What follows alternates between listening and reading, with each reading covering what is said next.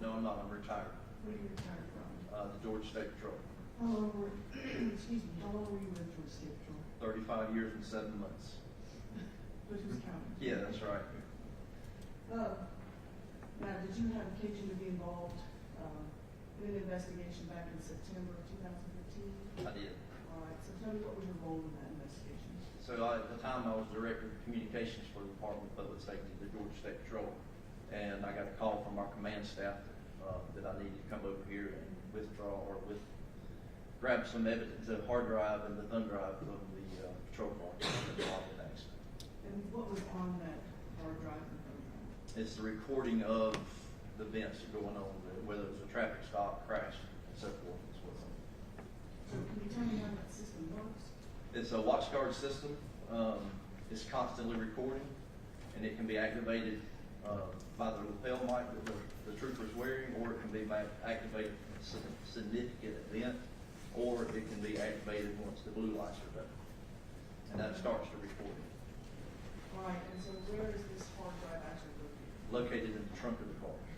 And then you said it's a flash drive? That's correct, like a little thumb drive that you stick in a computer. Okay, and so what is the flash drive? So what they do, at the particular time, those flash drives were 16 gigabytes, I think. So they would take that thumb drive out when it start telling you when the data is getting to a full status, and they would take it out and offload the video recordings to a server there at the patrol station. Okay, and so you gathered both of those things? I did both, yes. It's contained in one unit. And the camera that records to the hard drive and flash drive, where is that located? The camera head is on the windshield, Specifically?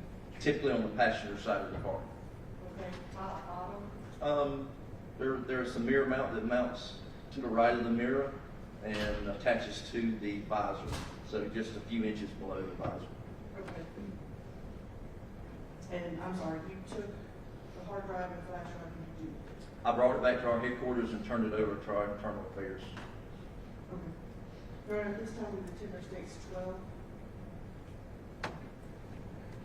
I'm sorry, it's the dash cam. No objection, Claudia.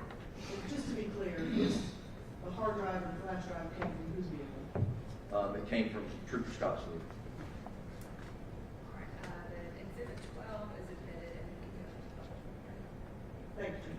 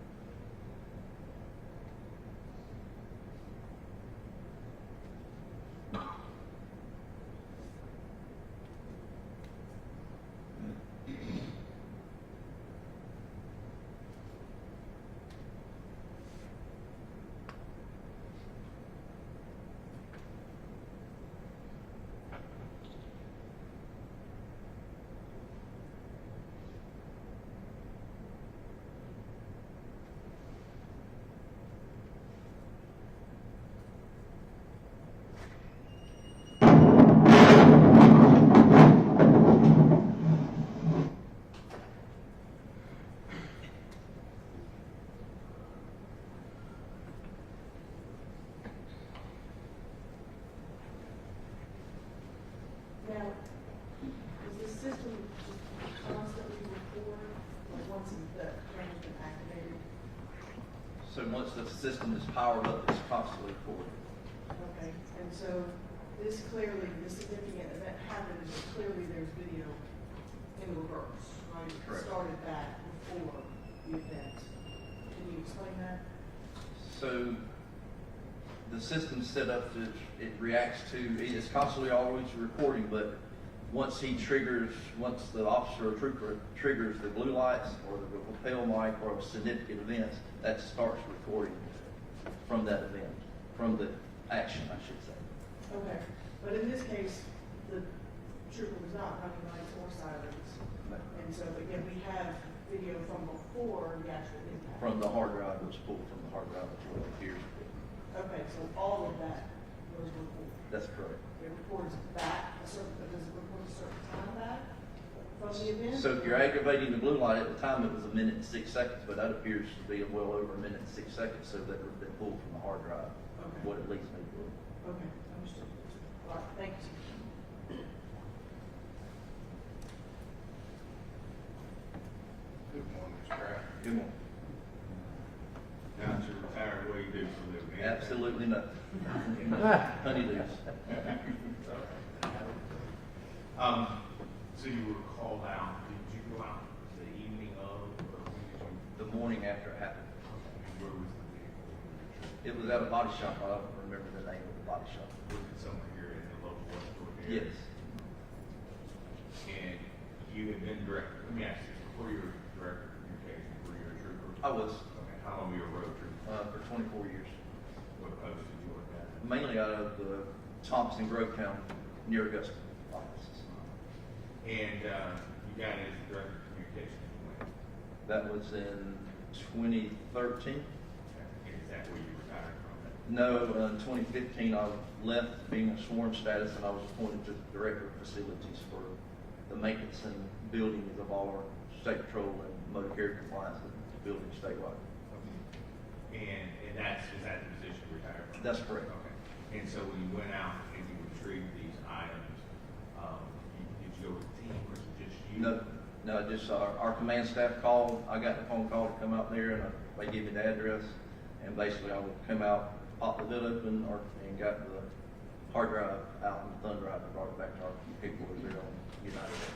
Have you ever done any work examining other vehicles, what's called EDRs or things like that? No, I've never done anything on it. Just for the sector? Yes. Okay. I want to ask you, the state has introduced a video, and I want to play our version of that, if I may. Like we have one in this one, because that's how it was provided to us earlier. Is that something, it will give you a display? You can share it from your computer phone. Okay, I just want to share it. Is it a Windows computer? Hit the Windows button, F. Yes.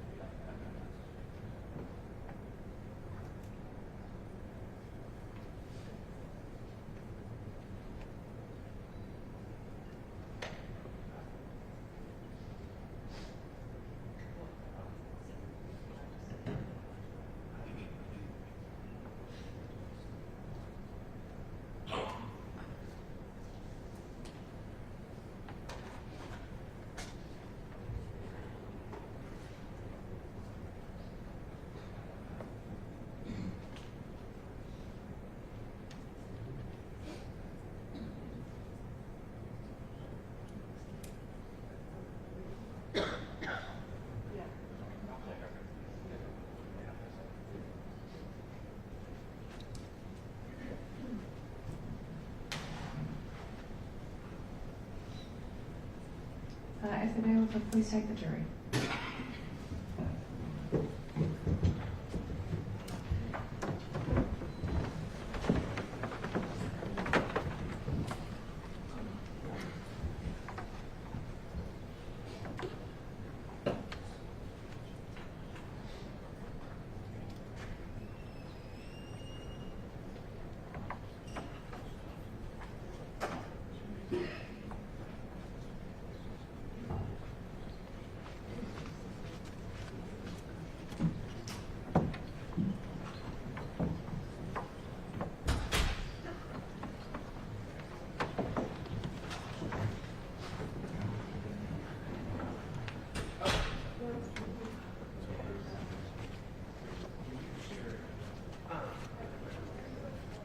You need to connect to courtroom 4C Wi-Fi.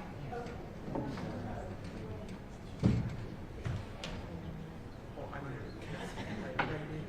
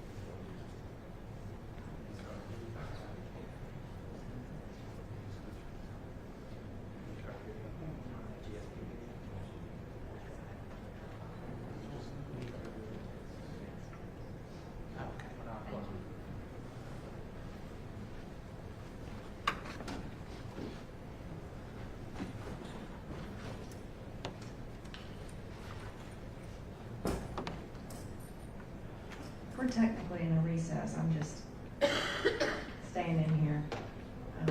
So if anyone needs to step out, you can go ahead and step out.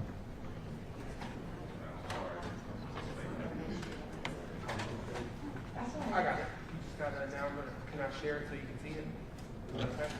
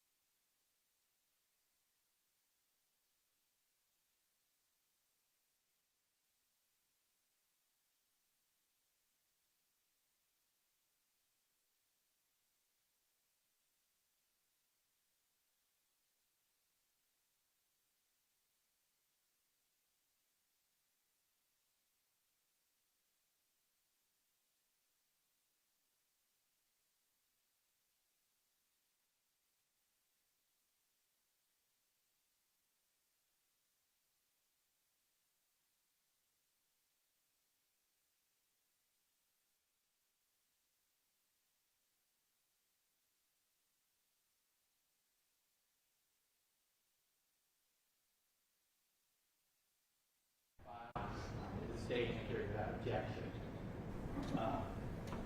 This is for what it's worth, I guess, on the record. It was played on a Windows Media Player. We have shown opposing counsel insofar as the rate or the speed that the video was played is 1.0, which we take to be playing intended regular speed. Right. I know counsel has a different video. I believe that's on DVD. Is that correct, counsel? It is. It's old DVD. I'm told it's an old DVD. For what it's worth, there might be different playback speeds just based on the media. Insofar as they see as well. We do believe that it is what it is, what it is without objection. If there's any question as to there's a follow-up with it, I think certainly we should address it now. I leave it open to counsel or whether or not we put that on record. Yeah, I would withdraw it. We've done our courtroom science project.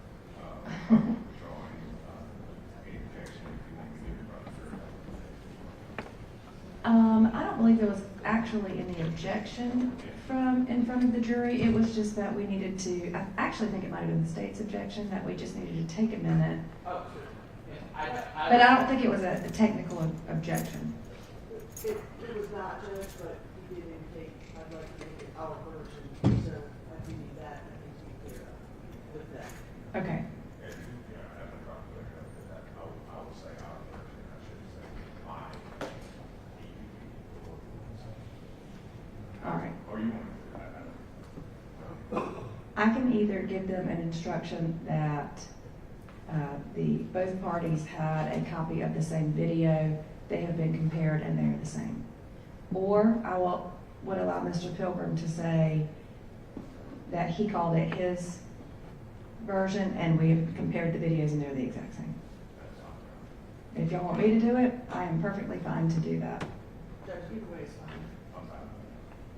All right. Then let me just go ahead and do it. I'll just state that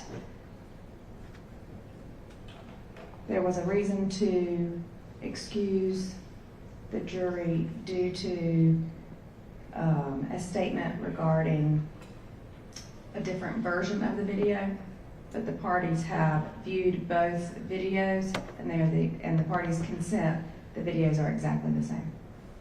Everybody good with that? Yes. Okay. All right, we can go ahead and bring in the jury.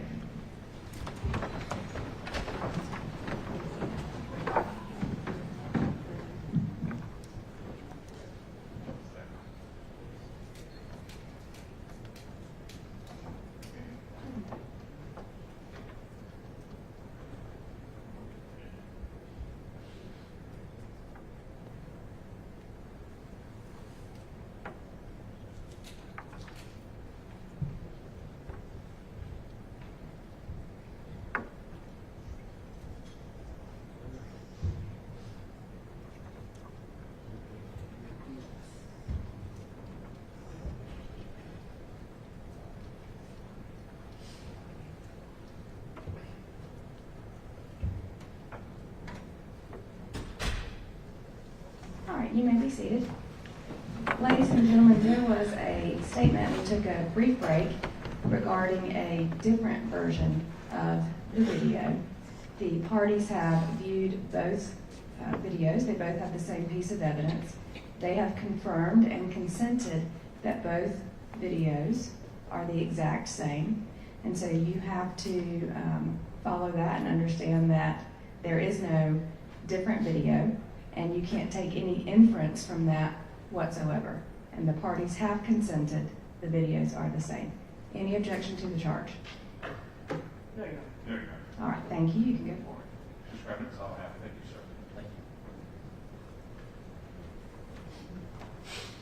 Nothing further, Judge. All right, thank you.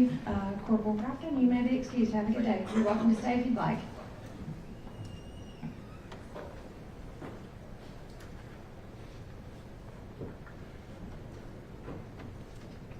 The state can call its next witness. Thank you. We're going to call Mr. John McCorsley.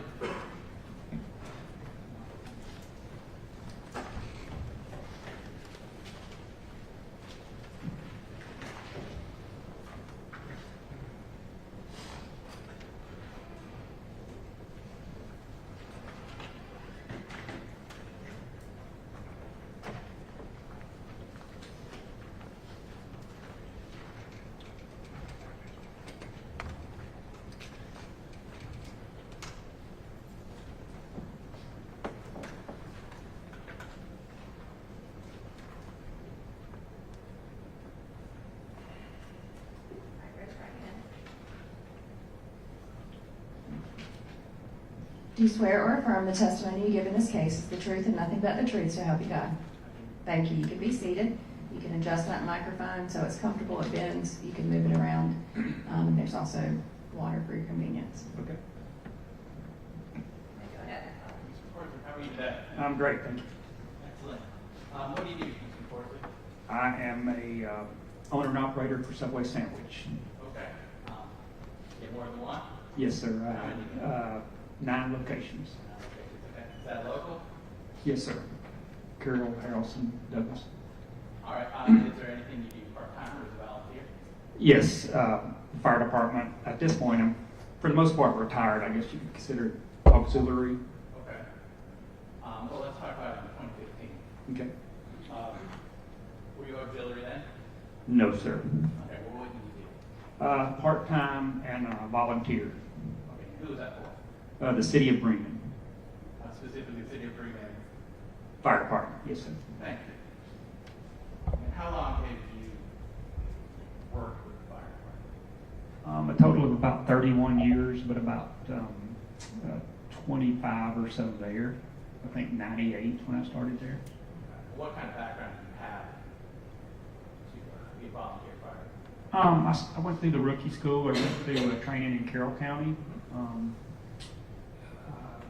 Probably 5 years prior to going to Bremen, and just kept my training up for a number of years. Okay. Were you ever full-time?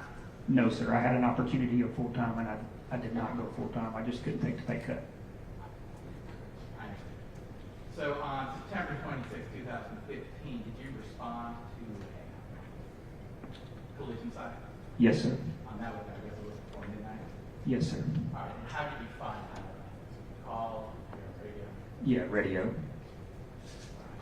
And where were you when you heard it on the radio? I'm pretty sure I was at home.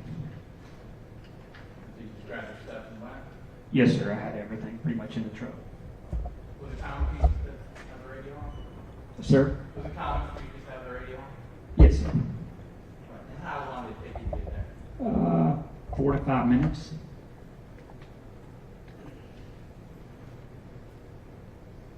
Now, when you arrived, what did you do? A vehicle down a ravine, a state patrol car down a ravine, and then a car in the middle of the northbound lane, or between the middle and the shoulder of the northbound lane. Okay, and where did you park your truck? I don't remember. I'm sorry. That's fine. So did you observe anyone in front of you? Yes, sir. All right, and that was a young woman. Yes, sir. Okay, where was she located? If I remember correctly, she was on the passenger side of the vehicle that was in the road. And while you were on the scene, what did you do? Just help package her as far as get her on a backboard, a C-collar, which is a neck brace, and sheet rolls, and some different stuff to keep her stable for transport to the hospital. Okay. When you arrived, did you immediately go to her? I did a quick, like 360 around the car and went to her first because she looked like she's possibly the most critical. And when I guess you first walked up to her, what condition did you say that she was in? Semi-conscious and talking. Okay. So did you converse with her? Yes, sir. I guess how would you describe her to me? Still semi-conscious, repeating that she wanted to call her mom. Was she in pain? I was treating it as if it was a head injury because she just kept repeating it. She wanted to call her mom, wanted to call her mom. So she didn't, I don't remember her complaining about anything, but I think being semi-conscious, she was pretty much in shock. So when you are responding to someone in this condition, what's important? Most important is just is keeping her safe and getting her transported to the nearest facility as soon as possible. And how would you go about keeping her safe? Basically getting her out of the road at that point, onto a backboard and into an ambulance. You didn't have that with you. No, sir. So I guess you just tried to Sir, say that again, I'm sorry. You just try to keep her calm until one arrives? Yes, sir. It was a fairly big scene with a lot going on, multiple patients and stuff, and just had a lot going on, but we did try to keep her calm. We do have backboards and collars and stuff on the fire truck. To the best of your recollection, how long were you with her until the backboard arrived? Maybe 3 to 4 minutes. And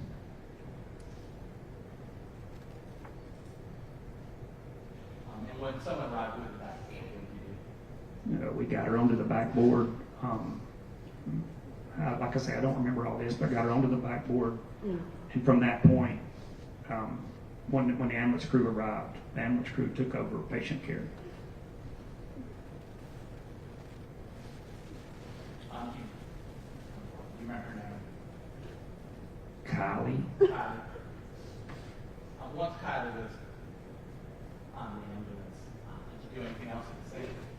Yes, sir. We just started working on the car and the person in the car. When you say the car, which car? Not the state car, the passenger car in the road. Okay, where was that car? Northbound between the shoulder of the road and the middle of the road.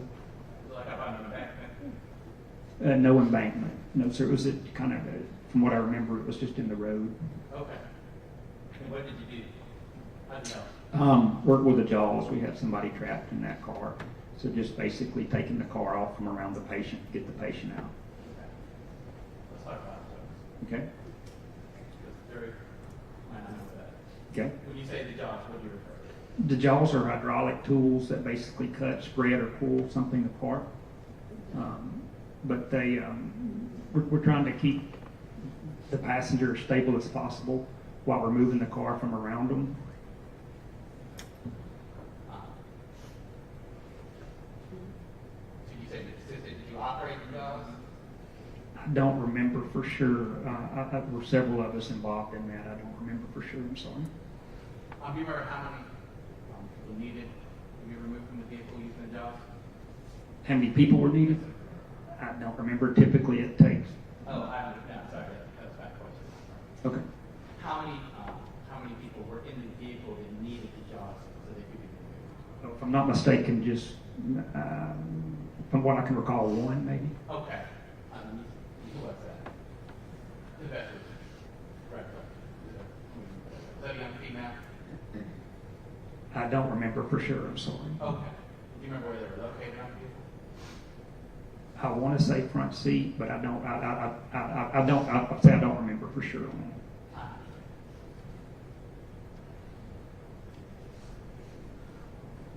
And once the person was removed, did you provide any other assistance? No, sir. After that, we were, for the most part, starting to clean up. Okay, 1 second.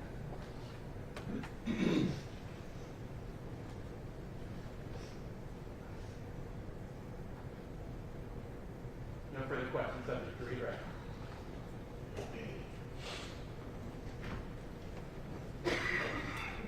Morning, sir. Good morning. I will bet you were very popular around the firehouse with all your saying. Yes, sir. Right? Yes, sir. Looking like get your friends there. Everybody likes to eat. Best place to eat is firehouse. Okay. Just quickly, you were at the house. I'm assuming you live somewhere near this intersection. Yes, well, it's actually the north side of town, but yes, sir. 5 minutes, 6 minutes. And when you say north side of town, now north side of Bremen. Yes, sir. That's where I live then. And you got there, I'm assuming down US 27 that night. You come right down the 4 lane. Yes, sir. And you said you've been in fire services for 31 years or so? Yes, sir. I'm going to take it, you tell me if I'm wrong, you worked a few car accidents before? Yes, sir. At that intersection, yes, sir. And that intersection is technically outside the city limits of Bremen, correct? Correct. But you guys always would assist Carroll County, even close by, help you get there, is that right? Yes, sir. So you had worked accidents at that intersection before? Yes, sir. So when you got the call, you were familiar with where it was? Yes, sir. Okay. And I want to ask you, at the I know you said you volunteered. What was your rank at that time, or did you have? I don't know for sure at that time. There was a time that I was, there was a time I was volunteer chief. It was, like I say, I don't know at that particular time exactly what my rank was. I'm sorry. No, it's okay. Did you ever compile reports as part of your job at the Spring Fire Department? Would you put together reports or sign off on them after any call, not just this one, but any call? Yes, sir. And it's important, and having learned in many years that compiling those reports are important to do probably soon after it happened. Yes, sir. And why is that? So you don't forget anything? Correct. And the information that's in there, you want to give it as quickly as you can to the report, so you don't, because you might have another call and something's going to happen. Is that fair? Yes, sir.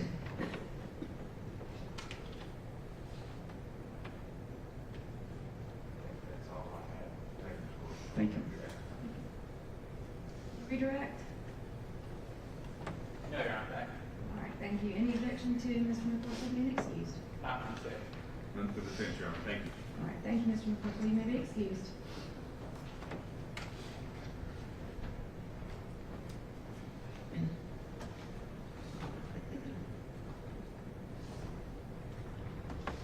And the state can call its next witness. Thank you.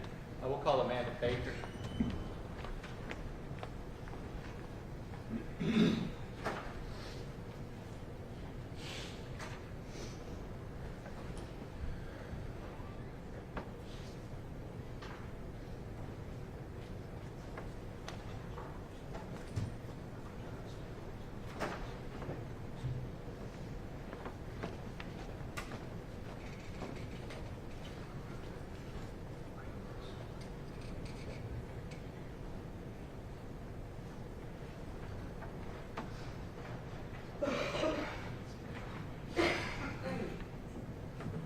All right, please raise your right hand.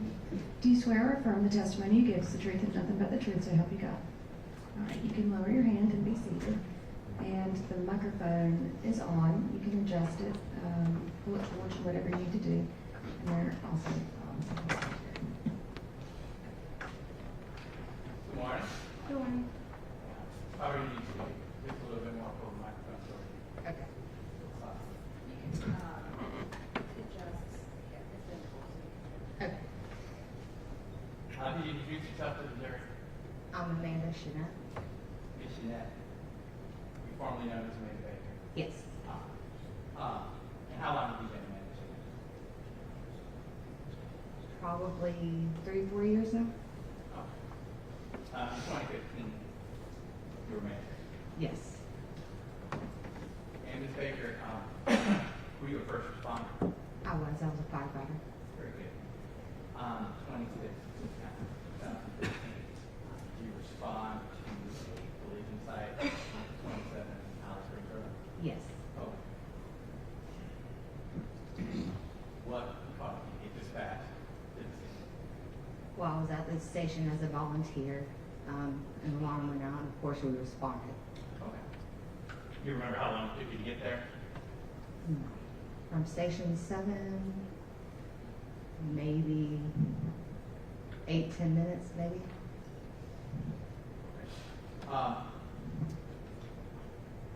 When you arrived,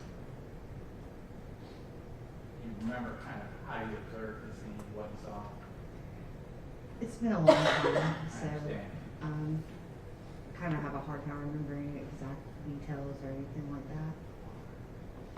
Well, did you attend to a young man seated against a patrol vehicle? Yes. Okay. You remember his name? I don't. Okay. You remember how he I want to say he was kind of dark-headed, as far as his looks. And he was sitting on the ground when I came up to him.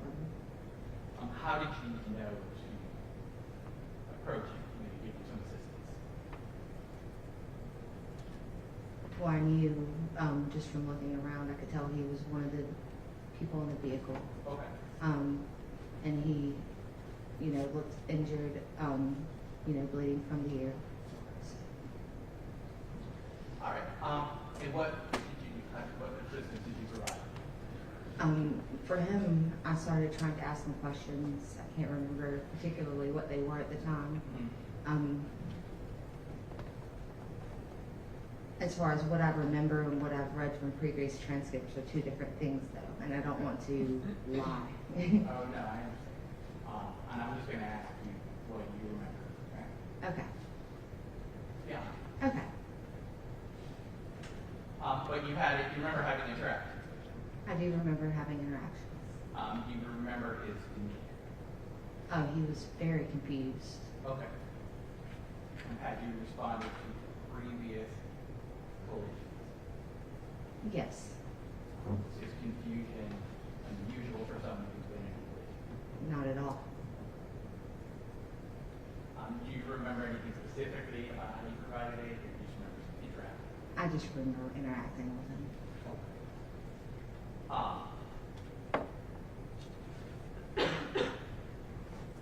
Do you remember if you smelled any alcohol? I don't recall. You don't recall? No. If you had, would you make note of it and told anyone? Definitely, I would have at least told an officer nearby or one of my higher up firefighters, my lead firefighter or an officer. Okay. Do you remember telling anyone else? I do not. And perhaps an unusual question, but we did want to ask you, were you pregnant at the time? Yes, Okay. To your recollection, were you the only pregnant woman on the scene? I believe so. Okay. Thanks. You're No further questions. Good morning, Mr. Mayor. It's Jeanette. Jeanette. Okay, I'll make sure I got that correct. Just real quickly, do you recall any other EMS or first responders being on the scene that you were? Well, I know who I rode in the truck with, of course. And who was that? Brandon Baker and Jordan Limbaugh. And Brandon Baker, same last name as you, Brian, or was it your husband? At the time, yes. And I'm assuming your child was what, 9 or 10? She's 9. Okay, fine, okay. And Dustin Limbaugh was on the truck with you as well. Did you recognize anybody else? I know from transcripts and videos, but do I actually remember them? No. Did you know Jessica Cole was at the scene? Yes. And at that time, what did you know Jessica Cole to be, or what was your job? I'm not sure. I know she was on the ambulance. I'm not sure at that point if she was an EMT or a paramedic, but But she was employed in ambulance service, is that fair? yes. Okay, that's all I want you. And we see you, we watch the video, we see you in that video. You were standing in front of the patrol car, and the young man that you were attending to was sitting below you. Was that fair? I guess the bunker of the car, is that fair? If you remember. I remember that he was sitting. I don't remember the location or if he was against anything. That's all I have. Any No further other- questions. Okay, I have a question. How do you spell your last name, just for the record, for the court reporter? CHENETTE. Thank you very much. Any objection to this witness being excused? No, Your Honor. No, Your Honor, sorry. That's all right. Thank you, Ms. Jeanette. You may be excused. You're welcome to stay in the courtroom if you would like. The state can call its next witness. State calls Marcus James.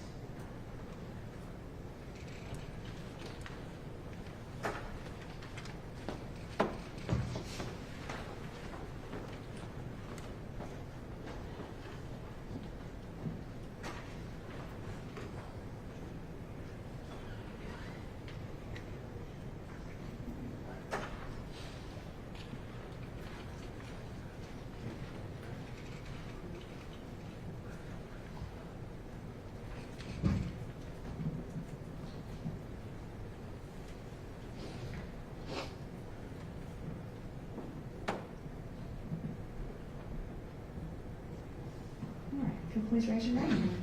Do you swear or affirm the testimony you give in this case is the truth and nothing but the truth, so help you God? All right, you can lower your hand and have a seat, and you can adjust the microphone so that we can hear you. It's bendable, you can pull it towards you however you need to be comfortable, and there's also some water if you should. All right.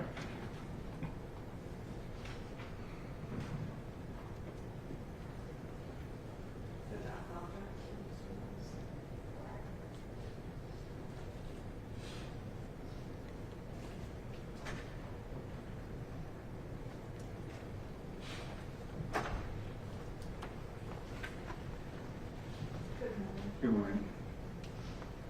Can you please introduce yourself to the jurors? My name is Marcus Shanks.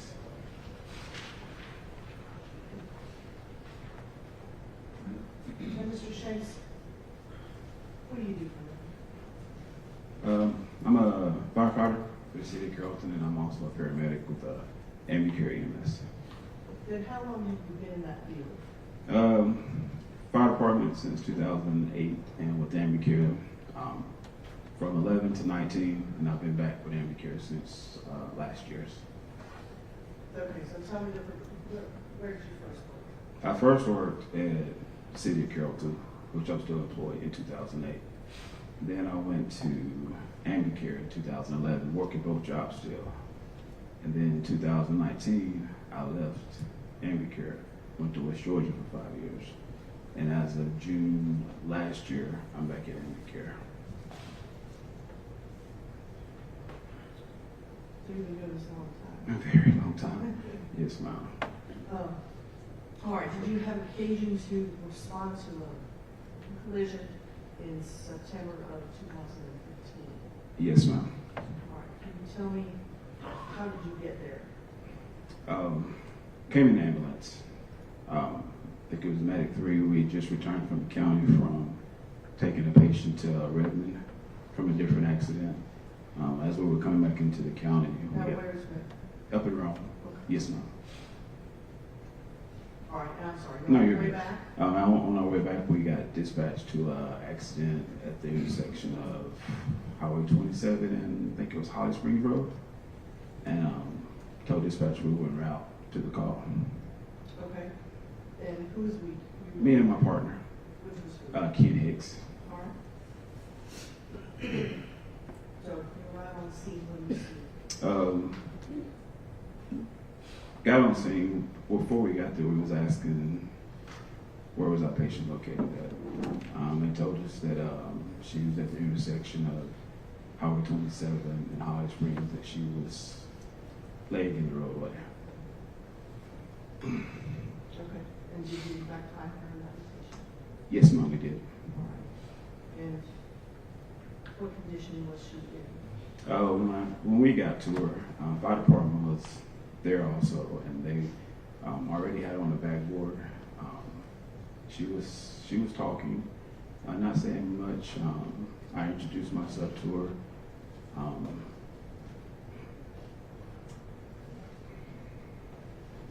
She was in bad shape. She was a little cyanotic around the lips. Tell me what that It's a bluish color. It lets me know that she's not oxygenating well.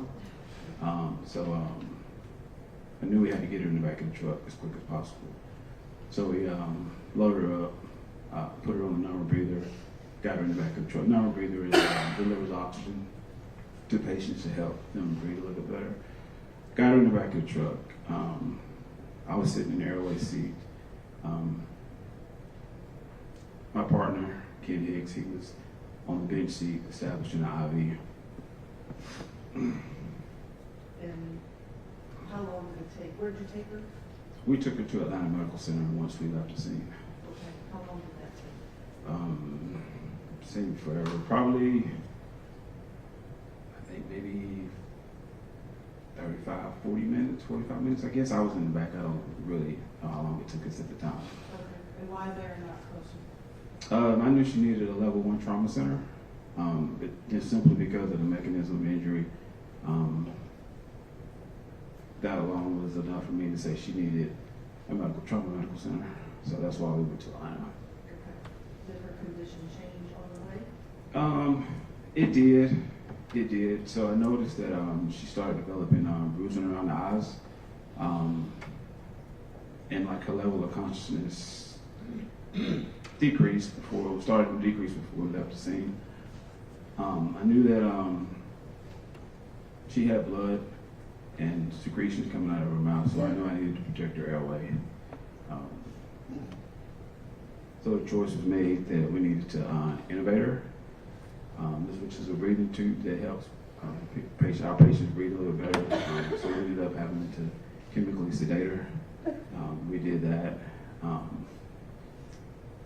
And, you know, before we did that, you know, she told me her first name.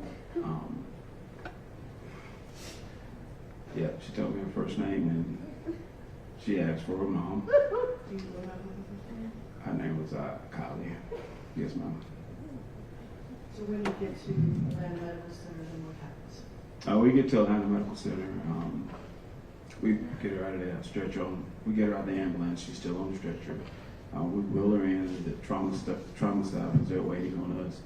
Take her in the trauma room.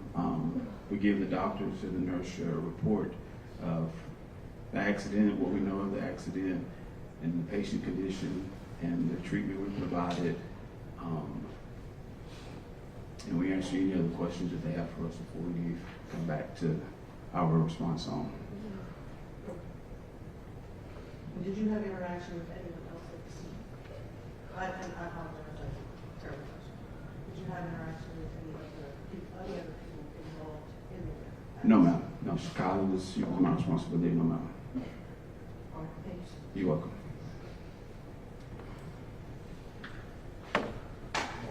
Good morning. Really quickly, you mentioned you had been in Amplicare for a long time. Yes, sir. And you said you were in City Fire Department? Yes, City of Carrollton Fire Department. I'm still employed there. Okay, so you're a certified firefighter? Yes, as sir. well as, you know, you're Paramedic. Paramedic as well, okay. And you work with Amplicare, and maybe Drew doesn't understand that, primarily what areas do Amplicare service provide services? Entire Harrison County area. Okay. And this was technically outside of Harrison County, but you guys have occasionally gone outside of Harrison County to help, is that fair? Yes, sir. It's kind of a gray area right there at Harrison and Carroll County line, so it's a gray area right there. Yes, sir. And then you said you worked with West Georgia provides service primarily in Carroll County. Yes, sir. Mm-hmm. And I think Tanner had bought them subsequently. Yes, sir. And how long have you been in the paramedic EMS emergency service business? I got my EMT in late 2008. I went to paramedic school in 2013. Became paramedic in 2014, and I've had it ever since. During your career, a long one now, have you ever worked an accident you had to call lifeline? Yes, sir. Was that a decision that you make, or someone else makes that decision on the scene? It's kind of a team effort. When a call is paged out, depending on what dispatch tells us, that we'll go ahead and have a helicopter en route, or we have them on standby. If somebody's on scene, then they'll either confirm the helicopter or they'll call a helicopter also. So it's kind of a collaborative teamwork between all of us. And that night, a helicopter was not called. We requested a helicopter, but they declined due to weather. Okay. And who did you request it from? We went through dispatch, Okay. and she reaches out to the available services. And you didn't actually speak to them, it's just, that's what dispatch told you? Yes, sir. We just asked dispatch for a helicopter, and she said they declined due to weather. We just moved on from there. You're welcome. Anything further? No. All right. Any objection to Mr. Shanks being excused? No. No objection. All right, thank you, Mr. Shanks. You may be excused. You're welcome to stay if you would like. All right, we're going to take a 15-minute recess.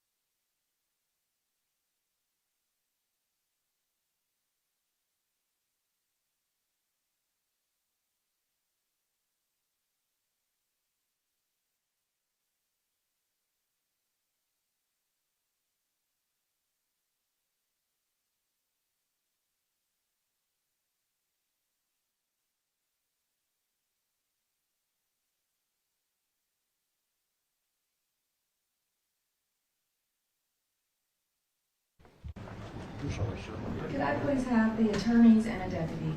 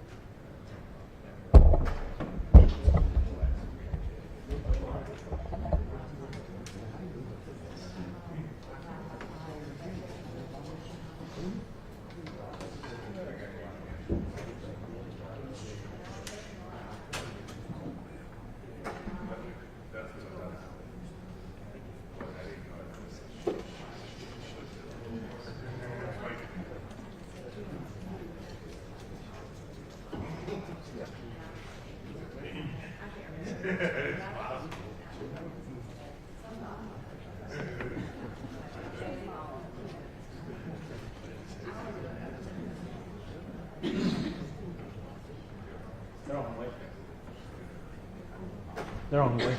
Okay, thank you.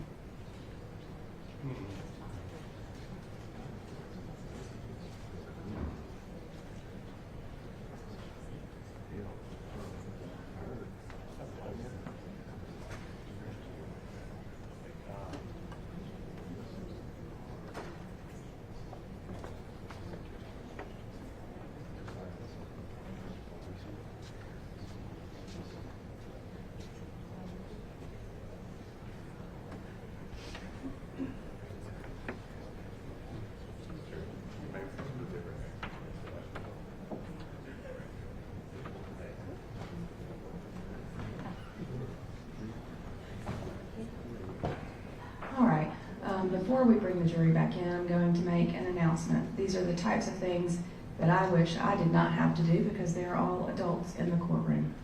I understand that there are a lot of emotions in this case. It is dealing with families. If anyone feels themselves needing to take a break, feel free to step in the hallway, step outside. You may get up and take a break at any time. That is something that I am 100% okay with. It is not disrupting. It does not disrupt anything going on in the court if you quietly take a break. What I will not put up with is a threat being made from one person in the courtroom to the other. It was reported to me when I took the last recess that there was a member in the courtroom of the audience who made threatening statements to another person in attendance. This is an open and public courtroom. The only people who will be removed from this courtroom will be by me when you cannot follow my instructions and directions. There will be no threats made from one of you to the other. At this time, I know the statement was made. I do not know who made the statement, but my court personnel does. If that is made again, whether it was the person who made the statement last time or someone else, you will be removed from this courtroom for the remainder of the trial and you cannot come back in. I will not put up with people threatening or making threatening statements to anyone else in this courtroom. Are y'all ready for the jury? Yes, sir.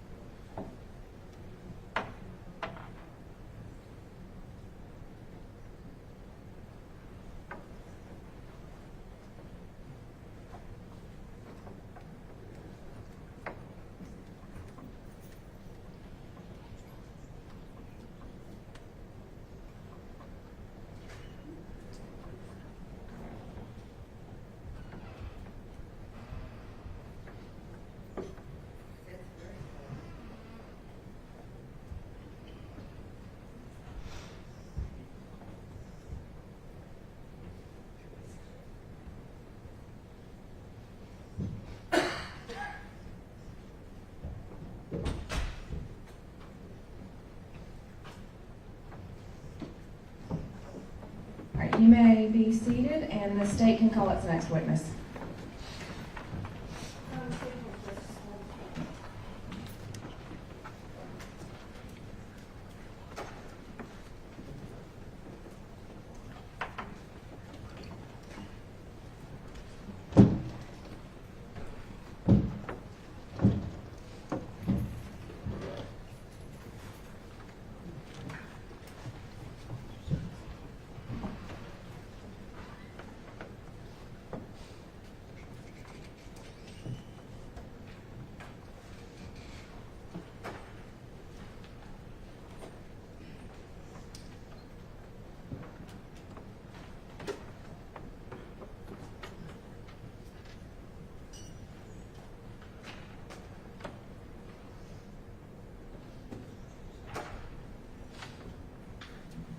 Do you swear or affirm the testimony you give in this case is the truth and nothing but the truth to help you God?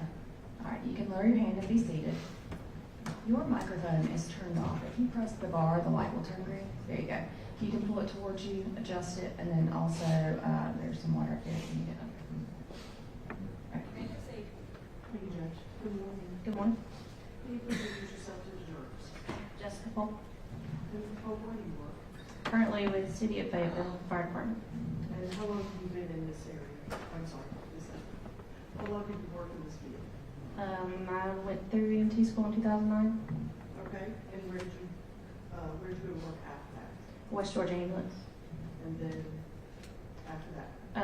Coweta County Fire Rescue. Okay, and now you're with Fayetteville? Yes, ma'am. All right, so how long so are you paramedic, firefighter, EMT? Firefighter, paramedic. Now, did you have occasion to go to a call on September 26th of 2015? Yes, ma'am. And where were you working there? For West Georgia Ambulance. How did you get notified to come to the home? We were returning to the county after a previous call, when they called for additional ambulances to this scene. Okay. I believe we were the closest unit. Do you remember what time you got there? Late. I don't remember. I think looking at previous reports, 11:20 something maybe. I don't remember. Okay, late in the evening. Yes, ma'am. And do you remember what you saw when you got to the scene? Several lights, obviously, from multiple police vehicles, fire. We were directed straight to where our patient was located by, I believe it was sheriff's office. Okay, and who was your patient? Mr. Wall. And where was he when you got to the scene? He was sitting on the side of the road. And what condition did he appear to be in? He was conscious, sitting up. He was confused. He had, I think, some Carroll County firefighter personnel already obtaining vital signs on him. I believe there was a bystander who had been talking to him. I can't fully remember. Okay, so there were other people already around him? Yes, ma'am. Okay, and so what did you do for him? So while they were finishing up getting vital signs, I went ahead and tried to take a peek at the vehicle. I don't remember who told me when we got there that they suspected he was the driver of the sedan. And so I just went to try to peek at the vehicle to get an idea of the damage sustained to the vehicle. And then returning to him, we went ahead and placed a seat collar on him and secured him to a spine board to transfer him to the ambulance. So you said you had a conversation with him? I assume you said he was confused? Yeah, I remember probably asking him his name and if he remembered anything that happened. As far as details further than that, I can't remember exactly what was discussed prior to us moving him. I tried to just get a baseline of, he was conscious, he was alert enough to answer questions, but couldn't really give any details as far as anything further than that. Could you see visible injury? I do remember blood, and I think it was his left ear, and he had like an avulsion on his left arm from Tell me when. like a deep laceration on his arm. Okay.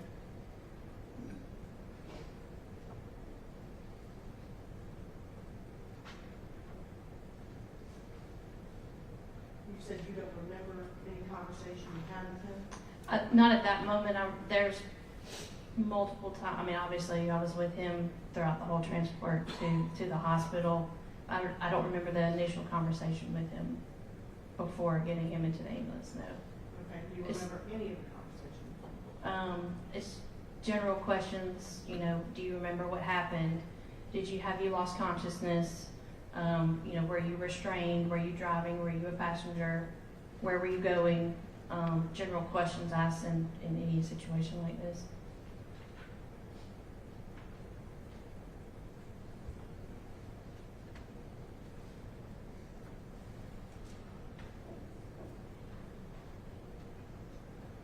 Would it possibly refresh your recollection to show you testimony from a previous hearing? Sure. Can I come and approach?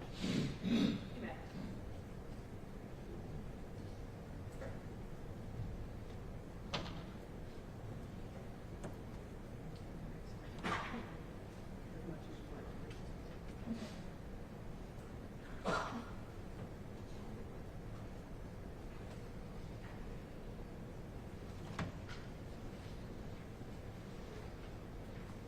So this was further on while we were in transport. Okay. I thought you were referring to like initial contact with him. Well, I apologize for No, that's fine. clear. So do you remember the additional conversation? Yes, ma'am. Okay. But bits and pieces, yes. I know like initially upon first talking to him, he couldn't tell me where he was, who he was with, where he was going, where he was in the vehicle. I do remember talking to him on the way to the hospital. He was starting to ask questions, is everyone else okay?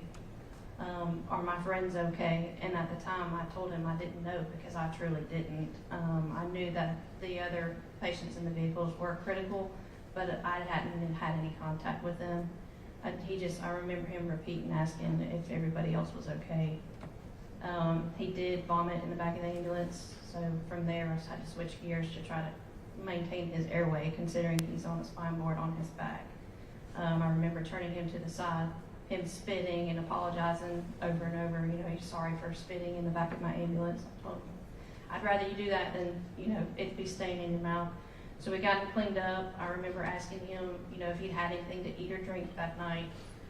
He said he didn't remember because they were supposed to be, I think, at McDonald's, if I remember correctly, but he didn't know if they had ever made it. I asked him if he'd had anything to drink, and he said, like sweet tea, or I said anything to drink, alcohol, non-alcoholic, and he said yes. I said, have you been drinking alcohol tonight? He said yes. He couldn't tell me what, but I do remember him admitting to drinking alcohol that night. He couldn't remember, like I said, if they had gone to get anything to eat. They were supposed to be heading there, but from there he couldn't remember. Did he know what day it was? Did he know where he was? Not that I can recall. Okay.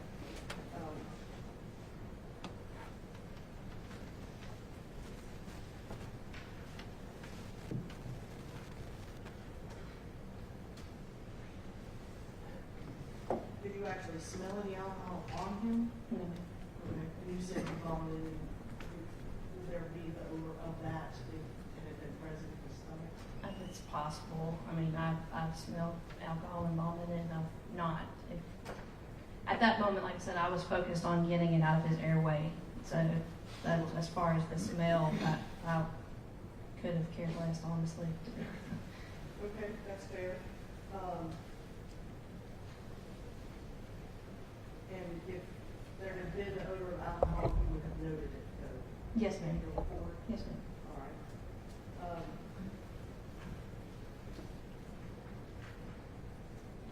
And you said he wasn't able to tell you any details about the accident, or the wreck itself, like where he was, what he was doing, any of those things? No, ma'am. All right.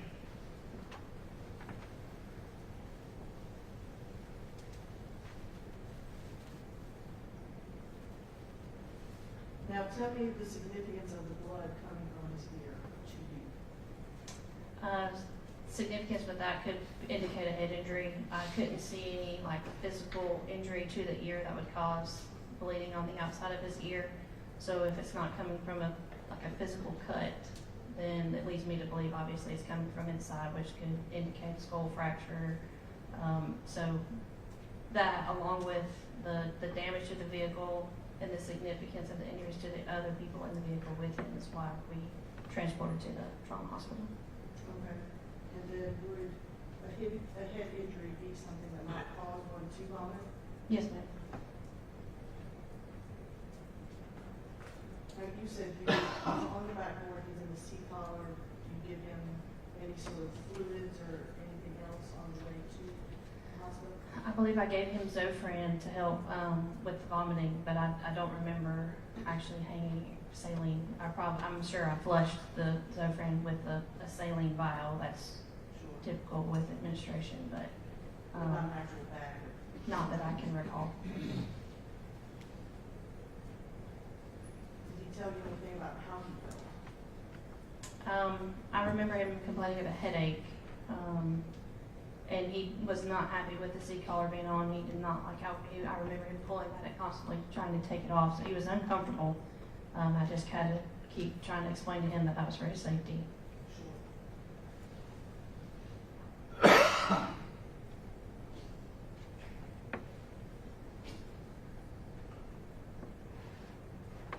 And where did you take him? To Grady.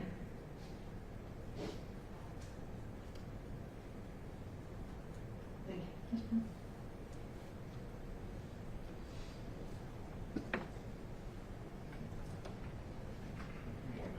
Good morning. Just quickly, at the time of this accident, you were working West Virginia, which were you got based out of? My station at the time was out of Clem, off of, what is that, 16 there, heading towards Whitesburg. Those of us Carroll County natives know what it is. Just so that you're understanding, that is south of Carroll County Highway 16 going towards Calvary County. Yes, ma'am. Or yes, sir. And you guys responded from the station or from your house No, sir, I believe we were barely coming back into Carroll County, on I-20 when we received this call. So you have been to Atlanta? Yes, sir. Okay, you were coming back from another hospital run? Yes, sir. All right. That particular night, if you remember, who was the driver? We were told, like I said, I No, don't I know. mean, Clay Sims. Okay, was that your partner? Yes, sir. Okay, that's what I meant. And you were working in the back? Yes. Okay. Is that generally how you guys do it? One drive, one works in the back, alternator? Is everybody always the driver? No, at the time with the service I was with, it was general practice for paramedics to take or ride in the back for advanced life support calls. EMTs, as long as they were intermediate or advanced, they could ride in the back on basic calls. Okay. And this was considered what type of call? This was a critical. And so you guys arrived at the scene. You began to intervene. You said, did you know his name at the time? Dylan Walk. Did you know who he was, or when did you find that out? I'm sure I asked him. He was able to tell me his name. I don't know if I knew his name prior to asking him. Okay. Did he tell you how old he was? I can't remember. Okay, that's fine. And one of the things I guess you want to do in critical situations such as that is to assess what their knowledge is, where they are, where they're coming from, what they know, what they don't know. Is that fair? Yes. Okay. And you do that because you're trying to figure out their cognitive state, where they're at, as far as cognitive abilities. Is that fair? Yes. And you testified earlier that he did tell you when you asked him about consuming alcohol that he had consumed it that night, correct? Yes. But he didn't tell you how much or where it was at. No, sir. And you were doing that not in a law enforcement capacity, but simply as a medical provider to understand maybe what's in his body versus what you're about to give him. Yes, that, and I'm just trying to gauge as far as his mental status. Is this specifically a potential head injury? Is this a concussion? Is this alcohol? Is it everything above? And you mentioned that he threw up in the ambulance on the way to Great.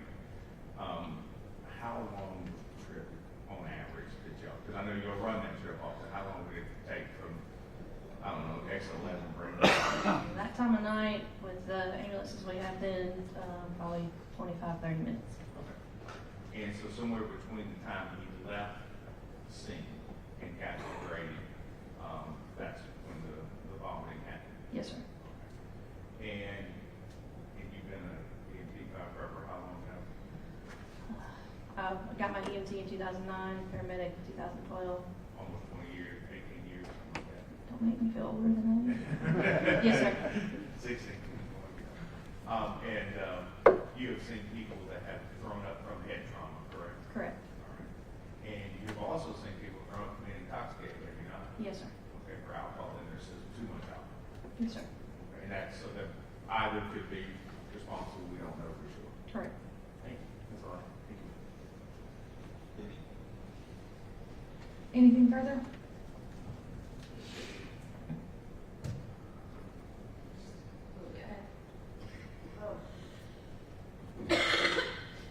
Just for clarification, what does the Zofran do?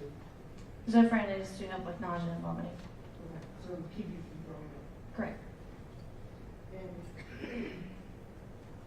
was he able to tell you he was driving, or did you learn that from someone else? I do know that I was told by someone on scene that they believed he was the driver.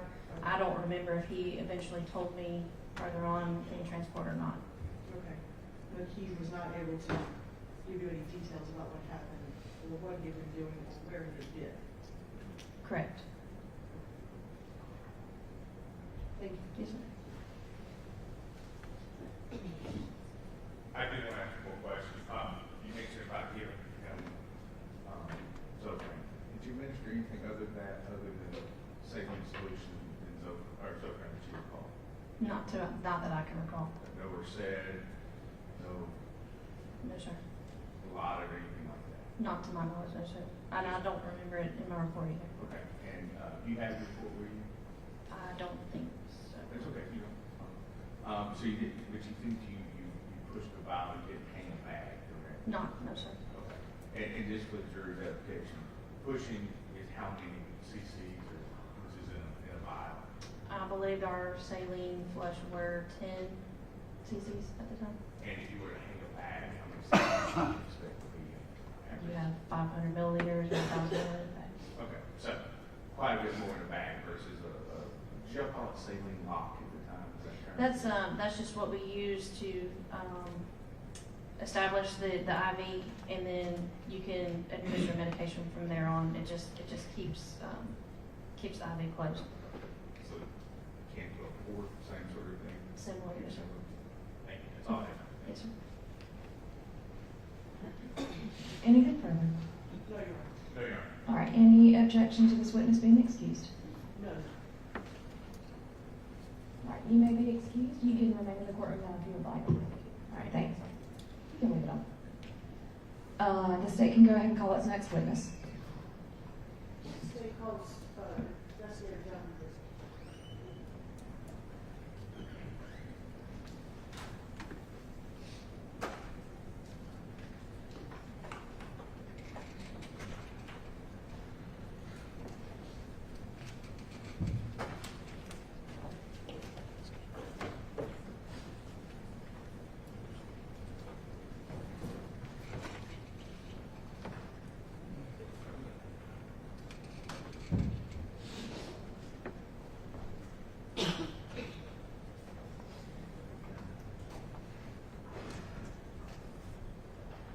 Will you please raise your right hand?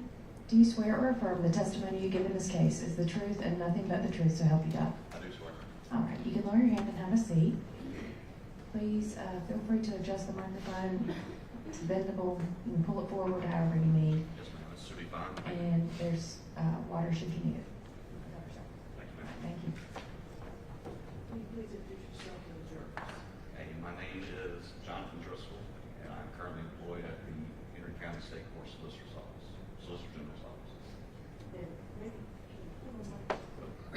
I did need to adjust. I'm usually too loud, so I'm scared to speak into these things. And how long have you been in law enforcement? I've been in law enforcement for about 20 years now.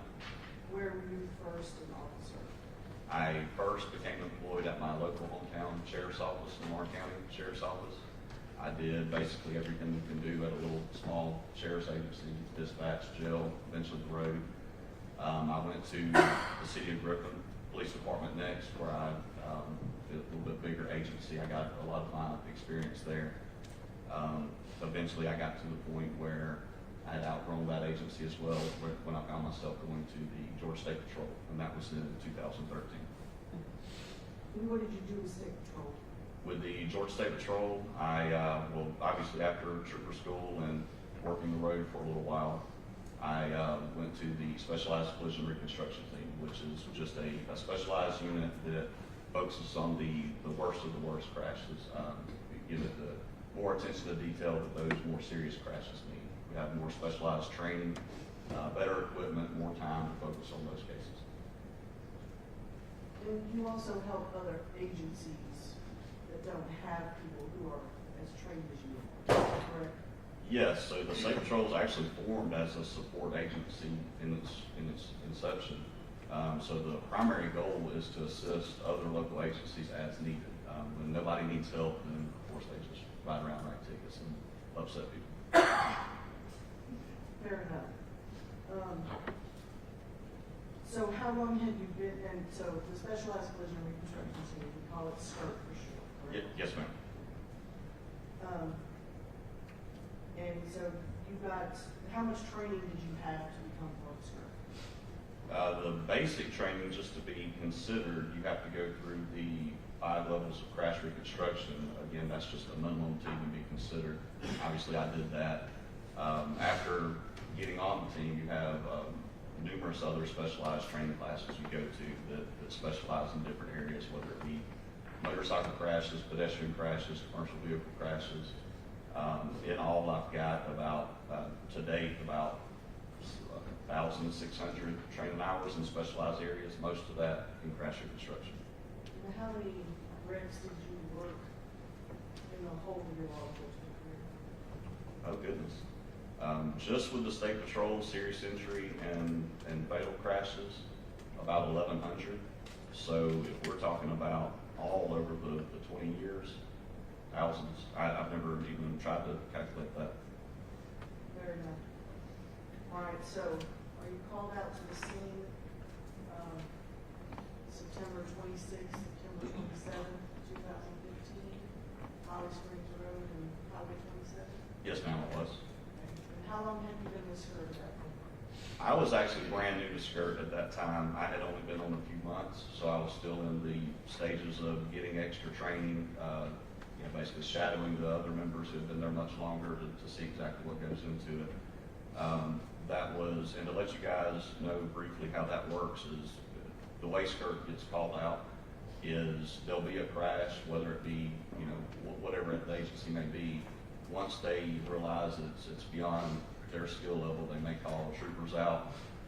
If it's a local agency, they call the road troopers out first. That road trooper would get on scene and realize that it needs more specialized work to be done. Then they call out the skirt team. So there is sometimes quite a delay in us getting a call and getting to a scene from the time when the actual crash happened. And so, did you drive there by yourself? I was in my own car, but myself and Senior Trooper Brandon Stone were kind of going together. He was the guy I was shadowing that evening, that night. And was there anybody else that came out that night? Yes, ma'am, there were a multitude of people that came out that night. Okay. So you get to the scene, what do you see? Oh, that's very general. It was dark. It was the middle of the night. I think I arrived sometime around 12:30ish in that time period. I do not specifically remember it actively raining, but it had been because it was wet. I know I destroyed my boots in the grass. It was Georgia 1, I think that's US 27 highway. Well, it's Georgia 1 and Holly Springs intersection. It's a 4-lane road. The highway is a 4-lane road separated by a grass median, and there's a cut through to get to Holly Springs Road. It's kind of at a hill crest, that intersection is, and if you're facing southbound, it's on the left, so on the northbound side, where Holly Springs Road intersects, there were the 2 crashed cars over off into the grassy area by the wood line. Okay, so let's call it vehicle number 1 is the civilian vehicle. Okay, yes, ma'am. And where is that? That one is closest to the intersection. If I had a diagram, it'd be a lot easier. It was up on like the embankment going to the wood line, and it was the closest to the Holly Springs Road intersection. And it was facing toward the wood line. Okay, I apologize. Sorry. And where is the patrol vehicle? The patrol vehicle is farther northbound, so now if we're facing Holly Springs Road, and if I'm looking at the civilian vehicle, it would be much farther down this way in the ditch area. Not quite all the way in the ditch, but going that way, and it was still facing northbound. And so what is the first thing that you do to, I guess, process the scene? Typically, you photograph the scene as is, and then you mark the evidence that you find.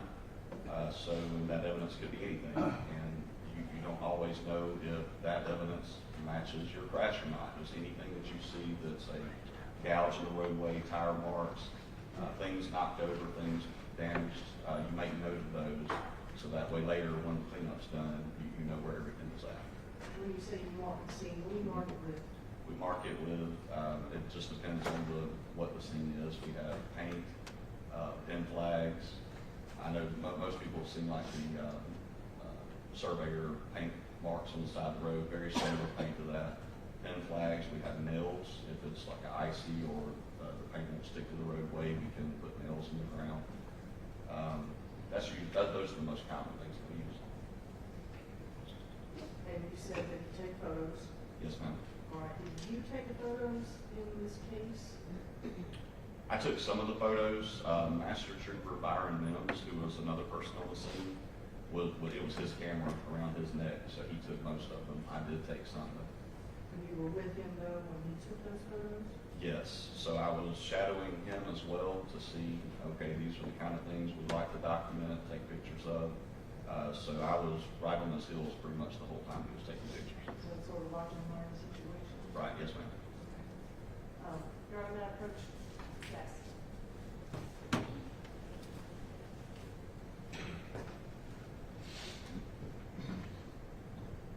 All right. There are a lot of pictures, so.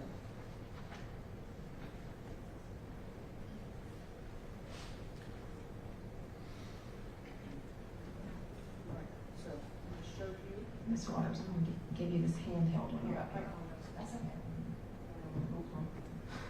I'm going to show you what's been marked as states 13 through 50. And if you will just look through those 50. and let me know if you are able to identify what's in them.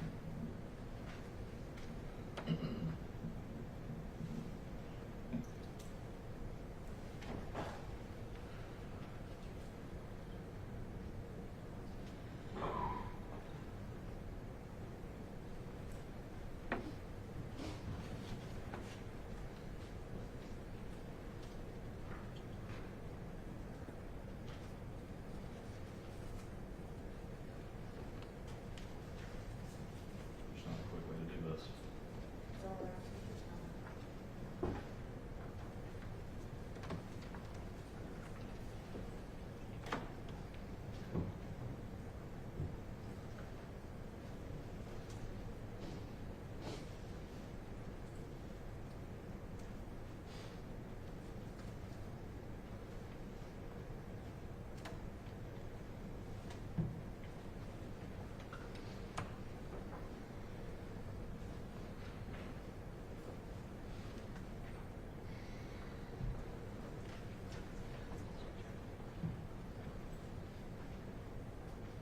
Yes, ma'am, these are all pictures from the crash scene. Yes, ma'am, these are all pictures, 23 through 50 are pictures from the crash scene as I remember. Okay, great, thank you. Your Honor, at this time, we would tender states, or something. No objection, obviously. All right, 13 through 50 are admitted, and you can go ahead and publish. Thank you.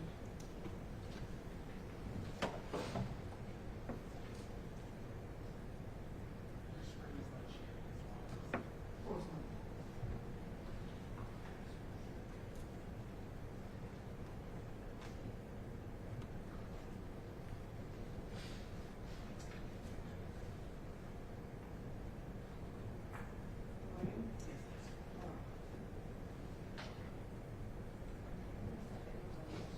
Yes, ma'am. All right, so this is states 13, Yes, ma'am. and if you can tell me what we're looking at. So this is the scene as I was describing, so the picture taker would be standing on Georgia 1, the northbound lanes, and that's Holly Springs Road to the, it may be Drive, I may be misquoting that, but Holly Springs is there on the right, and that is the civilian vehicle, for lack of better terms. The one I was saying that's closest to the intersection up on the hill facing the wood line. Okay, this one? Yes, and that would be what we call the final rest positions of vehicles, which just means the positions at which they hang to rest. There's no movement from wreckers or people or anything like that. And then down to the left, you see the patrol vehicle. That's the other involved vehicle, a little bit farther down and more kind of in the ditch. Okay. Tell me about this area right here. So the abbreviation there, AOI, is what we put for what we've identified as area of impact. Okay. So that would be the marking. You see the orange paint marks going down the center of this mark and how it's kind of more lightly colored than the rest of the roadway. That's a gouge or a scrape in the road. This Where, area here? yes, ma'am, and then it's got it appears to have a tire mark going through it as well. So this would indicate that that is a wheel of a vehicle, a tire of a vehicle. And then after impact, it, you know, as things get bent and compressed, those metal parts of the underbelly of the vehicles or the wheels themselves will scrape along the asphalt and leave those scrape and gouge marks in the road. And that's the G is for gouge, is what that G stands for. So we were referring to the paint that you marked into it. This is the paint that we're speaking of. Yes, ma'am.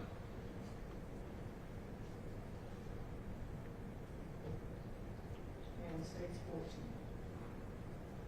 Yes, ma'am. Just a more focused picture on the civilian vehicles. And this would be Holly Springs here? Yes, ma'am.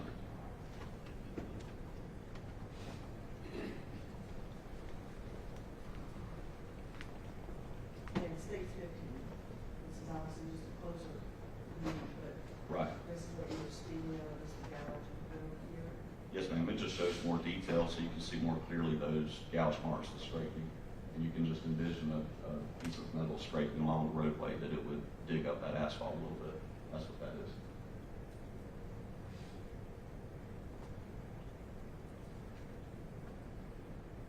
And states, I believe this is 16.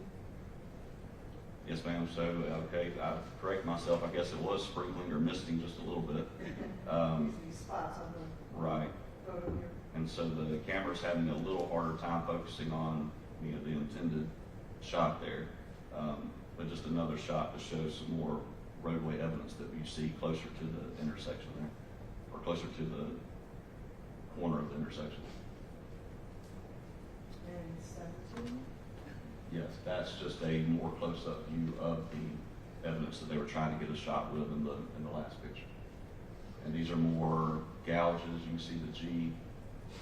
There's a letter B. I think there's a more close-up picture of that. That would be biological or blood. And it's circled. The actual biological material is circled there. If it helps, I can get up and point if you don't want to follow me around with a mouse.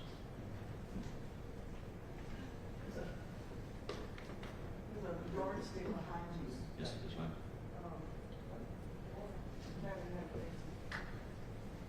Oh, I like a yardstick, but that would yardstick it is.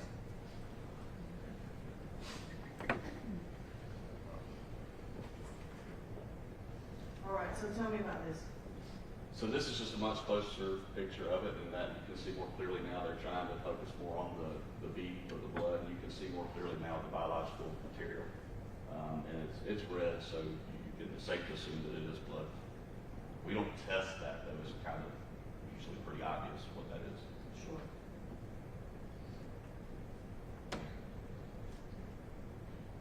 And state 19. This is the picture over here, if you will, of where we were just pointed at. And so this would be farther to the right, just facing down Holly Springs. And you can see they've got that road blocked off for our investigation. Fire unit's still on the scene. And then this is the intended shot right here, is trying to show this other evidence over here. And 20. And that's a close-up of that evidence. Again, you see the red biological material. The H and the F is just out of respect. We just put to designate head and foot of the body. We don't do the chalk outlines like you see on CSI. It's just out of respect for the scene and the deceased in that time. And passenger, I was not the one identifying who the people were. So I just assume that means a passenger of the vehicle. That wasn't part of my duties on the scene that day, is to identify who came from what vehicles or anything like that. Understood. And 21. This is standing on the side of the road, just up the hill, showing the civilian vehicle. These are not the other involved vehicles. These are just our responding vehicles here. But this is still the final rest location of that vehicle. You can see we mark with paint the final rest locations. Oftentimes we'll use pin flags. I don't see any in this picture, but they usually get pulled out of the way when wreckers pull the cars out. So we try to overly mark the final rest of the vehicles. And 22? And am I speaking loud enough now that I don't have the microphone? Do you like hear me?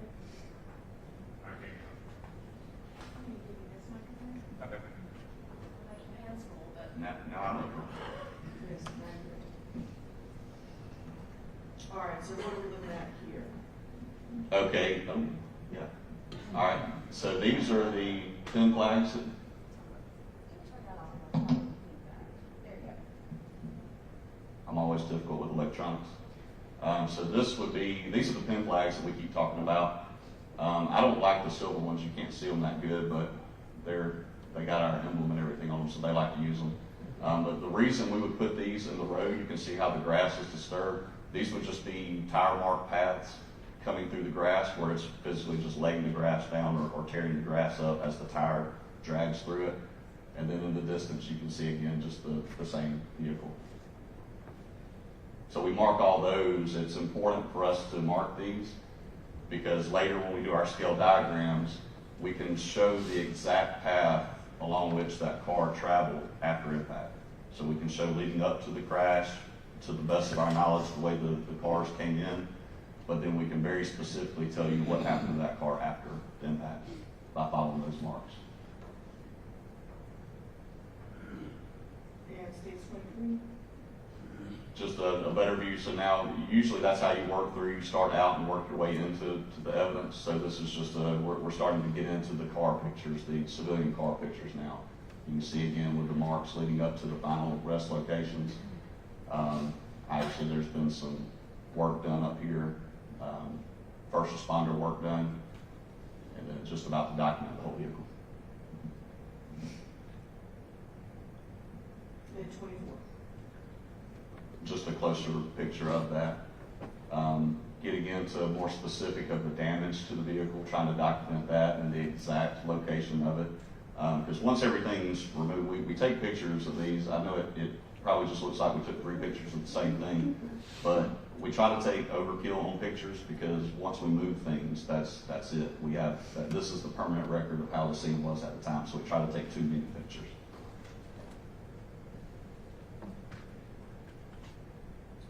And 29? Just a better picture of the damaged area. So this would be the actual area where the other vehicle struck it. I mean, I think that seems too simplistic to say that, but possibly some paint transferred here, wheels busted up, but you can tell the focused area of impact is right here in the center, because you can see this is bent deeper in than the parts out here, just because that's where the impact is focused at.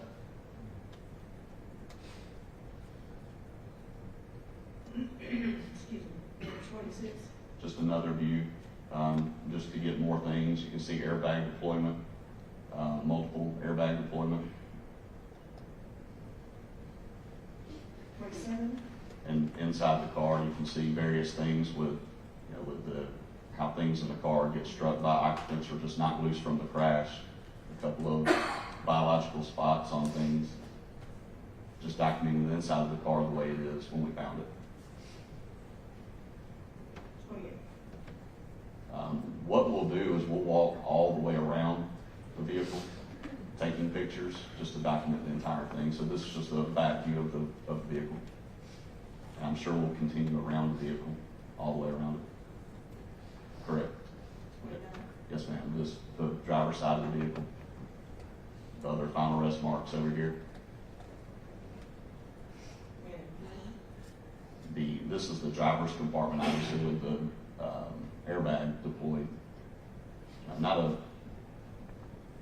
It's sometimes hard. We're not specifically just trying to take a picture of that. It's really everything, but at nighttime sometimes with the flashes, it's kind of hard to get everything. So we'll take possibly multiple of the same thing. And 31? This is the back deck lid of the vehicle, of the civilian vehicle, and the back window busted out. And these will be the seats right here. One of the victim's bodies is covered up here with a blanket. 32. And this is just a blanket being moved, one of the occupants of the vehicle. She's deceased at this moment. Life-saving efforts were, I don't know what life-saving efforts were given by first responders, but this is the way we found when we got there to investigate. And 34. So this is standing up by where we were just taking the pictures at, facing down now to where likely we'll go to take more pictures at. This is the other involved vehicle. You can see the pin flags marking the tire paths along the route that this vehicle took down here. That's actually Senior Trooper Brandon Stone that I was about to go shadow him now with the other vehicle. And 34. So this did go out of order a little bit, but now to show, this is the patrol vehicle. So this would have been us coming back now to document its path of travel along to where it's at. And these are the marks that we identified as belonging to his vehicle. You can see in the orange dots, the little discoloration, a little darker, like shadowing. Those are the tires. The tires sliding across the asphalt heat up the asphalt, and it brings the tar in that asphalt to the surface and makes these marks. Most people think that it's the tire making the mark. It's actually the heat from the tire affecting the asphalt and making this mark. And that's just showing its path of travel. They get closer together like that because the vehicle's rotating. It's actually spinning around. So as the tires spin, they get closer and then back farther apart again. I'm so sorry. It's okay.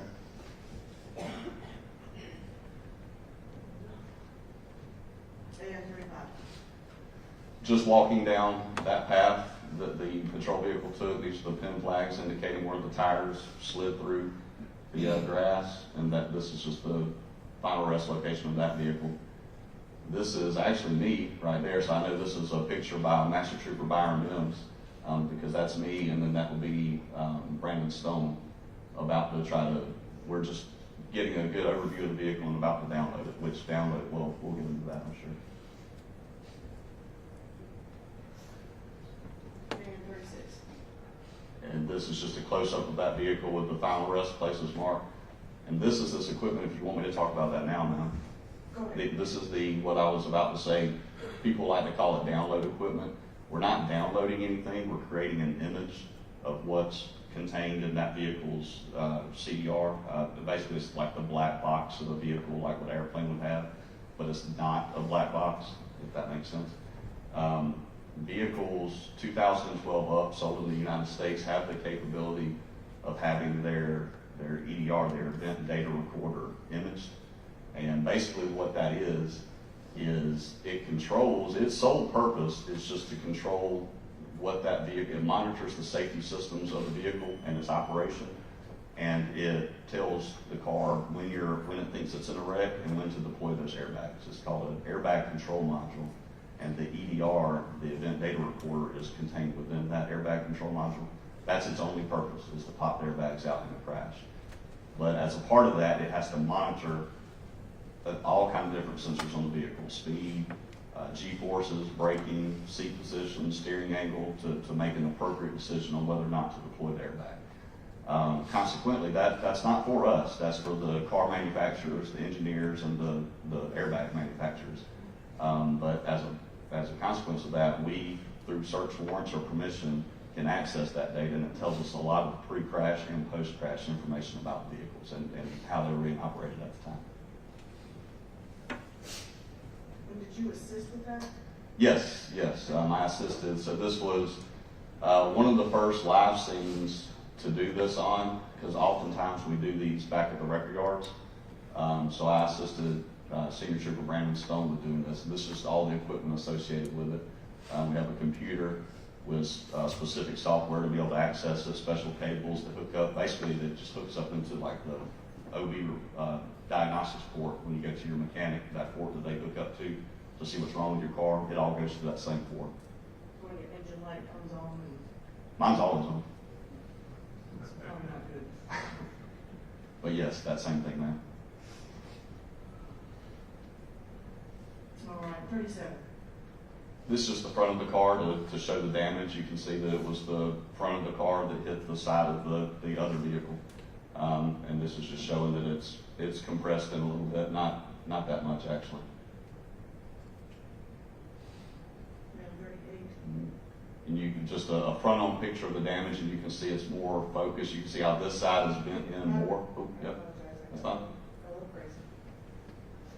It's, Senior Trooper Brandon Stone has a much younger man.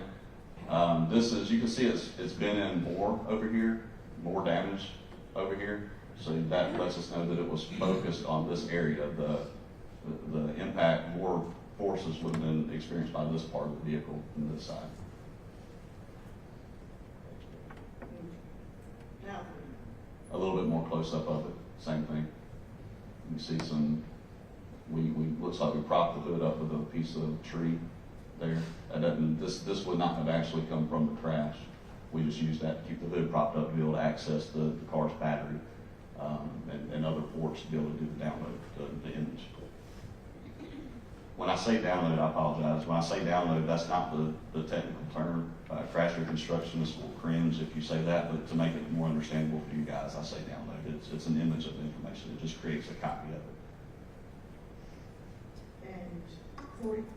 The passenger side of the vehicle, just to show the damage and the lack thereof on the rest of the vehicle. Obviously, it slid through the grass and ditch, so it's covered in dirt. And then that's me back there, again, much younger me.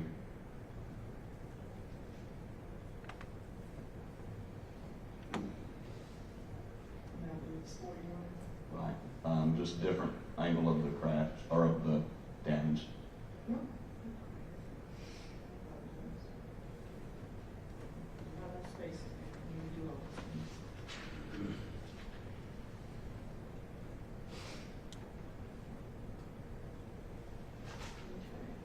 42. This is not necessarily to show the damage, but to show how we supply power. That's just a jump box to supply additional power to the car. For whatever reason, either we didn't want it to go dead while we were doing the image, or it was already dead at the time. We supply that there so that way the image would complete without being interrupted by a loss of power. And this is the computer that we actually hook up, and here's the cable. We would have, the cable that I was talking about, that we would run and hook up to the diagnostics port, which is usually down here in the corner under the feet, where the feet are at, floorboard. And that's the program, the Bosch CDR program that we're running. And I know this is similar to a previous photograph, but this is 44. Somebody came back and actually put passenger, so I know now that is what that is. But this is the head foot photograph. We were out there a long time, so we just doubly made sure to get plenty of pictures. And then there's some debris here on the road here. Yes, ma'am. Most of this appears to be likely like life-saving things that the first responders would have had with them, and it could have been debris from the car.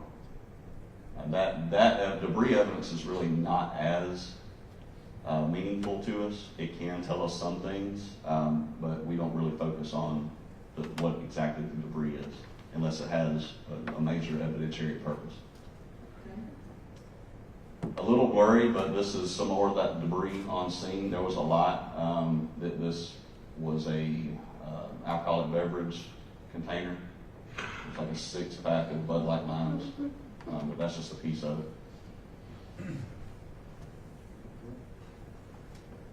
Here's another, this is Yes, ma'am. 46.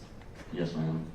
That actually looks like a broken tail light right there, but these marks that we're focusing on here, this will be a broken bottle, and I'll wait for a close-up of that one to make any comments on it. But this is a bottle cap, so that's how we knew it was Bud Light Lime if we couldn't tell from that other container. Yes, that one right there. This is 47. So yes, ma'am, just a bottle cap. And we, at this point, you wouldn't know if these, like I said earlier, we mark everything because we don't know if this belongs with this scene or not. It could have been somebody riding down the road threw a beer out.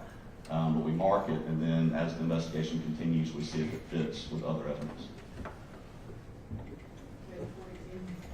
This was the broken glass that I wanted to hold comments. I thought that it did have this label that said Bud Light on it. So yeah, it's just a broken bottle. Now, you can go ahead and sit down. Okay. Thank you. Now, did you travel anywhere else after you were at the scene?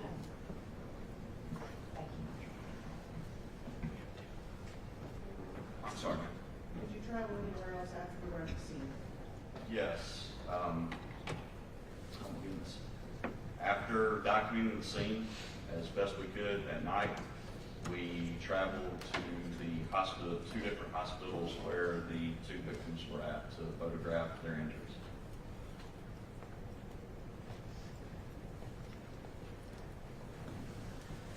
I'll show you.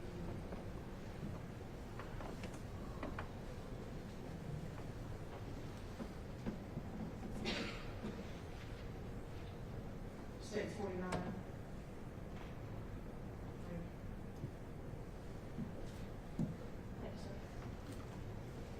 Yes, so this is just a close-up identifying this deceased individual, Miss Lindsay. This is, we went here first because they left the scene continuing life-saving efforts, so we found out later on the scene that she had become deceased. So we went there first. And so at this point, she was deceased. And so, as further documentation for the patient, photographs of her at the hospital? Yes, the injuries are very important to us because it can tell us things about their location in the vehicle, and we're not medical examiners or the autopsy doctors, but it can lead us to understand how that came about. But more importantly, for crash reconstruction, we use that to match them up to more or less say where they were at in the vehicle and different things in the vehicle that they may have struck or may have struck them. We can kind of make inferences about that. When you arrived on the scene, aside from Isabella, who had passed, there, everyone else had moved on. Is that correct? Yes, On the scene.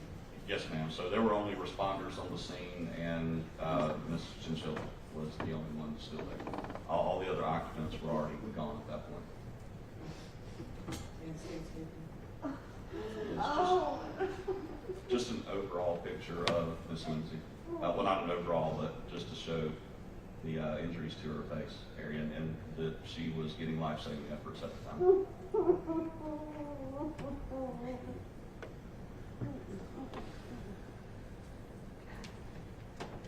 Thank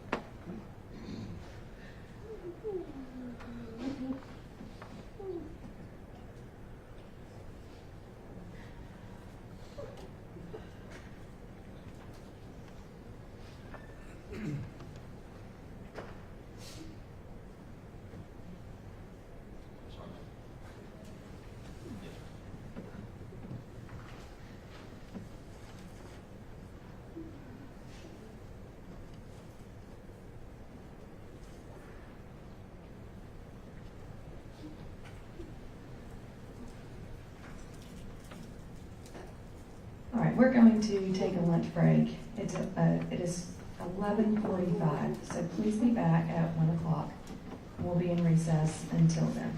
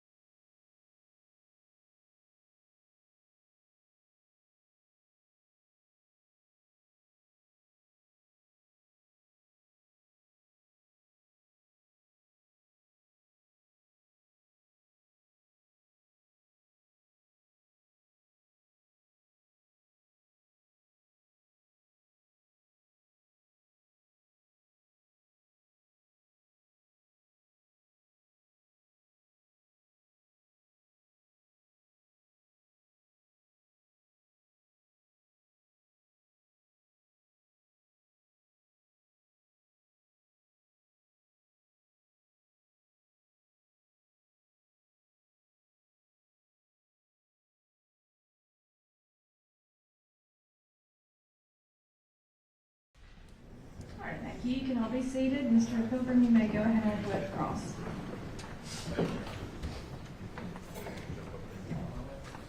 I will need you to vote yes.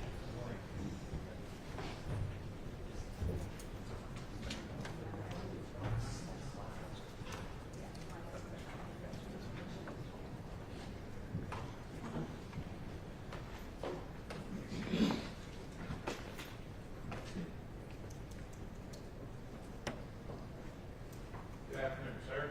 Good afternoon. How are you? Thank you for being here today. Yes, sir. I know you come a while to testify, so I will try to just get to the points I'm just talking about. Yes, sir, no hurry. Back when you were on the skirt team, what was your rank back then?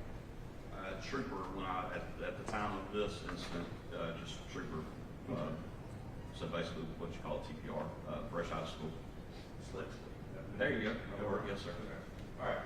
And so when you got there that day, even though you had experience, you hadn't had experience with state patrol, is that fair? It was absent of the training time, it was less than a year, or right at about a year, yes, sir. Now, we heard that you arrived with another officer, another trooper. Did you ride in the same vehicle? How did you get there? No, sir, it was two different vehicles. This was, Senior Trooper Brandon Stone that I was in arriving at the same time with. And you don't have to say, but it's fair to say y'all both live in similar direction? Very close to each other, yes, sir. Okay, all right. And so y'all would be coming the same way to get there? That's right, that's how we come to be in tandem there, yes, sir. Okay. About what time do you think the photographs you identified here, so what time do you think you took? Give or take. We would have started collecting photographs, what would have been one of the first things we did on the scene. So with my memory thinking about, a little after midnight, it would have been around that same time, 12:30, 1 o'clock. Now, you talk about collecting, I want to ask a little bit about that. Your job on skirting, and you can tell me if I'm wrong, is to collect any evidence, data that might be, you believe to be useful in the investigation of the crash. Is that fair? Yes, it is. Okay. That includes digital imaging, not downloading, digital imaging, photographs of the vehicle, any physical evidence at the scene? Yes, sir. Did you personally collect any physical evidence? As far as like picking up things and putting in evidence bags, no. So just photographs and the images. Okay. So did anybody with the skirt team that you're aware of, and this will tell the truth, skirt team works how? What troop are you on? Troop D? Troop D, yes, sir. So it covers 20 counties. This is essentially Midwest Georgia, from Macon area to Alabama line, from just north of 20, this area, down to like Columbus area. And how many troopers work on the skirt team? Ooh, at the time, Approximately. I know at the time, I think we had 5 of us at the time. Big territory on that. Yeah, it's a lot of area. Yes, sir. And do you guys ever collect any biological evidence? You know the biological evidence in pictures. Do y'all ever swab it, put it in a bag, anything like that? Yes, sir. Not that type of evidence, but if we need to do DNA or we'll get biological off of airbags to determine who the driver was. If there's a question about if it was this person or that person driving, that would be the probably the most common times we would collect any kind of DNA evidence. And did you, in this case, collect any DNA evidence that you were found? I did not. Whether or not some was, I'm not aware. Okay. All right, I'm going to show you a couple of photographs here, and I'm going to ask if you recognize these, and I think we start with number 12, 13, 14. This feels kind of have a sticker. Stickers.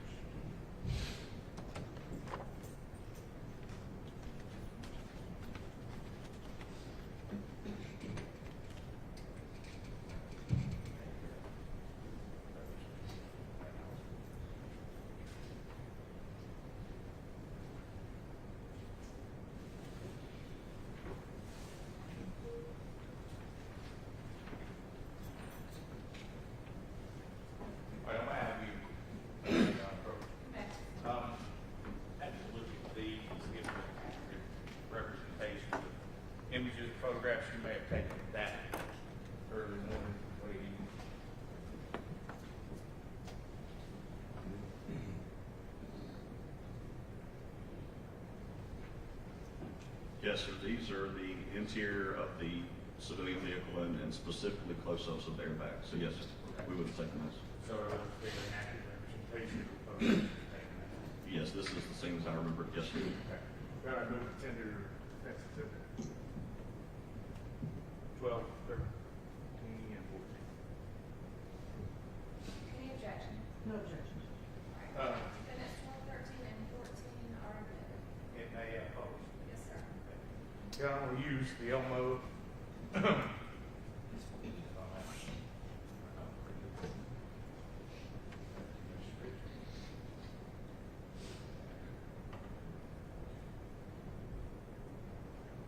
And just so we're clear about this, here, the photograph we see, right there, that is an airbag, is that correct? Yes, sir. And is that an airbag from inside of the Nissan vehicle? Yes, it is. Okay. And there's obviously biological evidence, blood, something else maybe on that, everywhere around, is that fair? Correct. Yes. Now, I'm gonna show you, that's number 13. I'm gonna show you number 12, which is a little bit closer image of that. And while we're talking about that, you were trained, when to take photographs, let me come wrong here. You're trained to take photographs from a large distance, a big down to small, is that fair? Yes, sir. You need to give each photograph context. The first photograph I looked at was a close-up airbag. I would have no way of knowing if that was from the scene or not without some context photo far back so you can see more information. So, I use this as an illustration. If you were taking pictures of this courtroom, you would start in the back, take a picture of everybody, ultimately take a picture of yourself. Is that fair? Yes. Is that correct? Yes. Okay. I'm gonna show you the next one, which is marked as exhibit 12. Wrong direction. Okay. Now, is this just another image of that area? It is, yes. Okay. Now, during your time in training as law enforcement officer, particularly skirting, did you ever have an occasion to take airbags out of cars? I have. Okay. And was there anything unusual about this airbag that you see or you remember? It looks typical unless you're about to point something out. It No. looks like any other airbag in a crash. And I wanted to ask, I am going to use the pointer here just so we're on the same page. This area here, what would you call this portion of the airbag? Be just the center of it, sir. And is that typically in a circular pattern? Is there a circle? Are we looking at a half moon here? Is that fair? Yes, usually the driver's side airbag is a circle or cylindrical or ball when it poops out. And the jury probably knows this, but generally speaking, in this particular, not generally, but particularly in this type of car, would this airbag would have been deployed from the steering wheel? Yes, the driver's side airbag would come from the steering wheel, yes. And there are other airbags in cars, but this one's the steering wheel, yes, sir. Okay. And I'm going to show you the next one, which is marked as 14.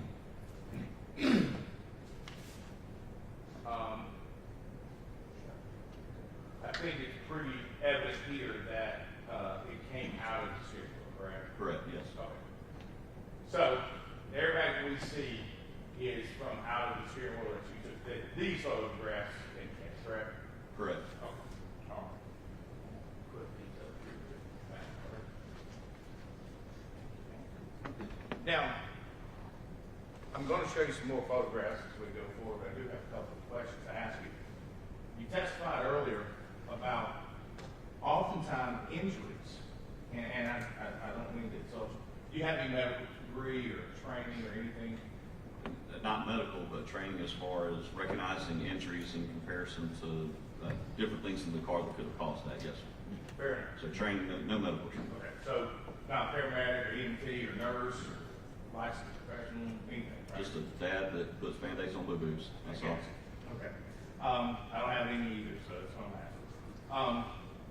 But you testified that oftentimes the photographs of the car can help you in determination of maybe where someone was sitting or their injuries. Is that a fair and accurate statement? It can, yes.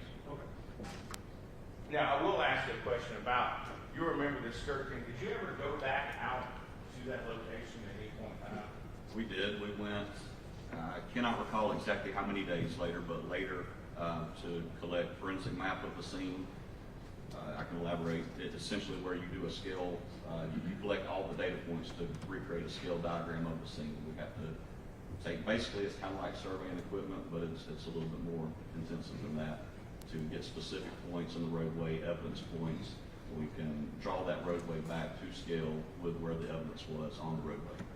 Okay. And did you also participate in a drone footage of the scene? In this case, I do not recall using a drone in this one. If one was created, would it have been under your watch or another member of the service? It would have had to have been someone else. I'm trying to make sure. I don't remember us using a drone here. If we did, I apologize. Okay, you don't remember, that's fine. If we were to show it to you, would it refresh your recollection? It could very well possibly, yes, sir. Your Honor, we may need to do this outside the presence of jury. Right now. Develop, please take your.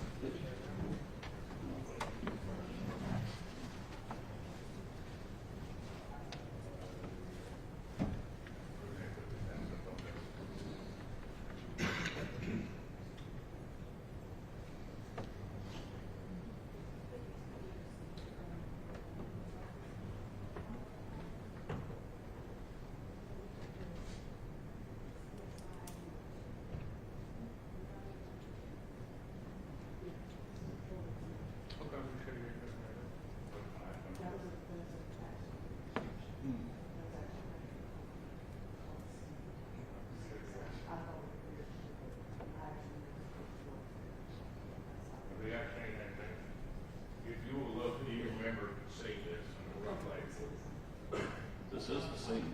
Yes. Do you remember seeing this?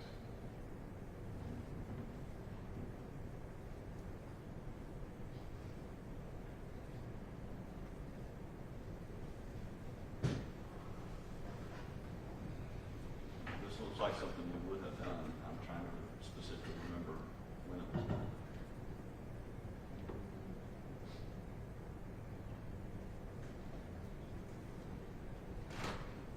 Okay, okay.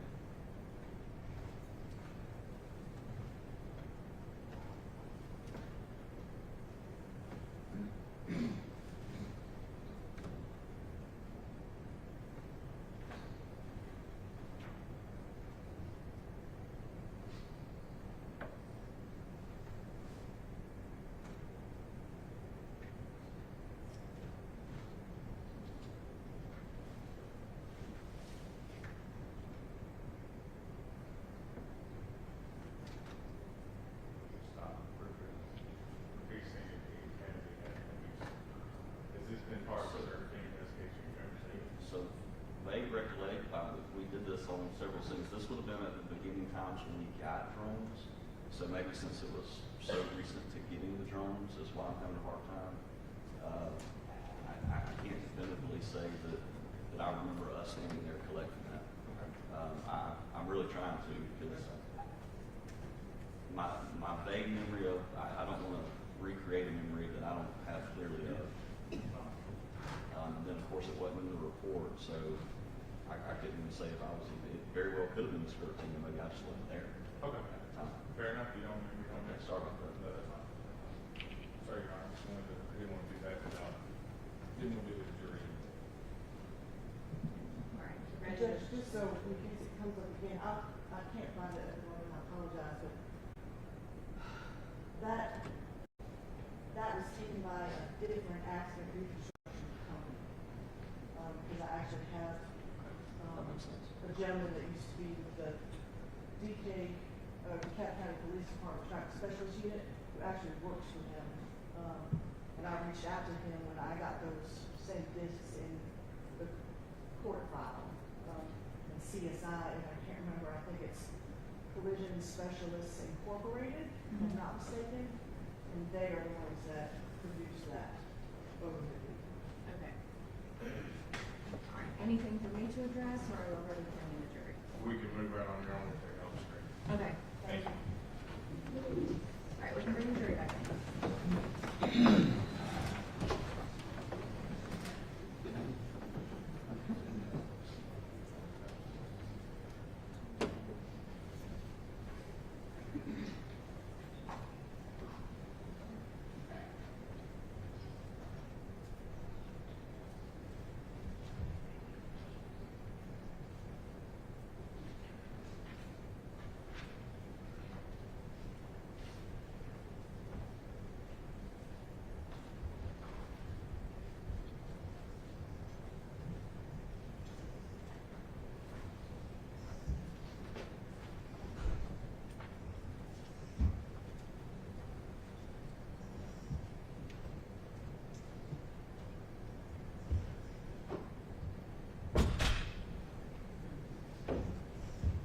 All right, you may be seated.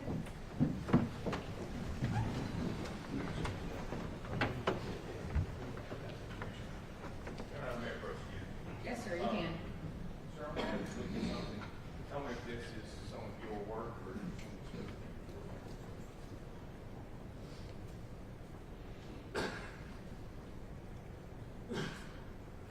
I did not do the scale diagram, so it does not look like a scale diagram that I would have produced on the skirt team, but the guy who did, this is a scale diagram of the scene. We typically have a template we put around, this could be a close-up. Okay. Is that something you would have created? We would have, in a case like this, yes. But you can't identify that this is yours? No. Okay. All right, I'm gonna show you some other photographs. Yeah, hopefully you can identify those. While I do this, I do want to ask you a question. Before you testified earlier, you worked at Barnesville, the Lamar County Sheriff's Office, correct? I'm impressed that you knew that Barnesville was in Lamar County. Yes, sir, I did. Doing good. And then you said you worked at Griffin up in Spalding County, correct? Yes, sir. All right. During that time, what was your job for both those departments? So at the sheriff's office, just the general duties of deputy sheriff, patrol, courtroom, serving papers. City of Griffin is where actually I with them served on the traffic unit and got a bigger interest in crash reconstruction. I took my 1 through 5 levels that I talked to you guys about earlier, the crash reconstruction levels. I got those at City of Griffin with hopes of creating their own little skirt team there, but the chief didn't want to do that. So that's one of the things that propelled me to go to the state patrol, because I had such an interest in crashes. I felt that I could expand my knowledge base more at the state patrol than the City of Griffin. Now, you actually took photographs that night, and I think we saw one of Mrs. Chinchilla in the backseat, correct? Yes, sir. Do you recall if you ever got closer to her body than what we saw in the photograph? We did. We went to the hospital where she was kept later and took close-up photographs of her. That was at Tanner Middle. Do you recall taking photographs of her and possibly moving her head at the scene? I do not recall moving her head, no. We did take photographs of her on the scene, but I don't recall moving her body. Obviously, we would have removed her from the vehicle. We would not have, but responders would have removed her from the vehicle. And do you recall anything being around her head in the car? without a picture to recollect my memory, I would not. I just take a short minute. I think I can help with this.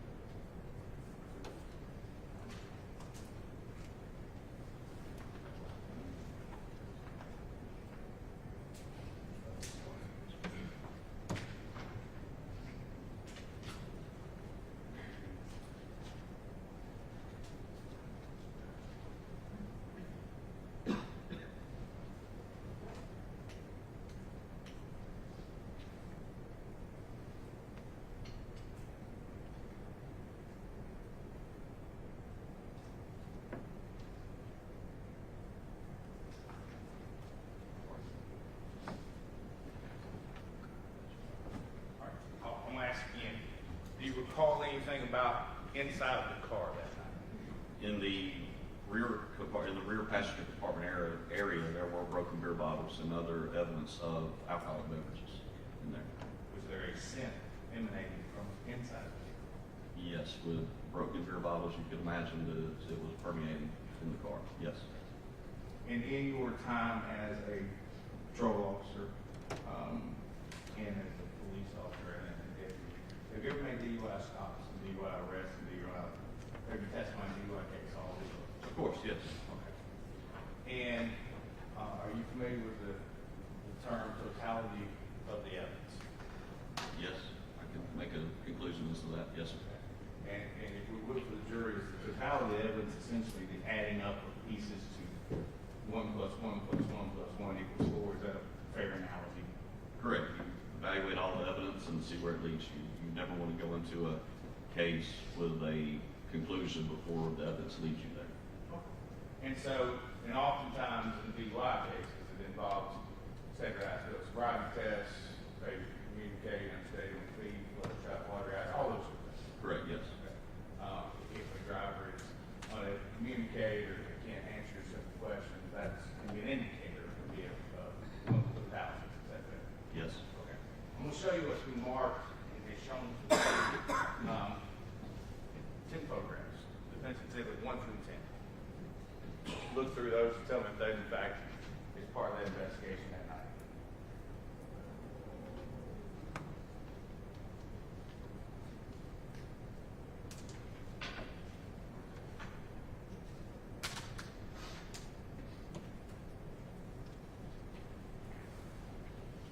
Yes, sir. These are pictures that we would have taken in the scene. This is the inside of the vehicle, the civilian vehicle. Okay, the Nissan. Yes, Nissan. Your Honor, I would move tender. Are these in the same condition as you removed them? They are, yes. And they're accurate depictions of what you photographed that night? Correct, yes. Okay. Your Honor, I would move to tender defense exhibits 1 through 10 and publish the jury. Any objections? Which part of the custody? Yes, ma'am.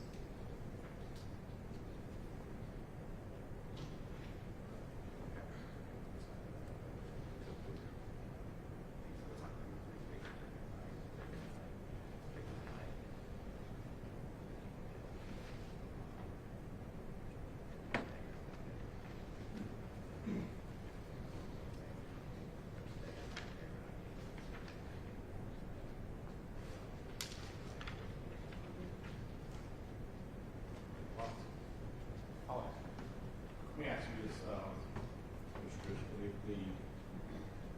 did you participate in the inventory of the Nissan or something like that? No, sir. Later we would have inspected the vehicle, and we don't necessarily inventory a vehicle as far as, like with a typical, any other kind of criminal arrest, where you would inventory what's in it, anything of significant value to make sure if it turns up missing later, there's some record of it. So we don't inventory in that manner. We just photograph the things we see within the vehicle. If that answers that question. It does. Yes, Did sir. you photograph this vehicle, this Nissan, and the inside of the contents thereof at a later date at some point in time? Yes, we would have done that at the tow yard later, done a more complete inspection of the vehicles. Usually on the scene, it's just documenting things as is, and then we do a more complete inspection, tire pressures, whether or not safety features work like they were supposed to.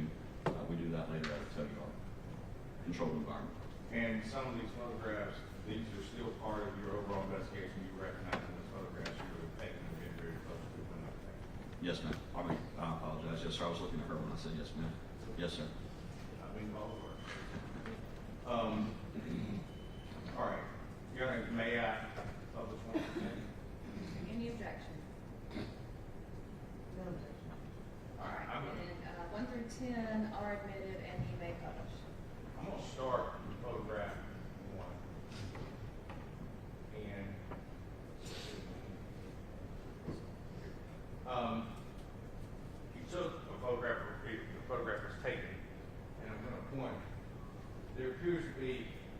alcohol bottle in the car.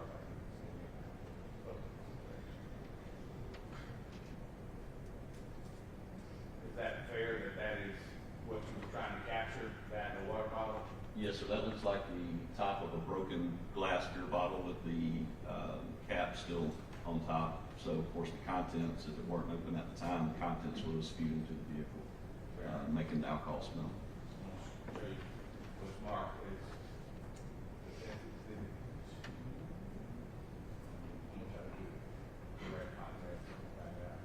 We saw, you testified earlier, some markings in the road previously, and you thought one of those might be a bottle. Is this one of those orange markings that you put in the road? Yes, this would just be a different angle of one of the pictures we've already seen in another exhibit. But yes, the broken beer bottle and the orange paint is just where we would have marked that, hey, this is where this is. Obviously, that being in the road is highly susceptible to being moved, so we want to mark where we found that at. Okay.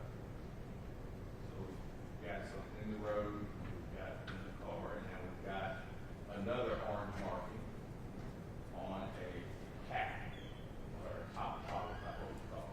Yes, sir, a Bud Light Lime bottle top just popped off in the road as well. That was actually in close proximity to the broken glass. I'm going to show you what's marked. This is another photograph we took. Is this in keeping with Bud Light Lime in bottles? Yes, that appears to be a 6-pack cardboard box for Bud Light Lime bottles, yes, sir. And thus far, the evidence we've seen indicates that Bud Light Lime bottles were in the road and in the car. Correct, yes. Okay. And this was taken at the scene. We see grass along the side. This was taken somewhere near the collision spot, correct? Yes, one of the other evidence photos shows a little more context. Yes, that is from the scene. Well, and I want to bring up one more thing. This looks like this is not in a bag, correct? It's just by itself. Is that fair? Yes. I'm not trying to call it back. Doesn't appear it's in a bag, right? No, like a bag that you would get when you bought it from the store. No, sir. Now, I will show you another photograph marked as Defense Exhibit 5. This is a photograph that was taken of a top of a beer bottle, Bud Light Lime, apparently in the car. Is that fair to say? It's inside the vehicle. It is, yes. Now, I'm going to show you what's marked as Defense Exhibit 6. This, again, I think if you look and see the floorboard marking, this was taken inside the vehicle, correct? Correct. Now, this particular packaging is still in the bag, is it not? It is, yes. And the one on the road was not. Correct. Would that indicate to you as an investigator that there were more than one sick pack in that area, not in the car? Safe assumption, yes. I'm going to show you what's marked as Defense Exhibit 7.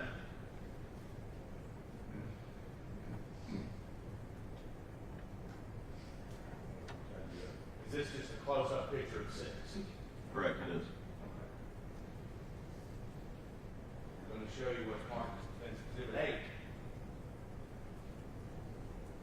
That appears to be a car seat from a car, not for a child, but a vehicle seat. Is that photograph taken inside of the Nissan? It is. And that appears to be a Bud Light Lime top as well, right? Correct. It appears to be front seat. Unable to tell without the farther away shot. Very well. I'm going to show you what's been marked as Defense Exhibit 9. Now, you found some interest in this particular item. Why might you find interest in that item? Well, it was different than the Bud Light Limes, and it was the only intact bottle that I recall being on the scene anyway. Intact meaning not broken into pieces. And at some point in time, you got that bottle erect and took a picture of it standing up. Is that fair? Correct. Just a better image of it to show exactly what it is. So from this evidence that you collected that night and then at the, I think, for the what do you call it, categorization of what's in the car, there's at least 2 different types of alcohol in this car, or at least bottles in this car. Is that fair? Yes.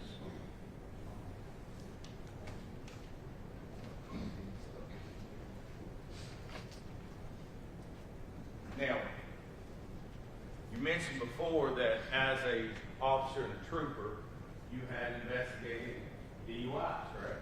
Yes, sir. And in this case, were you ever asked to investigate this case as a possible DUI? I specifically was not, I was not the primary case officer on it. Who would that be? This, the case was, the whole case was prepared by Sergeant Chad Barrow. He was our team leader at the time. Okay. And so Sergeant Barrow would have made the decision on who did what and why they did it. Is that fair? It's safe to say we all help in various roles, and usually the lead guy kind of directs who he wants doing what, because it's going to be they're the one making the complete report, putting the case together. So it's usually everybody has their own little quirks. They like it done a certain way. So that's safe to say he would have made that decision. Okay.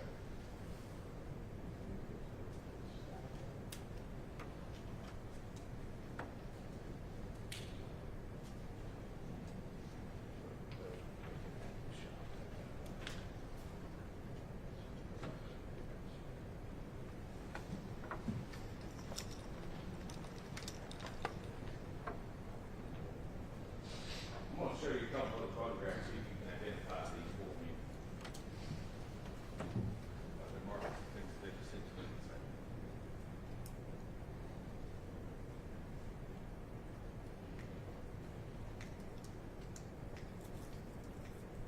Yes, sir. These just appear to be pictures of the subsequent inspection later that we would have done at a record yard rather than on the scene. Did you participate in that, or do you recall? Yes, I was present at the time. Are those fair and accurate representations of the Nissan that day when you did it at the truck yard? Yes, sir. Yes, sir. All right, move to tender 16 and 17. No objection. 16 and 17 are admitted. Okay. I'm going to have you look at these things. You're on behalf of us. Yes, sir. You go ahead. I want to ask you about this. You, in this case, got a photograph of the front passenger side. Is that fair? Yes. Okay. Now, I will ask you to pay close attention to the airbag that is in this particular one. It's designed a little different, is it not, than the one that we saw on the driver's seat, correct? Yes, the passenger airbag usually comes out of the dash, and they're typically a lot bigger because they're covering a bigger area. Well, I don't know if that's why they manufacture them that way, but using logical assumptions. They are bigger. Yes. Okay. And now I'm gonna ask, and I don't see stitching on this akin to what we saw on the driver. Is it a different type of airbag? Yes, in that it's on the passenger side and it looks different. Yes, sir. They function the same way. Gotcha. Now, I'm also gonna draw your attention. Now, you guys had this vehicle in the shop, and you can see the behind it. Those are not back there. You can see. Those are Mac tools, or whatever you're using, Snap-ons. That's a tool chest right back there behind you. Yes, sir. It's common in our vehicle homicide cases or any case of this magnitude where we want to preserve the evidence as best as we can. So if a record yard has the ability to pull the vehicle out of the elements, and this looks like it's in just one of their bays in their mechanic shop. So that's where that would be at. Now, on the door, and you used primarily, there's some biological evidence. Yes. There. Correct. To your knowledge, did you or anyone else with the search team collect that to decide who set that on? No, sir. To my knowledge, that didn't happen, but it very well could have. Okay. But you don't know that? No. Okay. Now, you said you had been through Reconstruction 1, 2, 3, 4, and 5 back then. Correct. Yes. Okay. Have you been through any more since then? A lot. Yes, sir. I actually took 1 through 5 again, and then several other Reconstruction classes that are just specific to the other areas like we discussed earlier. Yes, sir. There are 7 and 8 now. 8 now? Oh, not those, but just other specific, like commercial vehicle investigations, things like that. All right. I'm going to ask you, do you notice anything in this photograph that is unique about the door? More particularly, the bottom of the window. Do you notice anything unique about that? If we're referring to it being busted up a little bit, potentially? Well, I'm just asking, do you notice anything particularly different about it? Would you consider that it's both? Yes, it does appear to be bowed a little bit, and that would be from an occupant of the vehicle striking it. It could be induced damage from the impact, but in this impact, more than likely it's an occupant of the vehicle striking the door. I'm going to show you what's marked as 17, which is just a little bit closer picture.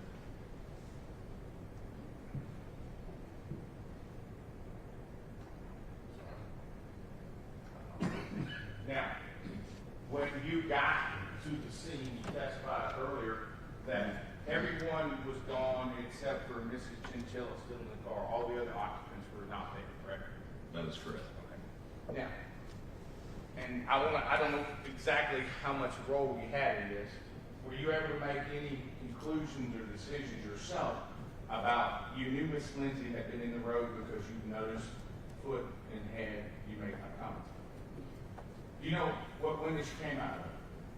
It was not part of my investigation, so I don't know. Sergeant Barrow would be the better person to ask about that. Okay. However, if we had taken blood here, we could have compared, correct? Oh, yes, definitely. But we don't, it didn't happen, right? I don't know if it did or not. Right. It didn't happen on your watch, your fair night. Right. Okay. That's all I have here. I do want to show you maybe one more photograph. You might be able to testify without seeing the photograph, but you notice the area of impact. You called it AOI, right? Yes. In the road. All right. And based on your training and experience, AOI, the point of impact, tends to be an area where you see the most debris, you see the beginning of yaw marks or scrapes. Is that fair? It's typically, maybe not necessarily the most evidence, but it's usually the first major evidence that you see, or the first evidence at which you have, you can tell that there has been substantial impact with something because you see the metal parts of the vehicle scraping the roadway. That doesn't happen unless there's a major impact. Well, typically doesn't. So a lot of factors go into it, but it could be safe to say the first evidence you see, at least in this crash, would be a good reason to say it's the period impact. Okay. Are you familiar, and I'm sure you have in training experience, how wide US 27 is at that point you would have measured that at some time? We would have, and it's probably in a report somewhere, typically 12, 15 feet width lanes, more 12 foot typically. And you mark this accident area of impact, AOI, you mark this at a spot in the road somewhere, correct? Correct. Do you remember how far into the road it would have been? Would it have been what we were going to call the right-hand lane, left-hand lane? Do you remember? With a scale diagram, you could get it specifically, so I don't remember exactly how far. I want to say it was in the right travel lane. There's two lanes going northbound, left lane, right lane. It was, again, without a picture reference or a scale diagram, very close to in between, leaning more toward the right lane. Okay, so it was in the right lane. Yes. Now, I will ask you, since we're at the scene, that would have been, you said you thought 12, 15 feet in the first lane and then in the same amount of distance in the second lane? Yes. Okay. So, based on your training experience and your photographs, it appears that the impact to the Nissan was in the back right portion of the vehicle. Is that fair? Yes. Okay. Do you know, just about because you know, how long would a Nissan vehicle be? Oh, wow. I'd have to look at data for that. More than 20 feet, less than 20 feet? I would say less than 20 feet. More than 15? I'm sure in the report there is a measurement. Well, let's just start from the front end of the car. For the front of the car versus the back end of the car, the area impacts the back of the car. It means the back end of the car was into the second lane. So that there's knowledge and basic common sense. The front end of the car must have been farther into the lane. Correct, yes. Okay. So, is it fair to say that the Nissan could have had the opportunity to stop in the number 1 lane, stop before it entered the number 1 lane, stop before it got all the way into the number 2 lane? Is that fair to say, not taking speed into the equation, just simply that they could, it was opportunity to stop in any of those points? Yes. Okay. And none of your evidence that you collected indicated that happened, correct? No, not. Now, did you participate in any of the image, and I know you testified with other jurors were there, any of the imaging data, did you do any of the analysis, or did you just collect? On this case, I would have just collected it. I would not have evaluated the evidence. I am a CDR analyst. I'm qualified to analyze it, but in this case, I did not. And just so the jury understands, we understand what CDR is. Crash data retrieval, CDR, is the program that we use to image the EDRs, the event data recorders. There you go. So we're using acronyms. That's what makes it. An event data recorder, fair to say, it's the black box when everybody's talking. Right. Yes. And the crash data recorder is what you use to read what's on the EDR. Yes. Just make sure I know we know what we're talking about, but if someone told me stuff, I don't know about sewing, I wouldn't have a clue what they're talking about. So I just want to make sure they understand.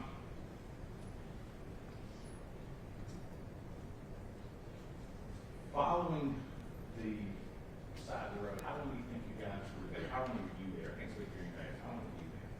The night of or later when we did the forensic map? That night, early in the morning, how long were you there? A couple of hours, 2, 3. Now, various people leaving and coming back at certain times. I would safe to assume we would have been there close to 2 hours. And then we've seen photographs taken later. How many days later would that have been? It All part. could have been the very next day. I'd have to reference the report on the day. I can do that if we need to. If you have it. Yes, just a summary. And just for clarification, since I'm no longer with the State Patrol, I don't have full access to all the case documents, so that's why I sometimes have to refresh my memory. So, the forensic map, how many days later is the question, sir? Yes. So this is later that morning, we've already said the day. So Monday, September 28th is the day that we went back to the scene to do the inspections of the vehicles and the mapping of the scene. Okay, and if this happened Saturday night at 11:35 or so, or before midnight, y'all were out there into Sunday morning, and then Monday morning you took the other photographs that we saw.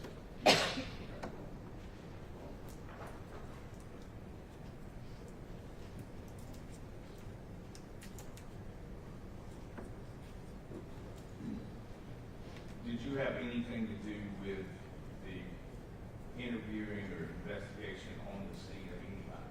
Or were you just collecting evidence? Did you interview? No, not at all. Okay. Did you interview anybody later? I did not know. That's all I asked what you did. That's all I have to make sure.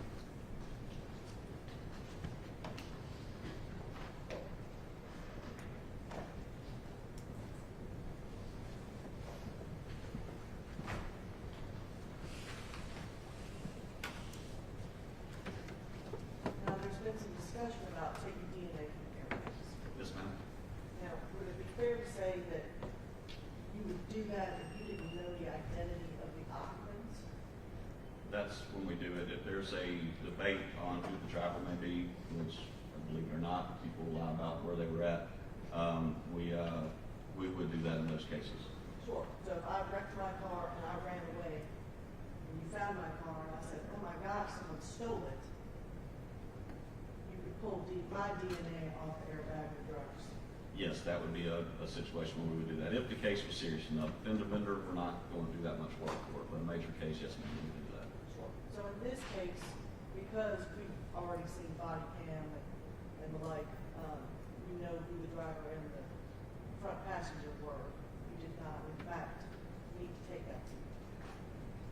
It was not part of my investigation to see what positions the people were in. Sergeant Barrow being the case agent, and whoever he assigned to it, that would have been part of their investigation. Okay. Would that be a fair assessment, though? That would be something you would do if you didn't know who those occupants might be? Yes, ma'am.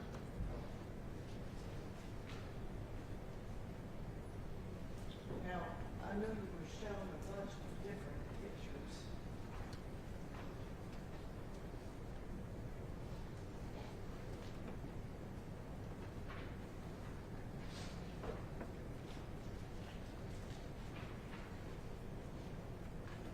All right, so I want you to look at 1 and 5, if you don't mind. Now, these would appear to be the same document, would they not?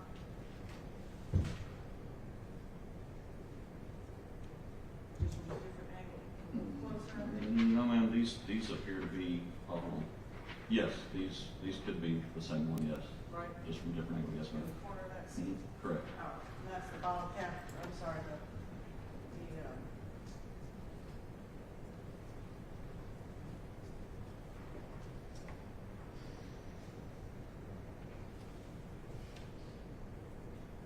Yes, ma'am, the top of the broken bottle with the Right. cap still on. right here. Yes, Right, ma'am. So if you were looking into the car. There, that makes more sense, sorry. All right, so if I'm looking into the car, it's in that corner there, right? Yes, ma'am. With the cap still on it? Yes, ma'am, that appears to be the rear driver's side of Right. the vehicle. And it'll be the same net, just a little closer from actually in front. Yes, ma'am. If those pictures were taken one after the other, that would be a far away and a close-up of that same bottom net. Yes, ma'am. Okay.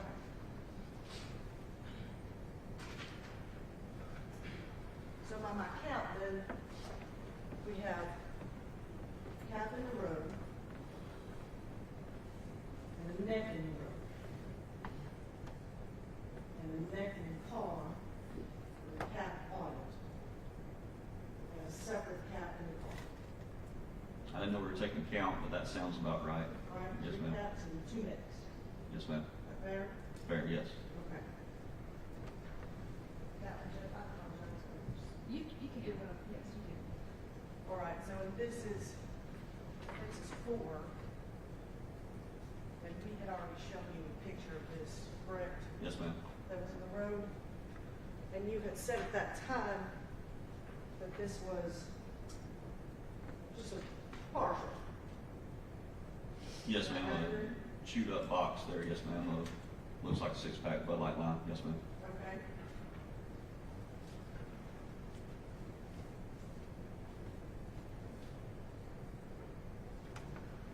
And then if you would mind taking a look at this. That box, tell me about the status of that one.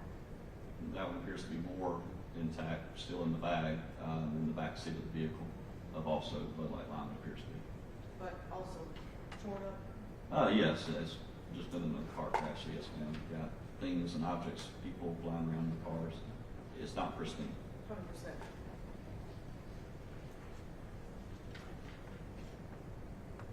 Now, you were also shown a photograph of an intact Smirnoff ice bottle, correct? Yes, ma'am. Right. And I think it would be fair to say that you don't know at what point any of the items in the car actually got into the car, or how long any of them had been. No, ma'am. I do not. Thank you. I will just follow up just briefly on that last issue. Once you guys arrive at the scene, is it fair to say you control the scene, it's a state patrol scene? Yes, sir. And all of the parties other than Ms. Chinchilla have been taken away either by ambulance or you didn't know they just weren't there, correct? By the time I got there, yes, sir. Everybody, to the very best of my knowledge, was already gone. Was law enforcement there with blue lights kind of protecting the integrity of the scene? There were, yes, sir. There was first responders still on the scene and law enforcement personnel. Did you see anybody go up to the car and put anything in it? You wouldn't have let them with it? No, sir. That would be highly inappropriate. I would be shocked to see anybody attempt to do something like that. The integrity of the evidence is preserved because you don't allow people to trace it or do anything with it, is that fair? Correct. A crash scene is treated exactly the same as a crime scene. So just like any scene of like what you see on CSI, you rope it off and shut it down. Very controlled as to who has access to it. Thank you very much, sir. Anything further? No, Your Honor. All right, any objection to Investigator Driscoll being excused? No. Very good. That's okay. I was looking at it when I said that. That's totally fine. All right, thank you, Investigator Driscoll. You may be excused. Thank you, ma'am. Judge, we approach for Yes. just a second. Yes.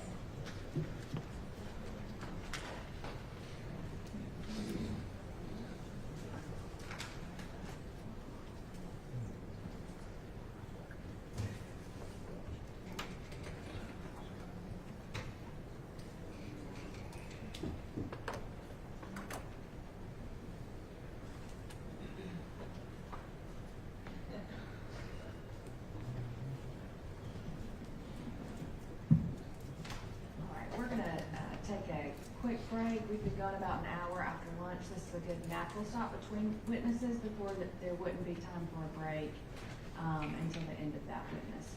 So if the jury will go with the bailiff, please, and we'll be in recess. What do you want, 10, 15? 15? Let's just say 2:15. You're welcome.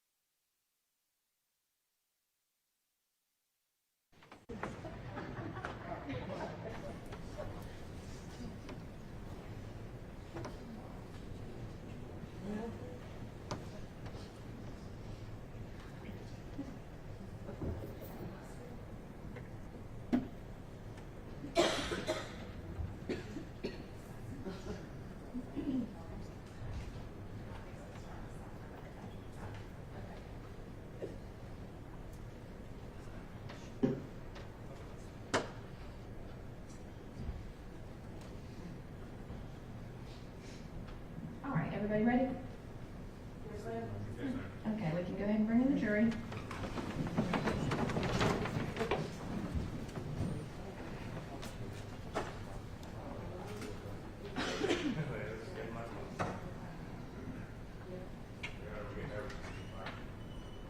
When I get the microphone? You asked for it, but she wants to be heard.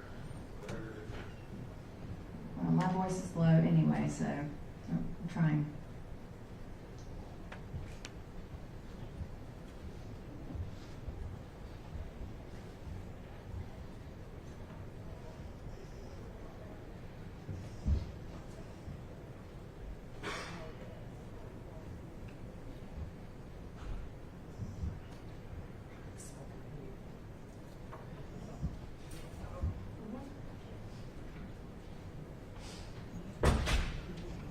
All right, you may be seated and the state can call its next witness.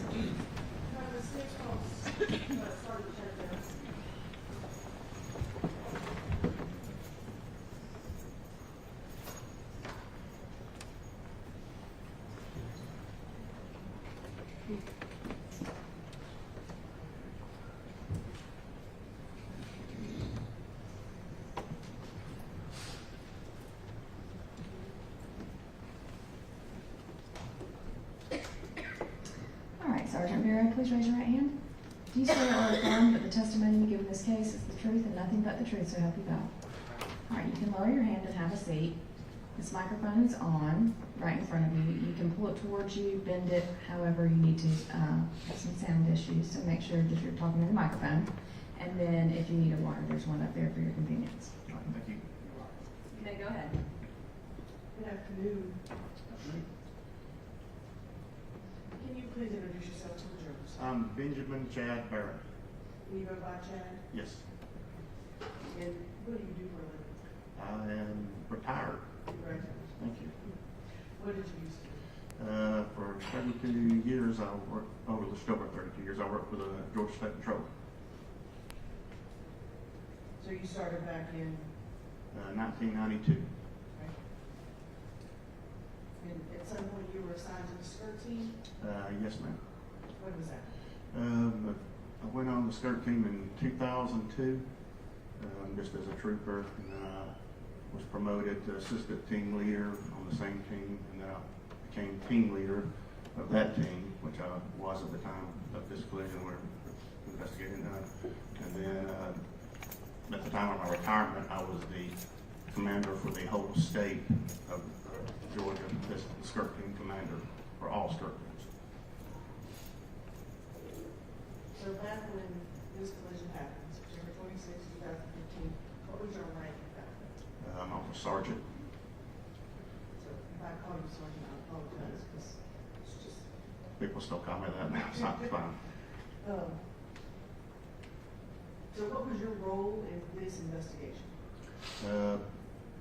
At the time when this collision occurred, I was not in town, I was out of town, so I did not respond to the scene at the time, but after the investigation was open, I was pretty much voluntold by the command staff that I would be the lead investigator on the case. Okay, and the lead investigator role, is that something that rotates through folks? It does, we rotate full cases to keep the team members from being overloaded with cases. Everybody gets the same amount of cases if we try to disperse it that way. So just because you were out of town, it was assigned to you because it was your turn? Is that essentially- Yes, I guess that following Monday, once we came back out to do field work, I received a phone call and was basically told that I'd be the lead investigator. Okay. So who notified you about what had happened? I was notified by telephone that night, pretty sure Lieutenant Green, who was the person in Troop D who was on call that night, was notified. He called me, and then he realized that I was out of town. So during the night of, I was just I had made a few phone calls, talked on the phone with a few of the guys, and so I knew kind of what was going on, but I was not at the scene. All right. So when you come back into town, what do you do? This happened on a late Saturday night. So on Sunday, I'm sure we started group texting and discussing, how we were going to start the process. And we started on Monday morning, and met begin that process. Which was what? Let's see, the first thing we did was go to the towing yard. Both vehicles had been towed and an investigated hold had been placed on them. They're at PBH Towing in Carroll County. Okay, what did you do there? There it was myself, Trooper Driscoll, and Trooper Mims. We started with the Nissan 2005 Nissan it's a Sentra, yeah, Nissan Sentra. And I apologize. basically, we did a vehicle inspection, photographed the vehicle, took some additional notes that we put in the case file. And did you do the same for the trooper? That's correct. The trooper vehicle was next. The Internal Affairs, Tommy Crafton, with our department, he came out and removed the video from the patrol car and placed it in evidence that he was present then. And then, I believe that's it for he was present that day. So by video, you mean the dash cam? The dash cam video, correct. He put it into evidence.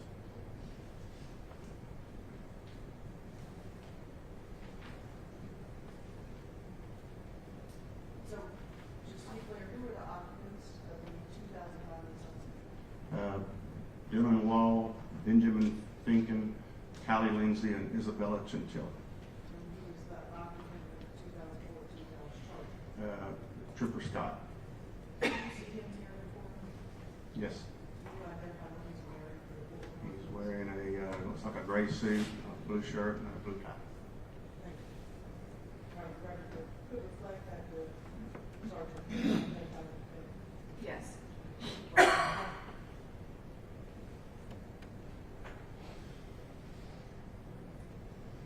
No, may I approach? Yes.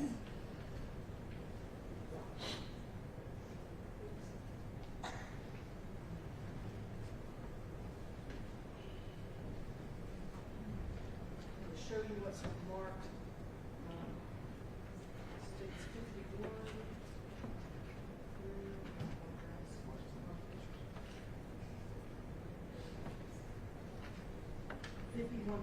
5164. So please take a look at those for me.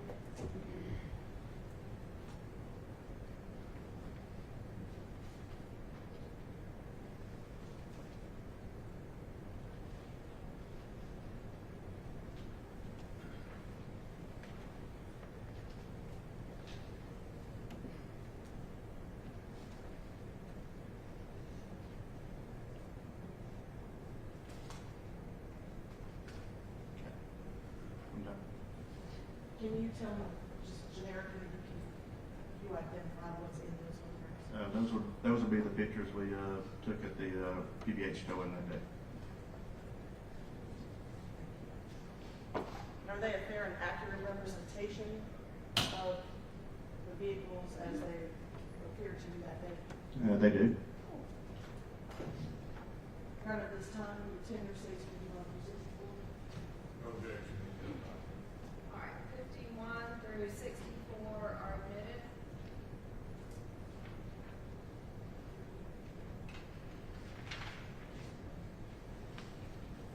Thank you, Jeff. You're welcome.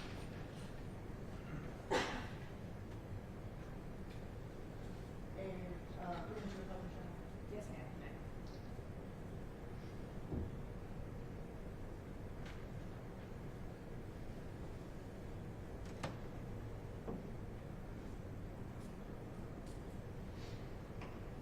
All right, so 51. Tell me what this is. This is a picture of the rear of the Nissan Sentra. Looks to be Trooper Mims up on the front left of it, and then you can see the patrol car to the left of the picture. Okay. And 52? That is a picture from the rear, looking down the right side, which would be the passenger side of the vehicle, of the Nissan Sentra. That would be the right side of the Nissan Sentra, showing the damage where the impact occurred.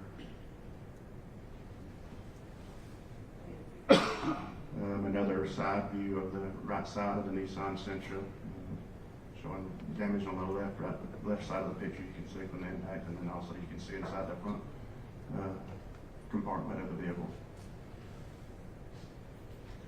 And 55? That's a picture of the Nissan's passenger door open. And you see the front seat, passenger seat.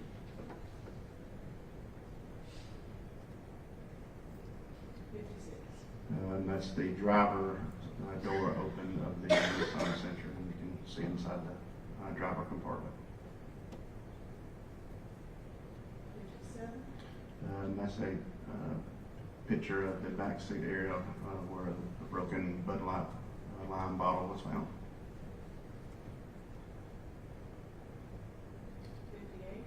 58? And that's the picture of the Bud Light lime six-pack bottle box and bag in the back seat.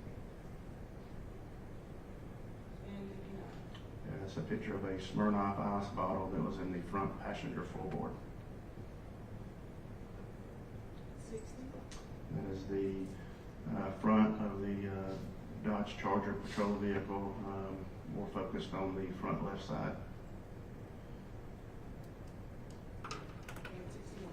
And that's the same vehicle, more focused on the front right side.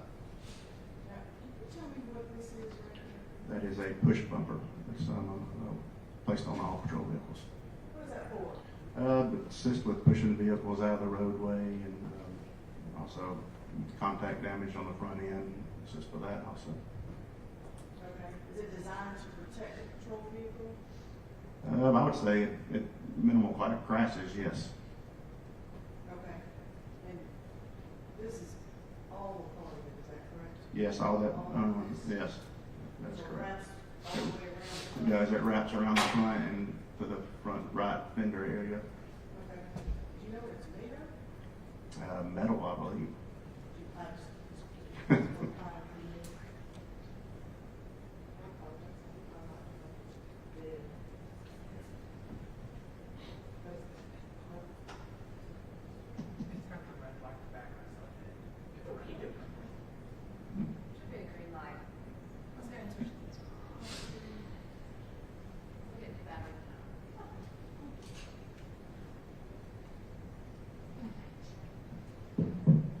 Sorry about that. Okay.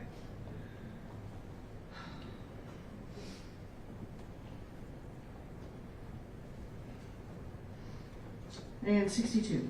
That's the front end of the patrol car at a lower level picture, straight on. And 63.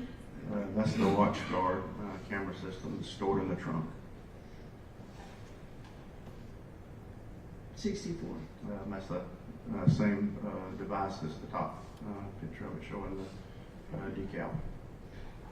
Now, this is where the dash cam video comes from? That is correct. That's the one that Tommy Crafton, that works in our internal affairs office, that's where he removed the video from. Okay.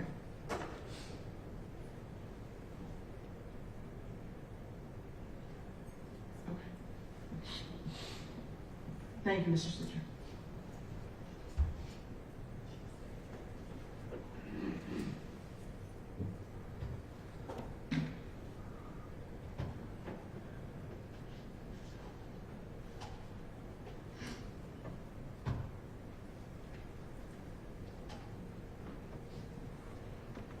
All right, so you've gone out, you've taken pictures, essentially in daylight, right? From after the vehicles have been removed from the scene, then what do you do?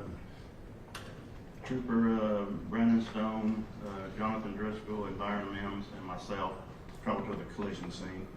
and- Sergeant, I'm gonna stop you for just a Okay. second. I know that you're referring to something, I know this was a long time ago. Can you just tell me what it is that you're using to refresh your recollection? On this, right? Yes, sir. Oh, yeah. I reviewed my case file this week, and I jotted down a few notes. This has been over almost 10 years ago, so I was just refreshing my memory. So I can Understood, remember. and it's fine, I just wanted everyone to know what was happening. So I apologize, please continue. So we traveled to the collision scene area, and we conducted a forensic map of the scene. Also, the BP station that was next door, we were able to obtain video from outside the store showing the collision scene area, and we obtained that video that day also. Did the video actually show the collision? It does. It's a very it's hard to view, but if you focus on what you're looking at, and it's dark, and of course, so then if you could see it actually occur. It's just very poor quality video. And so during your investigation, did you,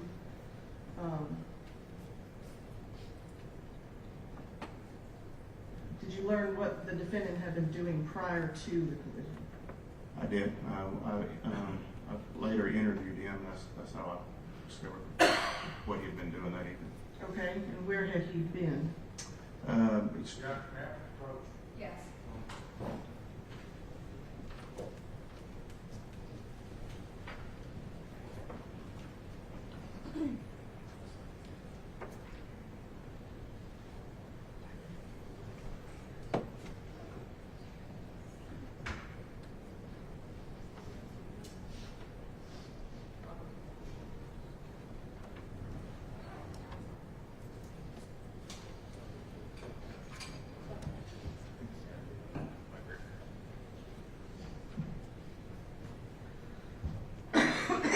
Excuse me. It's been happening all week.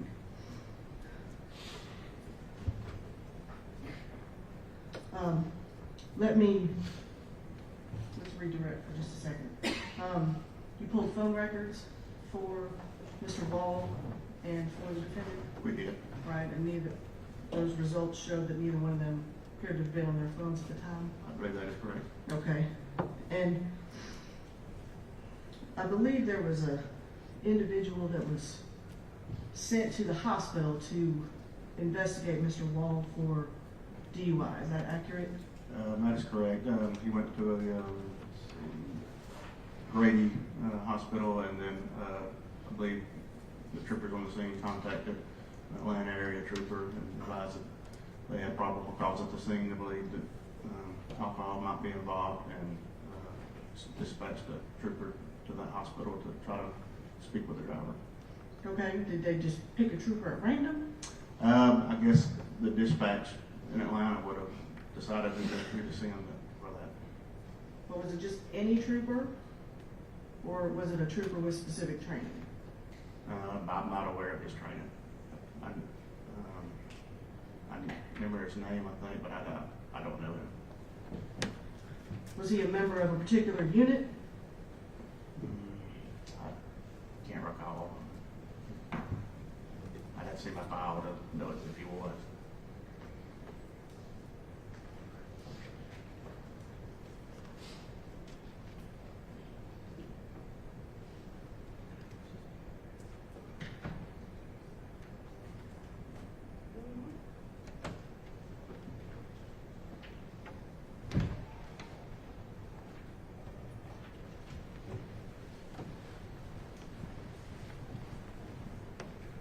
I would think it's in the investigative summary that probably mentions it.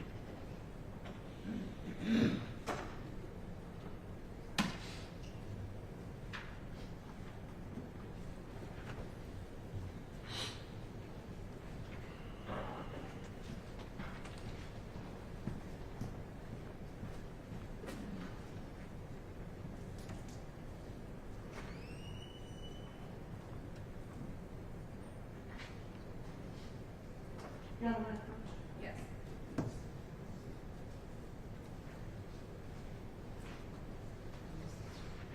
Thank you. Page one. Okay. You want to put that over? See if it refreshes your recollection. Yes, ma'am. Thank you. Yes, it does. His name was Trooper Brandon Parker, and he was a member of the Nighthawks for our department. What are the Nighthawks? It's a DUI task force. Okay, so you sent a state patrol DUI officer to investigate Mr. Wall at the hospital. They did. Okay. And at any point, did you ever develop enough probable cause to charge Dylan Wall with a DUI? From my recollection, I believe he was, hooked up to medical equipment, and I think Trooper Parker advised that he could detect anything, get close enough to detect anything of an odor of alcohol. So it was a test was not done. not sure that answered the question, but, That's me again, maybe. okay. Did you ever develop enough probable cause to charge Mr. Wall with the DUI? Oh, no, ma'am, no. Okay. Did not. Okay.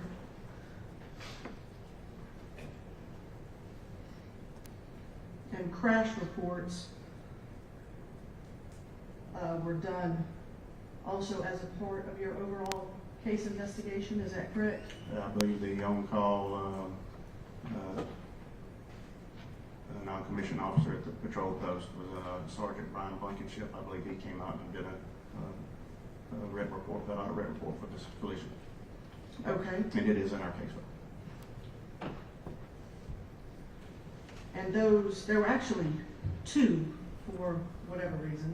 I think one's a supplemental. Maybe an to that. initial and Yeah, then so an after the fact? something adds in. I probably after, when you add, when the blood's sent off the crime lab and it comes back months later, you get the results. Sometimes you'll update your report as a supplemental, or, you might have to add a correction in. So there's usually extra reports, especially in a case like this. Okay, and there's a section on these reports where it says law enforcement suspected alcohol use, law enforcement suspected drug use. Is that accurate on these 4 reports? That is correct. Okay, and on both of those reports for Mr. Wall, it says no. It does say that, but I distinctly remember in our command staff, not one, that he had, Sergeant Blankenship, I think, had checked drinking, but unknown if he under the influence, and they told him to just put no in. I do recall that. Because again, he was not charged That's ever correct. with He was not charged. being under the influence.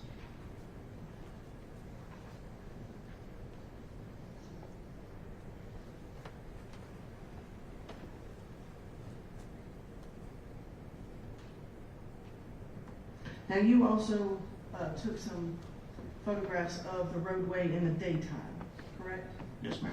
All right. Get that.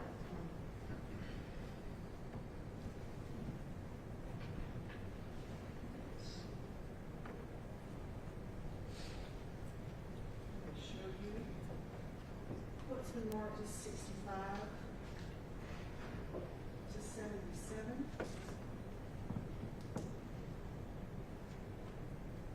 Can you please take a look at those for me? Can you just put that, just let me know. 65 to what number? 77.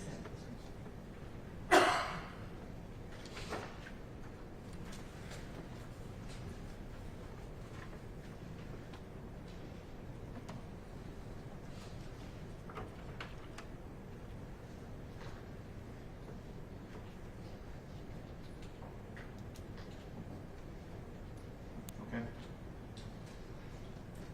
Do you recognize those? I do. Did you take the photos? Or were you just present when they were taken? I'd have to look at the summary to see whether I took them or not, but I would have been present for sure. Okay, so you recognize what's in them? I did. And did they fairly and accurately represent the scene, but in the daytime? Your Honor, at this time, we would tender, state 65 through 77. No objection, identify the other. All right, 65 through 77 are admitted and published. Thank you, Judge.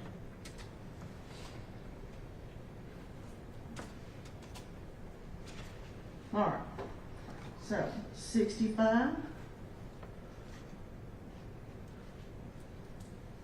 Can you tell me what that is?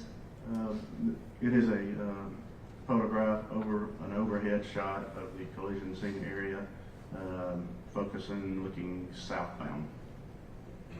Excuse me. And I apologize, I don't think I asked you, when did you take these?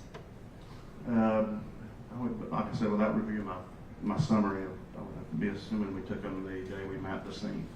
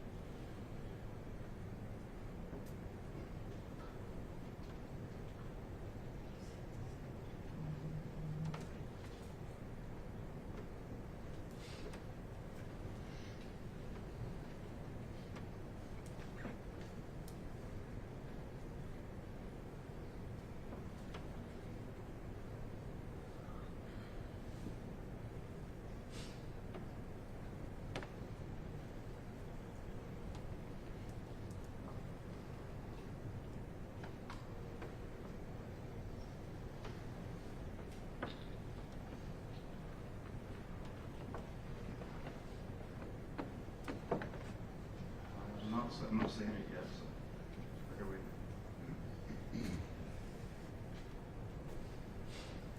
Well, let me ask you this, would it have been, Okay, I think I'm. you got it?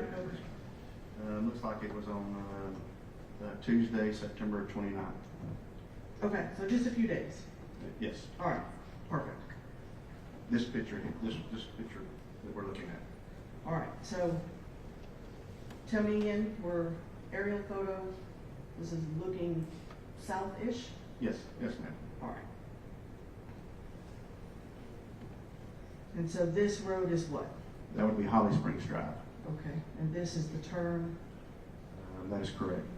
That would That's be- coming from the south lane where your arrow is pointing, southbound lanes and into the median crossover. all right, and the defendant would have been traveling this direction? Northbound, correct. Right? Okay. That's correct. Now, tell me what this is. This is 66. This is the north, focusing, facing north on Georgia 1 on the highway, and you can see the BP station up ahead on your far right. And 67, This would be traveling northbound still, going up to Hillcrest, and you can see the turn lane for the BP station and then the sign for the BP station on the right. now what is the speed limit for this road? 55 miles an hour. And this is State 68. What is this? That's just a picture of the northbound lanes. To our far right out of the picture is where the BP station is looking. You can see the grass in the median area, and then of course the sign in view. And what is that sign for? That sign is a warning sign. It warns drivers that there's a intersection approaching, and it gives you a suggested speed of 45, but the speed limit is 55 miles per hour. It does the same type things in areas where there's sharp curves. Lists the same type of information showing you which way the curve is and stuff like that. So it's just kind of a warning sign for drivers. And then it also lists the roadways that are going to be on your left and right as you approach the scene. And 69? It's the same sign that's on the right-hand shoulder, coming up facing if you're traveling north. And then you can see the BP station in the background. And 70? This is a little farther up the Hillcrest. You can see the BP station and the turn lane for the BP station on the right as we're traveling up the Hillcrest northbound. 71?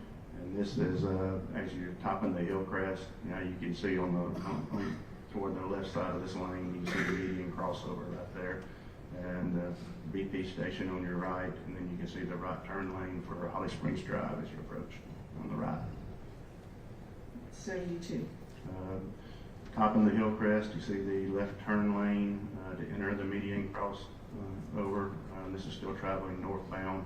And then you got a better view of the Holly Springs Drive on your right and the right turn lane for it. And 73? Closer view of the same area. Seeing the left turn lane for the median crossover, and then the right turn lane for Holly Springs Drive and the northbound lanes. Now 74? This is now facing south, so this would be the southbound lanes of Georgia 1. And as you can approach, you see the truck in the middle. The tan truck is in the median crossover for that area. And 75? Once again, this is the closer view of that same southbound direction, where you enter the median crossover is right there on your left, and then you see the left turn lane for the vehicles traveling northbound. Right there is where the pickup truck is located that you see in view.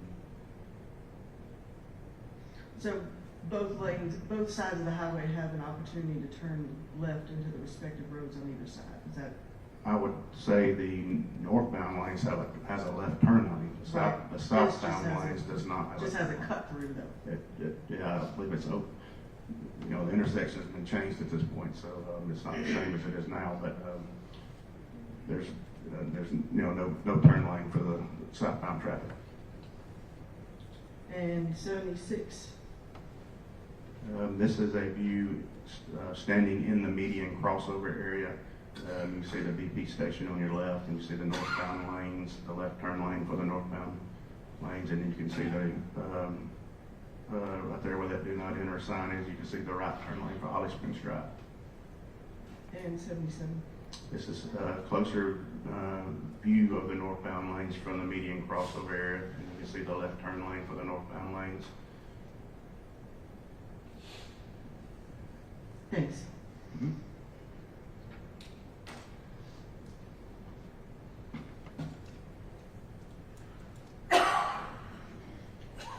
Now, as part of your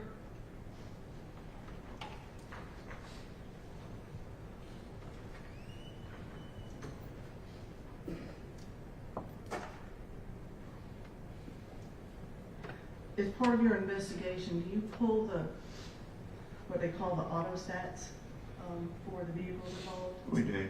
I'm not sure if they still do that, but at the time we put auto stats on any vehicle that was involved in a collision. And if you please tell the jury what those are. It's just a website that you can go on. It pulls the stats for each vehicle. Just gives you some type of information about each vehicle.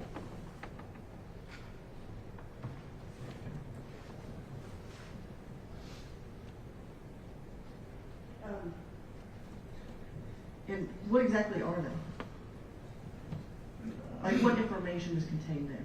I mean, I just look at the report to tell you everything in it, but it gives you the information about the vehicle as far as what it contains, you know, the weights of the vehicle and whether the vehicle, the type of braking it's got. I know that's in there. I'm trying to remember all the stuff without looking at it. It's hard Does it to tell you recall. dimensions? It tells you It does. That's wheel correct. width and the Yes, bumper height width. and That's correct. the length of the vehicle and that That is- kind of thing? Yes. Okay, so when it says curb weight, what does that mean? I'm not exactly sure what curb weight is, to be honest with you. Now, you've been trained in accident reconstruction, correct? I am. Okay. And you were the commander of the skirt team? That's correct. And these are stats that you routinely would pull, correct? We routinely enter the auto stat form into the file. As far as how much I've ever used that report, very little in a case. Okay, so I know you probably don't recall, but if I showed you the auto stats, would you be able to tell me the weights for Yes, each yes, respective vehicle? absolutely. That would help me a lot. Thank you.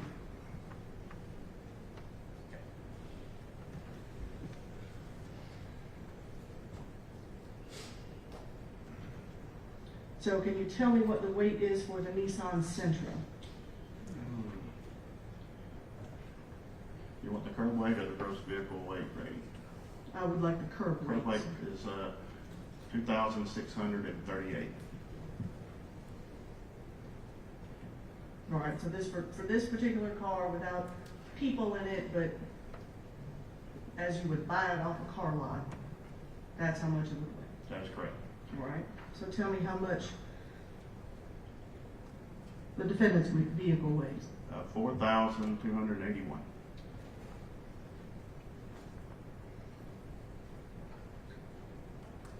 And does that particular statistic, that includes, right, that it's what they would call the police package?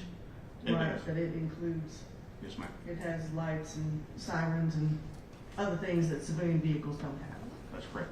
All right.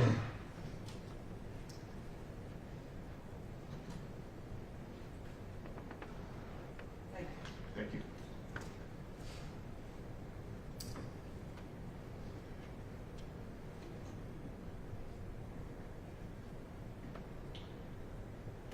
Now, Sergeant, are you and the defendant friends? Say that again? Are you and the defendant friends?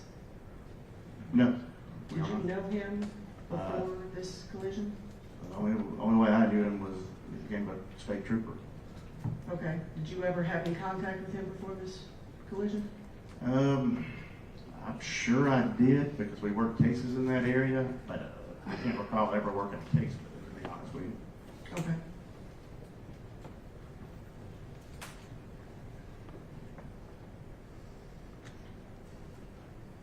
But at this time, what was your patrol area? Back then? We covered Troop D, which is, I believe it's 5 patrol posts. That we covered the area for. It was Carroll and Douglas County, which is Villarica's territory. And then we went down I-75 in Macon and came all the way over to Columbus and back up the state line to Carroll County. Okay. And that would have included where the defendant was assigned? That's correct. Thank you.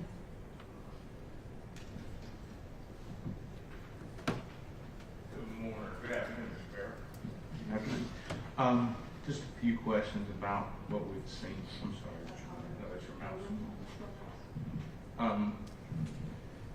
We saw some photographs and you identified the photographs. One was an aerial photograph. Do you remember numbers? I think it was state's number 65, I believe. You remember seeing that photograph? I believe it was the only aerial photograph that we looked at. How did you obtain that aerial photograph? Appears.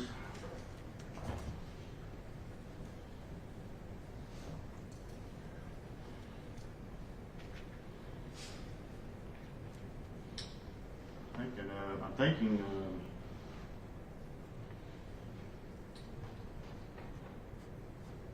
I'm seeing on here who actually flew the drone. Was there in fact a drone used in your investigation, or did you use footage from a drone? Without seeing it in my case report, I can't answer that question. I apologize, but like I said, that's almost 10 years ago. I can't remember recall it. If you were to see drone footage, would that help refresh your recollection? Possibly. Your Honor, maybe we do that outside the press of the jury. Yes. Thank you.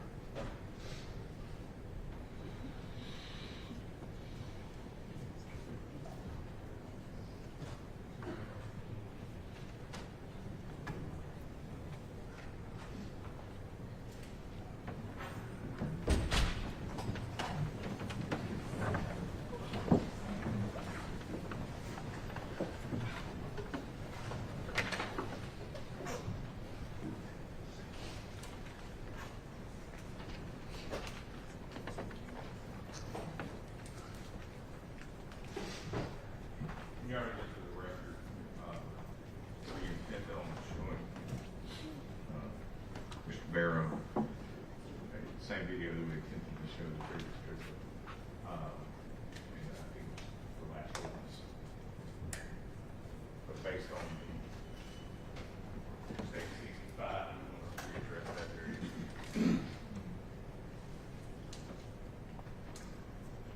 State 65. Yeah, when I say 65 is the elevated.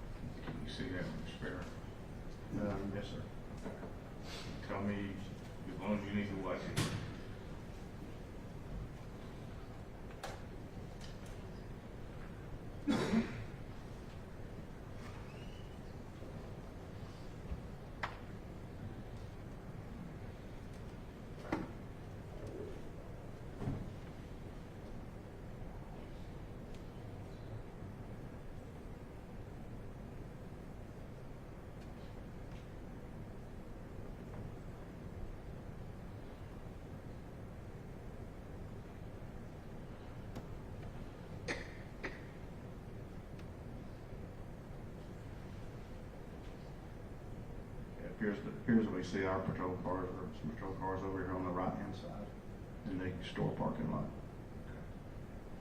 You stop. When you say in the parking lot, it's so clear. That is correct, yes. Where the big to the right, where we're looking in that area, that's correct. Okay.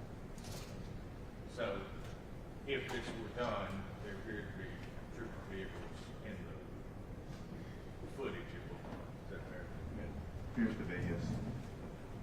So, do you recall state patrol doing this, or was it done by someone else, or was it part of your investigation? I do not recall it as far as my memory. Okay. Now, you identified State's Exhibit 65 just a little while ago with the steel frame.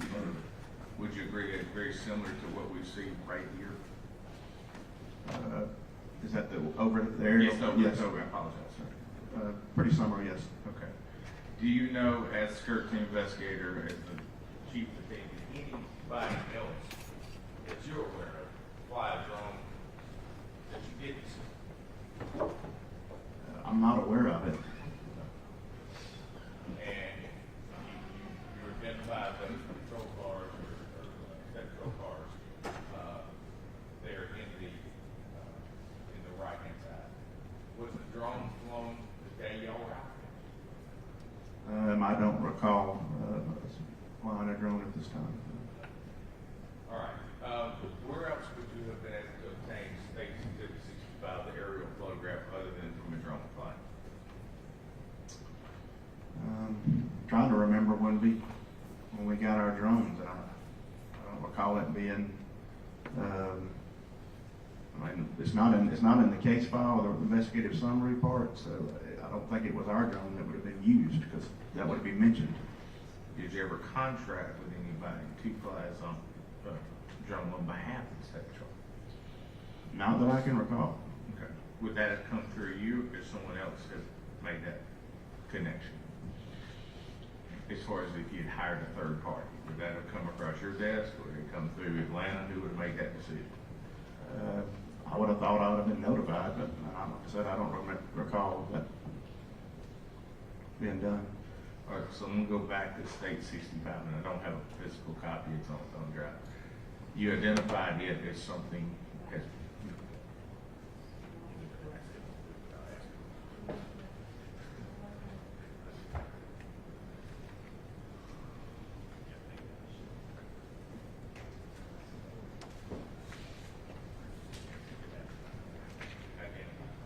right. I'm gonna let you look at this particular photograph again.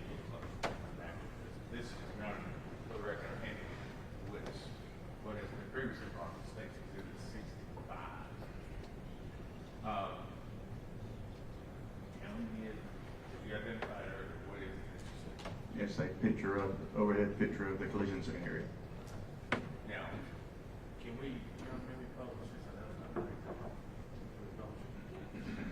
We'll put it on overhead, which will be able to see. Okay.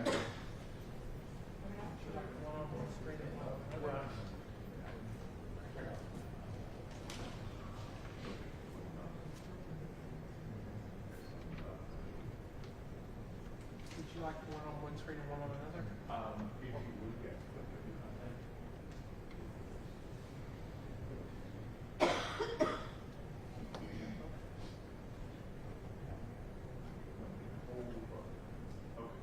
Now, we are looking at the same intersection, but from a different direction. Is that fair? And this one, on what we've shown you, it's looking northbound, and the one that's behind you, around your left shoulder, it's looking southbound. Correct. Okay. All right. Now, I'm gonna try to zoom in.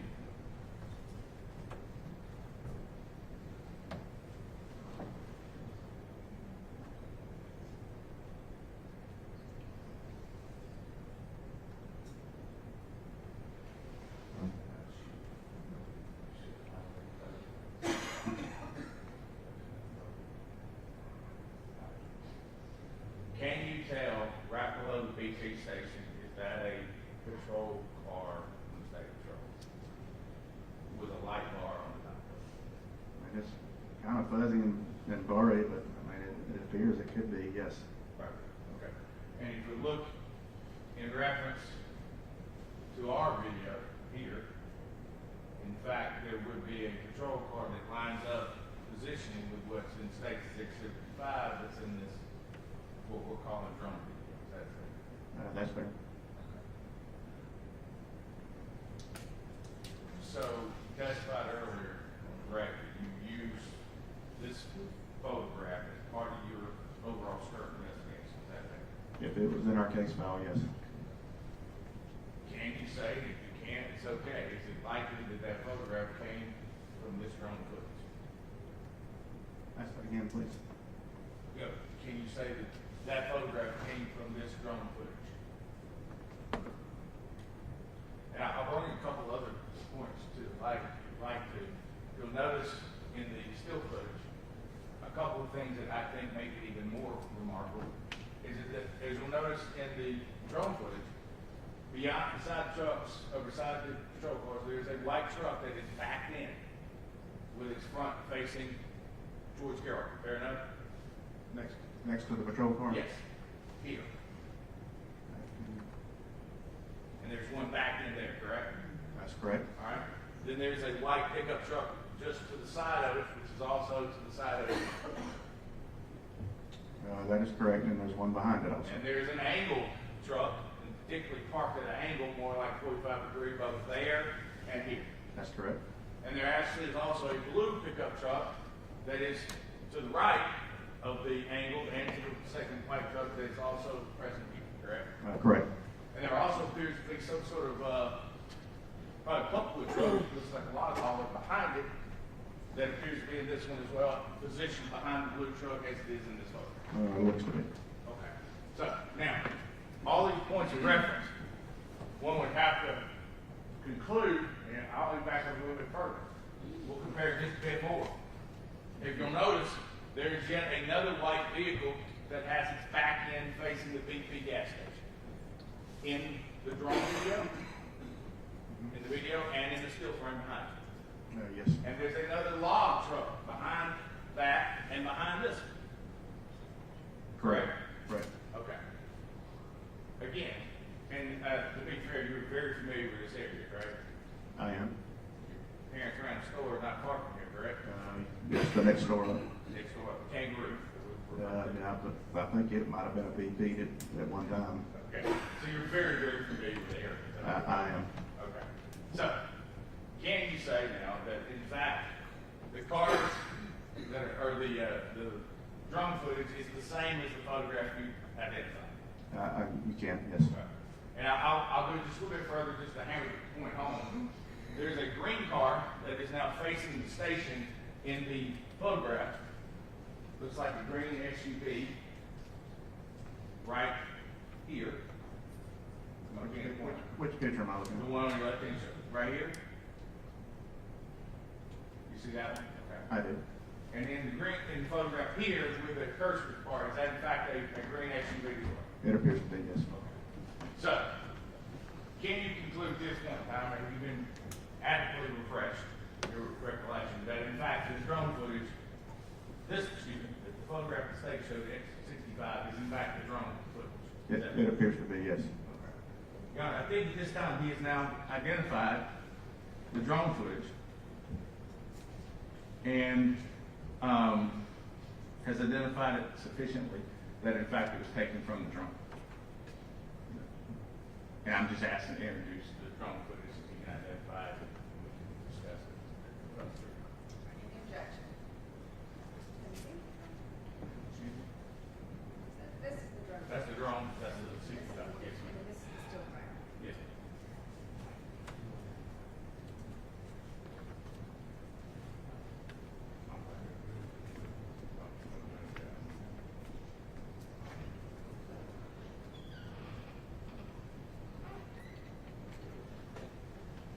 Do we defer the conference?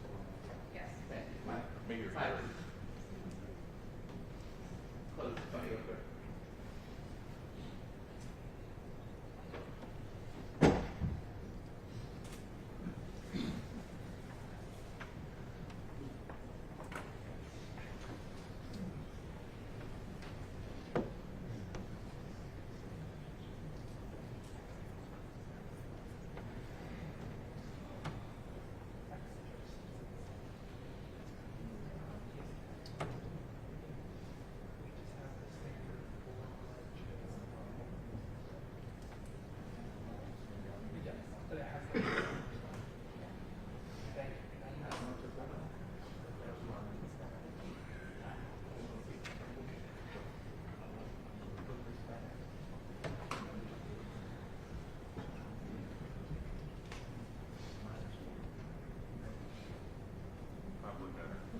probably a better choice.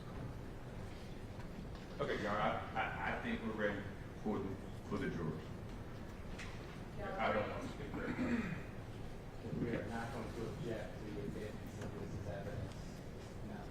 All right, so just to make sure before we call the jury back in, will there be a request to admit it and then no objection, or are you just going to move forward with using it? We have discussed the use for it, Judge, and I think we're agreeable in that regard. But we do not think the state before we took the drug court. Okay. Foundationally, Right, I do. All right, so do you just want to move forward with using it? Or, Yeah, I just want to make sure what we're going to do in front of the Oh, yeah, we jury do. before we bring medicine back out. sure, it would be the attorney covered usage. Right, We would object. okay. I would ask them to just play it and use it, and obviously they can't take it back, continue witnessing what it's about. Right. When they want to see it, they have to come back like. All right, so you're going to, what's your number? What number are we up to? You're up to 17. Can we call it 19, because we got 18 already marked on? Thank you.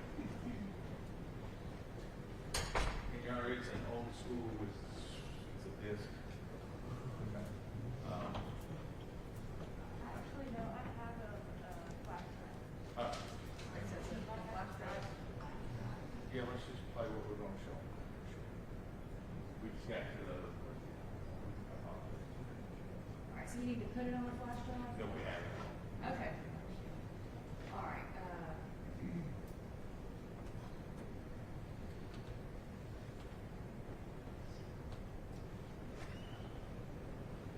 all right, we can go ahead and bring jury in.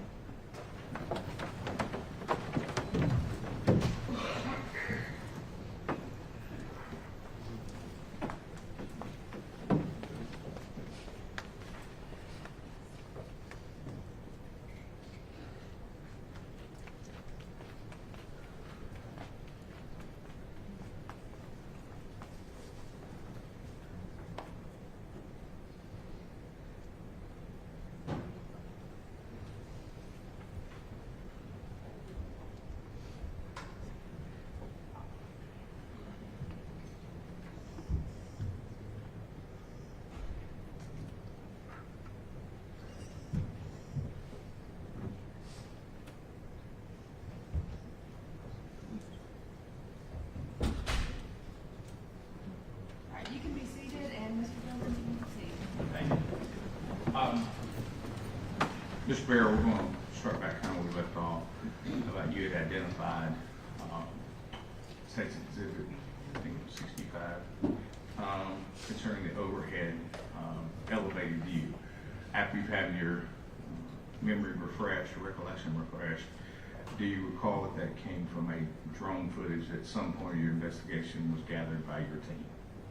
If it was in the case file, then, we took it as part of evidence, but as we eventually shot the drone, I do not know. Fair enough. We're going to show you what's been marked as Defense Exhibit 19, and it should show up on your screen, I hope. Or it's looking. Okay. Thank you. I'm sorry. If you would, Ms. Manley, please begin this. Before we do that, though, do you recognize this intersection? I do. It's the intersection where the collision took place. And for the jury's edification, I'm going to point a little bit. These lanes are running northbound, correct? That is correct. All right. These lanes are running southbound. Correct.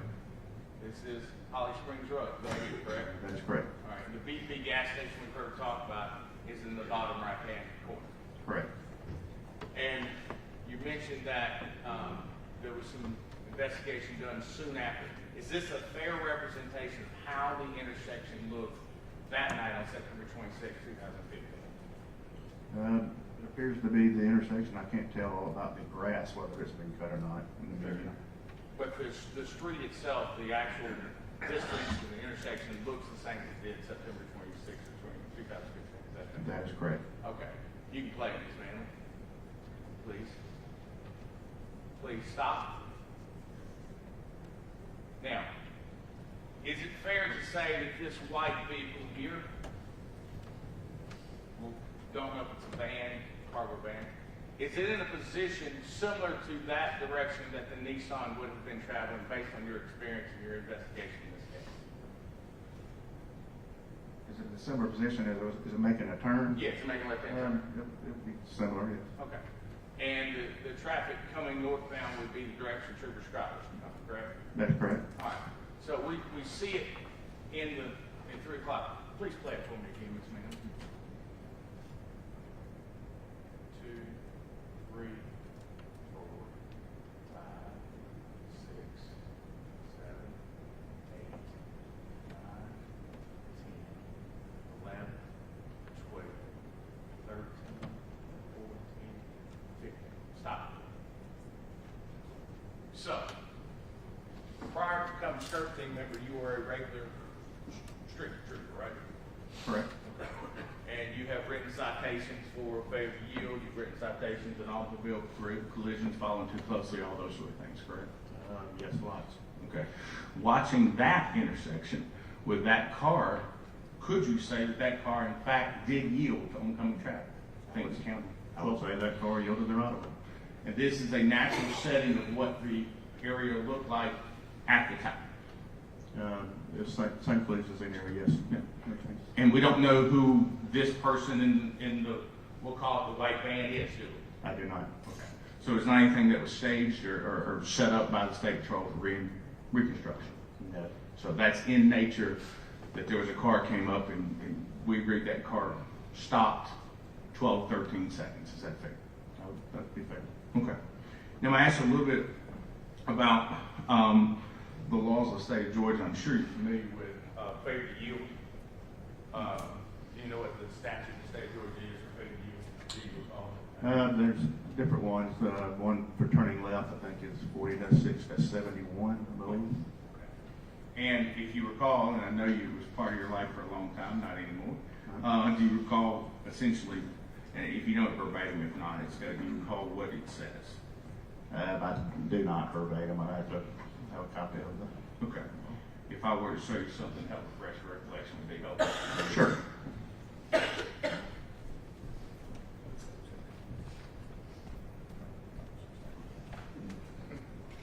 right, I'm having to look at this.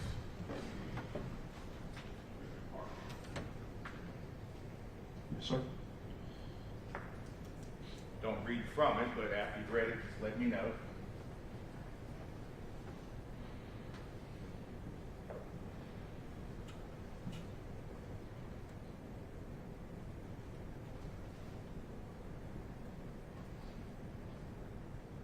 Okay.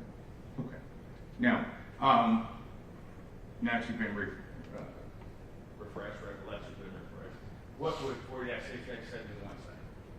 It basically says that a vehicle turning left within an intersection will yield the right of way to vehicles approaching from the other direction. Okay. And that is exactly what this case is, correct? Left-hand turn and the vehicle approaching another direction. Is that a fair and accurate representation? That's fair. And just so we're clear, yield would mean what to you as a law enforcement officer for all those years? Yield would mean not pulling into the intersection in front of a vehicle to cause that vehicle to have to make a maneuver to avoid you or keep from striking you. Now, I'm going to ask you a little bit about DUI because the state asked you about DUI. The trooper that was sent to the hospital. Now, and just, I'm going to back up and ask a question before that. You were not on the scene. You said you were out of town, right? That's correct. Okay. And without giving you an address, this intersection not far from where you live, right? I would say 5 minutes or less. Had you been on call, if you had been in town, you would respond to the same. Absolutely. Okay. But Trooper Stone and you think you said Mims and Driscoll, is that correct? They showed up? That is correct. Okay. And just so the jury understands, if you're on the skirt team and you get a call at 2 in the morning, you kind of got to go, right? That's correct. We have an on-call officer who responds. In this case, since what it was involved in, they had additional responding. Okay. And when they call, dispatch calls, you got to put on the gear and go, is that fair? That is correct. Okay. All right, so, when the officer, I think you called his name, the trooper, Brandon Parker, did you know Trooper Parker? Not that I can recall, I don't. Okay. And they sent him, you believe, you testified earlier, you believe that he went to Grady, correct? That's correct. All right, now, I'm going to ask you something about being law enforcement, many years that you've been in law enforcement. Have you ever worked a DUI where you've gotten a search warrant for someone's blood? Yes, Okay. And that is a possibility that's available to law enforcement, correct? correct. And they would have to go to an attached magistrate and present enough probable cause for a magistrate to sign a search warrant to obtain blood. Is that a fair statement? Correct. Okay. And in this case, that did not happen, correct? That you know of? Did not. Okay. Do you know if it was attempted? Did someone, and if you don't know, that's okay. Did someone attempt to contact a magistrate, a state court, superior court judge, someone in Fulton County at Grady? No, I think, to my recollection, like I said, we had the probable cause on the scene with alcohol, odor in the car, and the broken, open containers in the vehicle. So that was the process we were going through. I think once Trooper Parker got there and was not able to, get with the driver to assess it, then I think that ended our probable cause, is what I was told. I believe Trooper Stone's the one that advised me of that. Okay. Now, and I mentioned before, and I'll ask you, are you familiar with the term totality of the circumstances? I've heard of it. If there's enough indicators at a scene, it can warrant either a arrest for DUI and or an investigation for DUI and or a search of one's blood, urine, or breath. If there's a totality of circumstances, if there are more than one or two things, is that fair? That's fair. Okay. And have you done that in your career based on totality of circumstances? I have. Okay.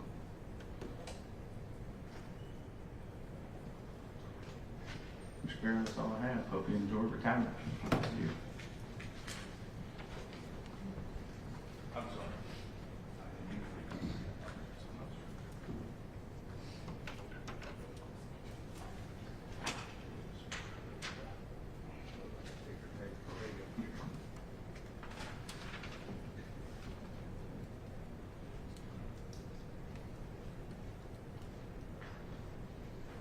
Now, Mr. Barrow, the failure to yield while turning left, right, 40-6-7. Correct. It doesn't just stop with any vehicle approaching from the opposite direction, correct? Correct. There's more to it. There was some other wording in there, yes. Sure, which is within the intersection or so close thereto as to constitute an immediate hazard. Correct, yes. Okay, so, fair to say vehicles that can't be seen or are far away, that means that, that they may or may not constitute the immediate hazard, correct? That's possible. Okay, so not just any vehicle coming down the road, fair? Fair. All right, now, I want to talk to you about your probable cause. Now, you said that you had probable cause at the scene to do what exactly? That's why the trooper was sent to Grady, because we had the probable cause to believe that alcohol could be involved, so he was sent to try to figure that out.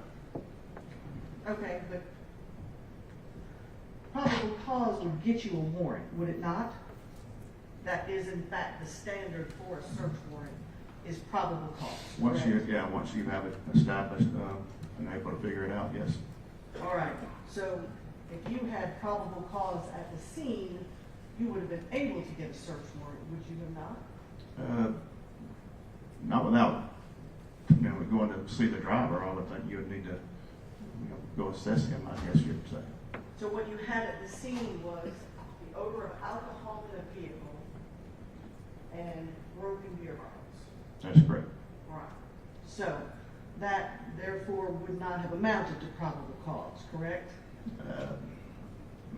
I think since we had the possibility of being able to go to see him at Grady, I think that was why you would go a step further. I think that would be, if we didn't do that, I think we'd been questioned on, well, you didn't even go, assess the driver. Sure. But again, my question is, you indicated that you had probable cause at the scene based on the smell of alcohol in a car and broken beer bottles, Correct. right? Have you ever based a DUI case on the smell of alcohol in a car and broken beer bottles? Not without laying eyes on the driver, I can't recall doing that. Just based on myself, I guess I'd say. I can't recall I can't recall myself when I was on the road working a wreck and not following up with the driver, at the hospital. Okay, so would it be fair to say that the use of the phrase probable cause based on what you had right there at the scene is inaccurate? Would it be more fair to say that it was perhaps a reasonable suspicion? We were trying to establish the probable cause. That was just part of the process. We were All right. following up with it. So, based on what you just said, then you didn't yet have it. Yeah, I would agree with that. That's why we were going a step further. All right. And then you, of course, wrote your report about this case, correct? Correct. And you indicated, in fact, that there was no probable cause to believe that Mr. Wall was under the influence. That was assessed by Trooper Stonetoby once Trooper Parker was not able to assess the gyro and detect any alcohol. Then he said that ended probable cause. That's what I was advised. So that's what you, in fact, wrote in your story. But that sounds correct, yes. Thank you. Just a little housekeeping first. Your Honor, I'd like to continue to finish the 19th, if I may, of the thing that we hear with this one. Yes, it's okay. I should have done that. Trooper Barrett, just a little bit more in that same line of question. This just wasn't alcohol and the smell of alcohol in the car. It was a collision, correct? Correct. And you knew that there were in fact fatalities and serious injuries, correct? Correct. Okay.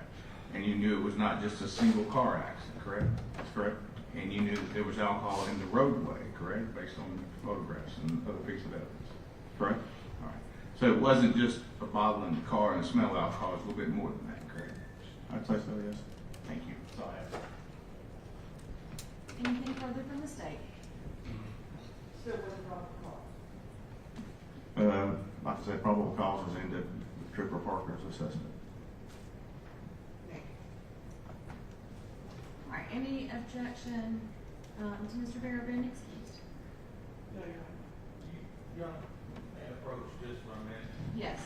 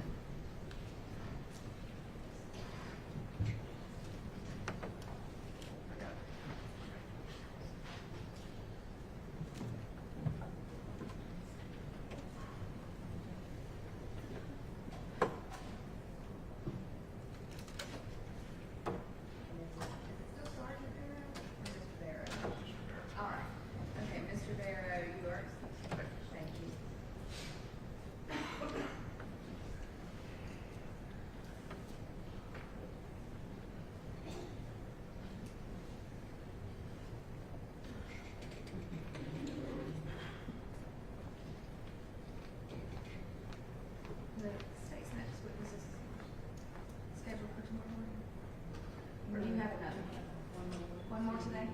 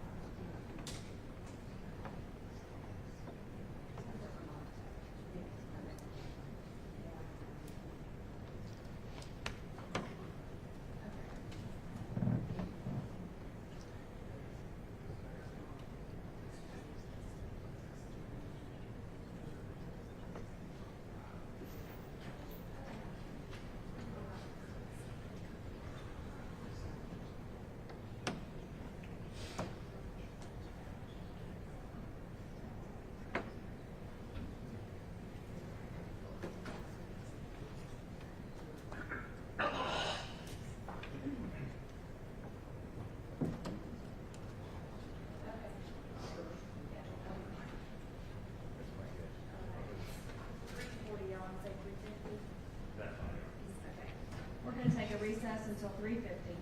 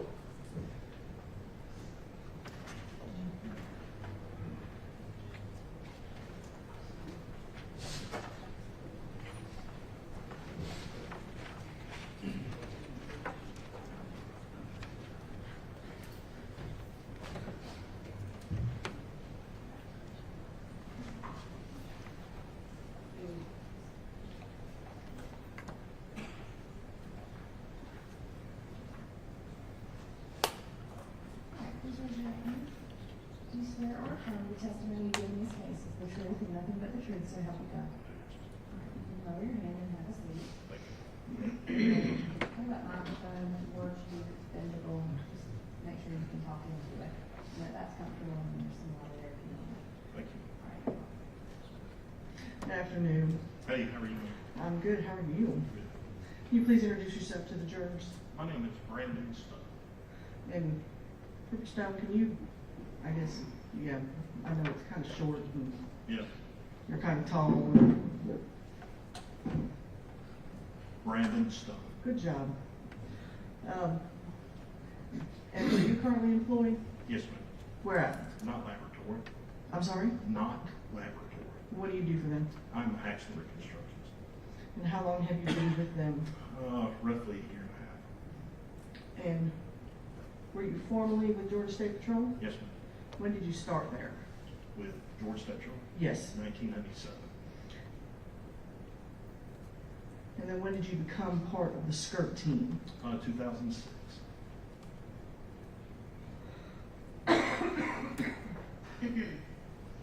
And did at some point you leave the skirt team? I was detached from the skirt team. I never really actually left, but I was detached to the Georgia Public Safety Training Center per site. And is that what we affectionately call gypstick? Yes, ma'am. Okay, so what is gypstick for obviously folks that wouldn't know? It's called Georgia Public Safety Training Center. It's where law enforcement, fire, public safety employees go for training. So from all over the state? Correct. Yes, ma'am. Corrections officers, cops, state patrol, Fire. right, Yes. everybody. And so you went there and when? 2017, I believe it was. And what did you teach there? Accident reconstruction and some driver's training classes. Okay. I was primarily there for accident reconstruction. Did you teach something that would be called EVOC? I did for the Georgia State Patrol. And what does EVOC stand for? Emergency Vehicle Operations Course. All right. About how many crash investigations do you think you've done? My entire career, Yep. I would say 1,000. And so tell me about the training that you went through to become an accident reconstructionist. Yeah, so as a state trooper, when you go to what we call trooper school, there's a 3-week-long course you go through. It's called On Scene 1 and 2, where it's teaching essentially evidence presentation, determining what evidence is, what type of evidence in the car crash. The second or last week of the training is speed estimates from sliding.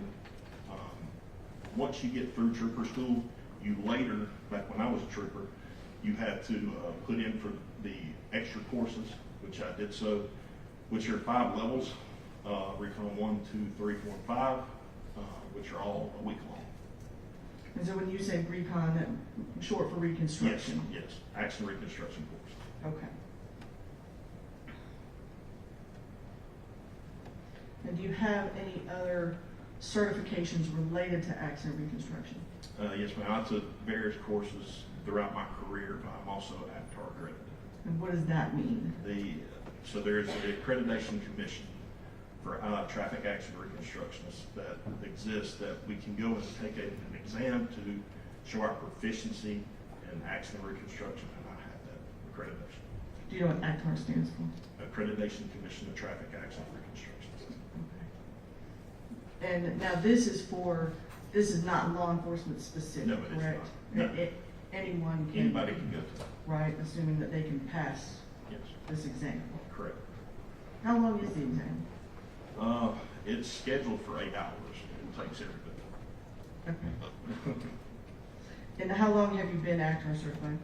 I think since 2018. Okay. Your Honor, at this time we would tender Mr. Stone as an expert in speed determination. And then I guess let me follow up with the ACM and CDR. So, No objection. All right, since there's no objection, then he is tendered, or he's admitted as an expert in speed Speed determination. determination. All right, you can go ahead. Thank you. And let me follow up with some additional questions. Are you certified or have you been trained to remove, I guess, or image the information and assess the information that comes out of what we mortals call the black box of a vehicle? Yes, ma'am. The black box is called an airbag control module, which if your vehicle has an airbag in it, has a module. And I am trained in how to extract and interpret that data. I also teach a class on how to extract that. Okay, so the box itself is the airbag control module, and then there is something inside that records information? That's correct. That's called the EDR, or the event data recorder. Okay, and what kind of information does it record? Each vehicle is different, but for the most part, every vehicle is going to snapshot usually 5 seconds prior to 5 seconds prior to the collision or jerk or the initial airbag deployment of how fast the vehicle is going, and if seatbelts are used, steering, braking. So do the airbags have to deploy No. for there to be an event? No, if the vehicle feels a jerk or a bump that's significant enough to wake the airbag module up, it can read crash data. But if there is a deployment of the airbags, it locks the data. Okay, so when you say locks, tell me about that. Okay, so think about if there's just a bump, let's say you hit a pothole in the road, that might have been significant enough to wake up the airbag module in your car, and the airbag module think, oh, we might be in a wreck. Is it bad enough I need to deploy an airbag?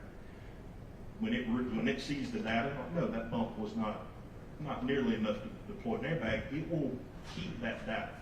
It will say, hey, there was a non-deployment event. Let's say later on you're involved in a crash where the airbags does deploy. That data is also kept, but it's in locked status. In a non-deployment event, that information can be volatile, meaning over time, if it's not deployed, if the airbags not deployed, it will lose that information.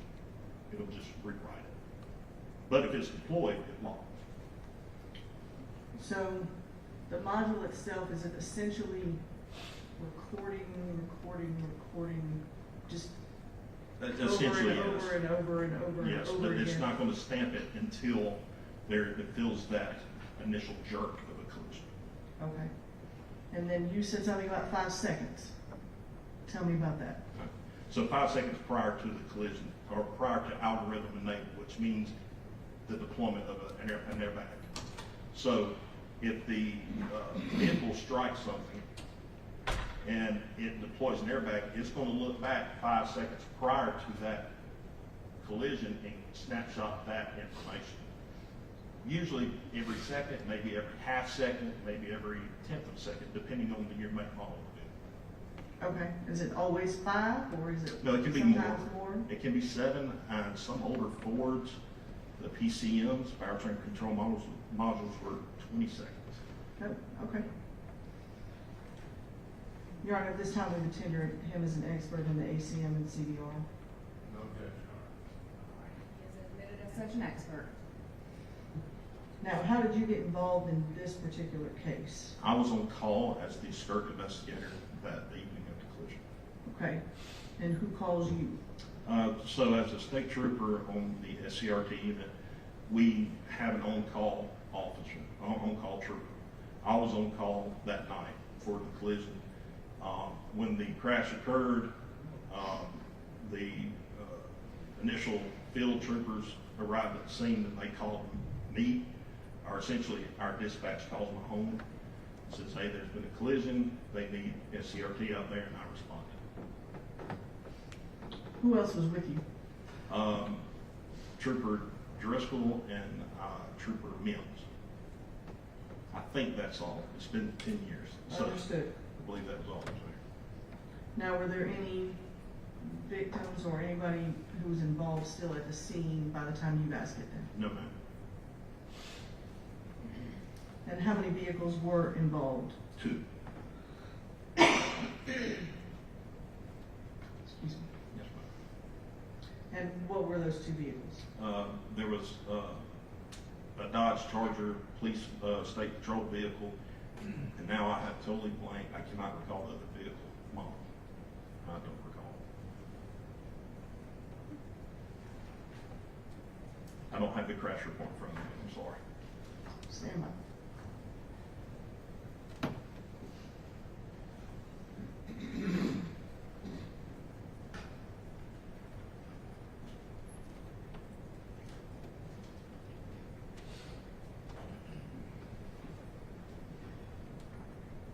Gentleman first.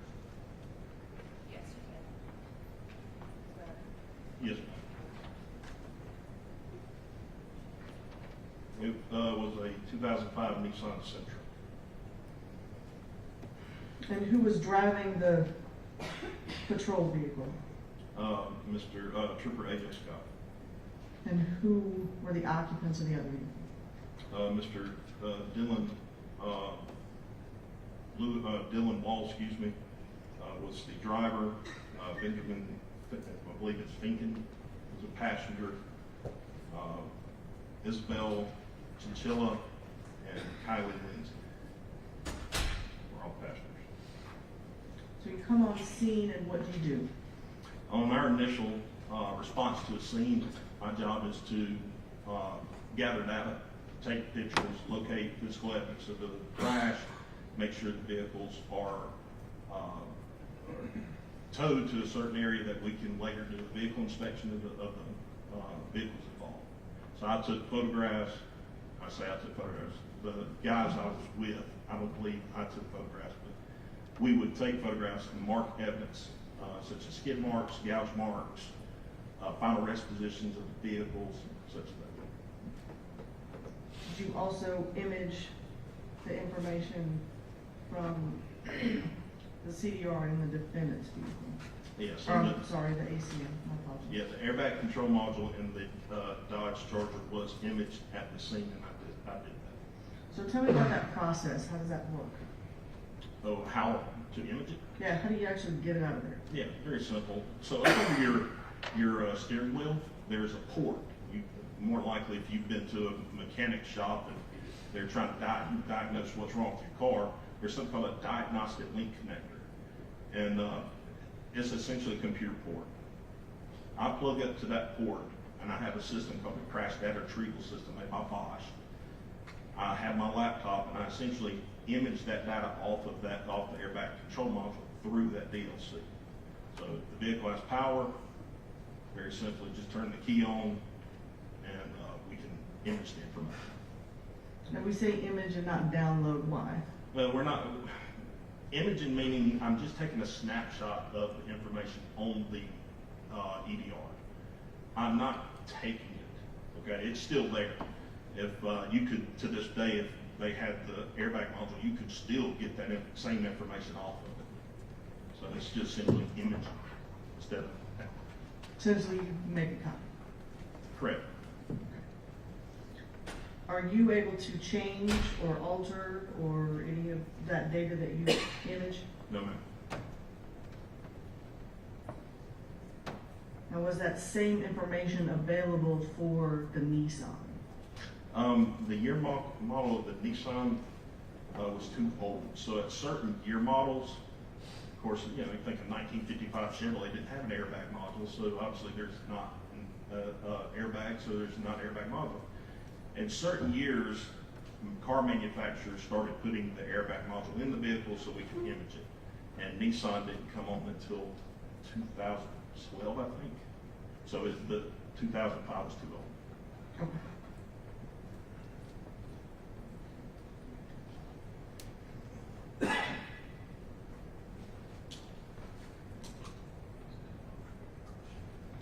Go backwards. Show you from Mark to 678. Can you tell me what that is, please? This appears to be the image from the Dodge Charger. This is actually the report that you get printed out. Okay. And it doesn't actually come out of the vehicle that way, does it? No, it comes from the EDR. No, it comes in an electronic data form as a PDF in a native CDRX file. I have no idea what that means. So CDR, a crash data retrieval system, has a prioritized file that when you download it, unless you have the CDR program, you can't read it.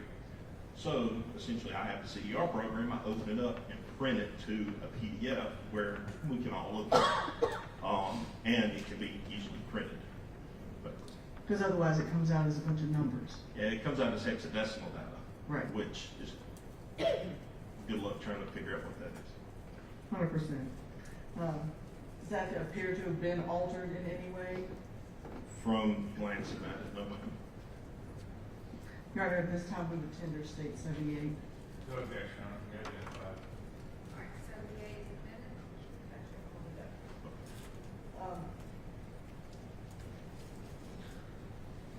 So you actually did some speed analysis for this case, correct? Correct.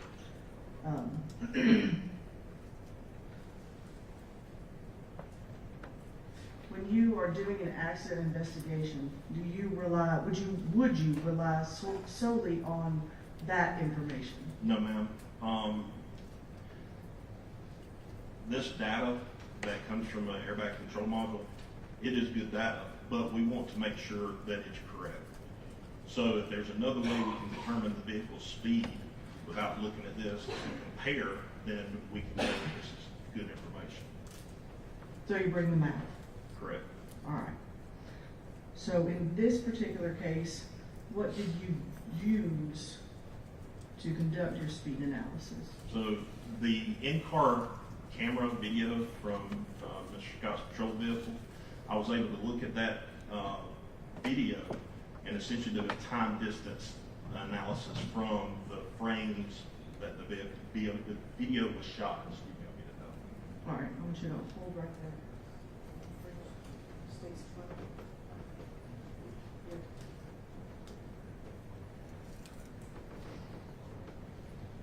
All right, I'm going to show you, hopefully on that screen.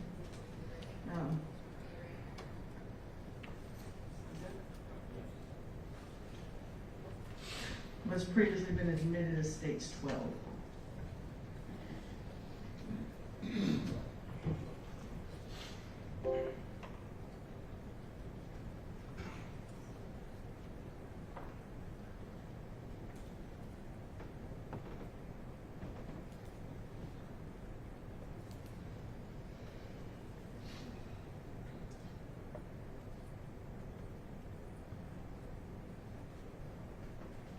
Now, while we're looking at this, the white lines in the center of the road, are those a standard length? Yes, ma'am. Normally they are roughly 10 feet long, the white line, and usually 30 feet in between. Okay. And that's on all roadways where those All are- state routes. Okay. And when you say frame rate, tell me about that. So video is shot in different frame rates. You've heard of high definition video. High definition may be shot in 60 frames a second, where our old VHS that we carried on our shoulder back in the day when your parents were videoing you playing ball might have been shot in 22 frames a second. It's not a lot lower. So the clarity of the video depends on the frame rate. So you have to determine what the frame rate of the video was shot in. And how did you do that? Very simple. The video comes out in a media form, and essentially we look at the metadata. All metadata is data about data. So the computer file that comes out, the AV file, video file, simply right-click that file and go to properties, and it'll tell you what that video is shot at in frames. And so I believe in your report you indicated that the dash line plus the distance between them amounted to 40.155 feet? Correct. Okay. And did you determine that by watching the video, or how did you figure that? Yeah, so we essentially then take the video and put it into Adobe Premiere, I believe is the name of the program that we used back then. And we can slow the video down, and essentially each time we click the arrow, it will move only one frame. So if you watch the time clock, After 1 second, if I have clicked 30 times, thus it is 30 frames every second. Does that make sense?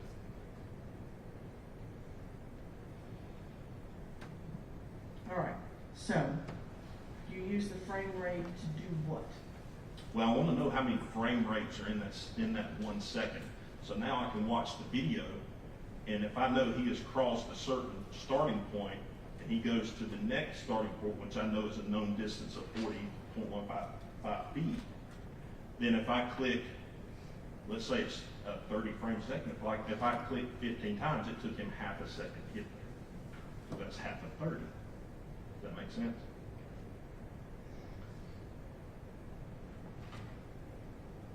So then how did you determine the defendant's speed? All right. So what I did was that method.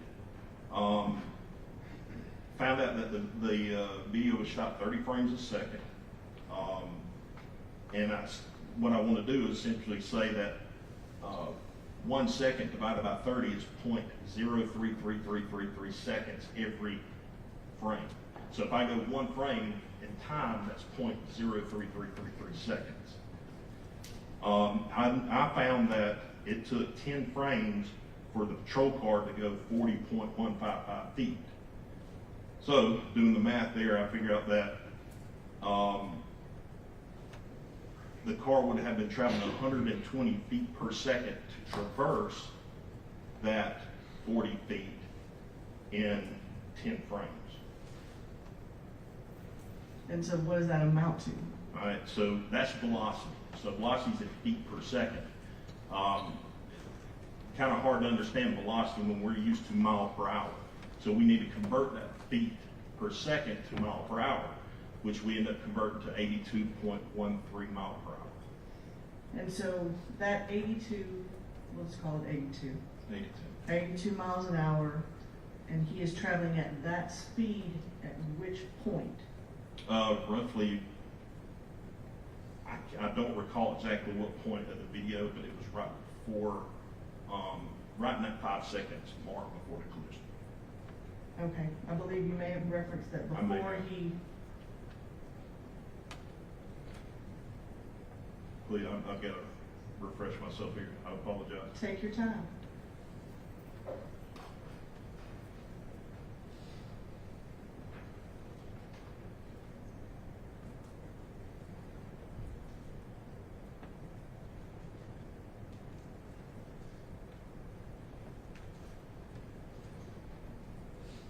Okay, so in the collision, or in the video, you can see where Ms. Scott actually started steering to the right as he starts to react to the vehicle coming in front of him. He starts to steer, which is a normal reaction. Usually steering happens before braking. So I looked at right before that steering occurred of how fast he's going. And so that would have been the 82 miles an hour. Yes, ma'am. Okay. And did you also do a speed analysis of the Nissan? Yes, ma'am. So tell me about that. The same method, essentially. Now I'm looking at going across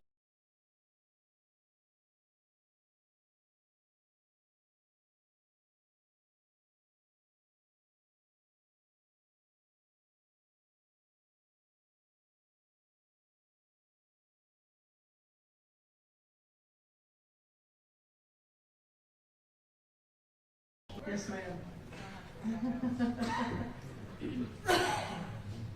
Yeah, we can take a recess because the computer system has, been affected. Yeah, so we're not even on the record right now. So it's gonna take a minute to get rebooted and back up. And are y'all's computers fine? We're not connected. Okay, well, we're getting connected, so, I'll take a break. Mr. Chairman, you let me know when you're back. Once the court reporter lets me know she's back up and ready, then I'll check with, the attorneys to make sure they can get back connected to what they need. And once everybody's back connected to everything, then we'll go.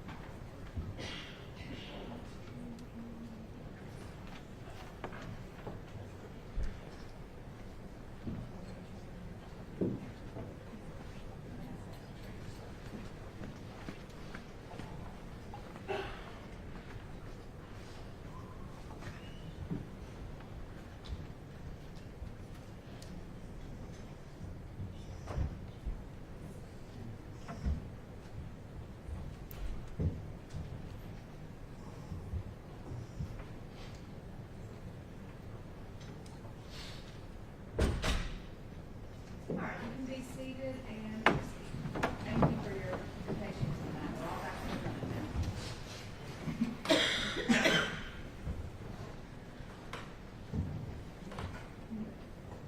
All right, we were speed analysis, victim's vehicle. Yes, ma'am. Same procedure that I did with Mr. Scott's vehicle and speed I did with Nissan. Looking at how far it would travel, how many frames, and determined that the vehicle was going 22 mile per hour. Now, obviously, they're going in a different direction, right? So you can't use the white lines. That's correct. What did you use instead? Essentially looked at the width from the edge of roadway or the edge of Highway 27 to where the, I believe it's impact area of where the impact occurred. And how do you measure that?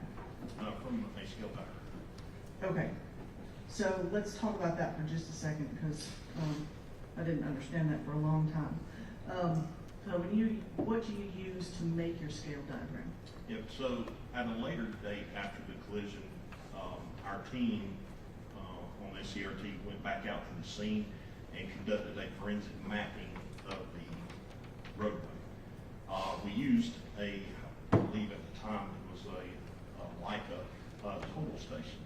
Same type of machine you'd see a surveyor use to survey land. We essentially used that machine to make plotted points on the edge of the road and the dash lines and all characteristics of the roadway, and import it into a CAD program or computer assisted draw program to be able to lay out the actual scaled roadway. And so you used measurements that you had taken during that process Yes, ma'am. To determine the speed of the victim's vehicle? Correct. Okay. Now, tell me about drag factor. What do you want to know? What is it? So drag factor is essentially how much deceleration a object has across a given surface. So the way I best explain that is when I was a kid riding my bicycle during the summer, I lived on a tar and gravel roadway. And I knew for a fact that when I wrecked my bicycle, that when I slid across that tar and gravel, I stopped really quickly because how porous and that rock was. It really stopped me quick. But if I wrecked on grass, I would slide forever before stopping. So the coefficient of friction, or what we also call the drag factor, has a numeric value. How quickly something accelerates or decelerates over a given amount of time.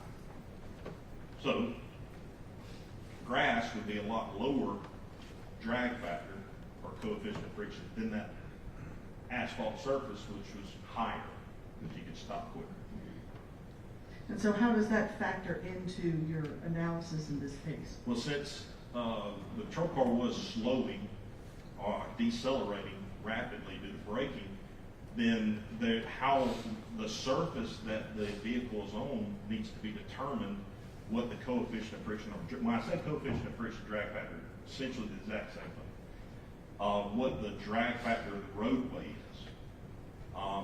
To do that, there's multiple ways you can determine how sticky, if you will, that surface is. In this case, we could have done test skids, we could have done a drag sled, we could have used a computer or a computer called an accelerometer. The problem there is, you want me to go forward and talk about Keith talking? Yeah. The problem in this case is that to determine that the night of the collision, there was a certain value of water or wetness on the roadway. Just like water is a lubricant. So if I put water on the roadway, it's going to be slicker than it would be if it was dry. Okay? So I don't know how much water was. It wasn't a downpour, but it had been raining, so I don't know how much water there is. So in this case, instead of using one value by testing the roadway, because I can't be there at the time that the wreck happened, to see how much water was on the road, I used a range by something called an SAE paper, which is,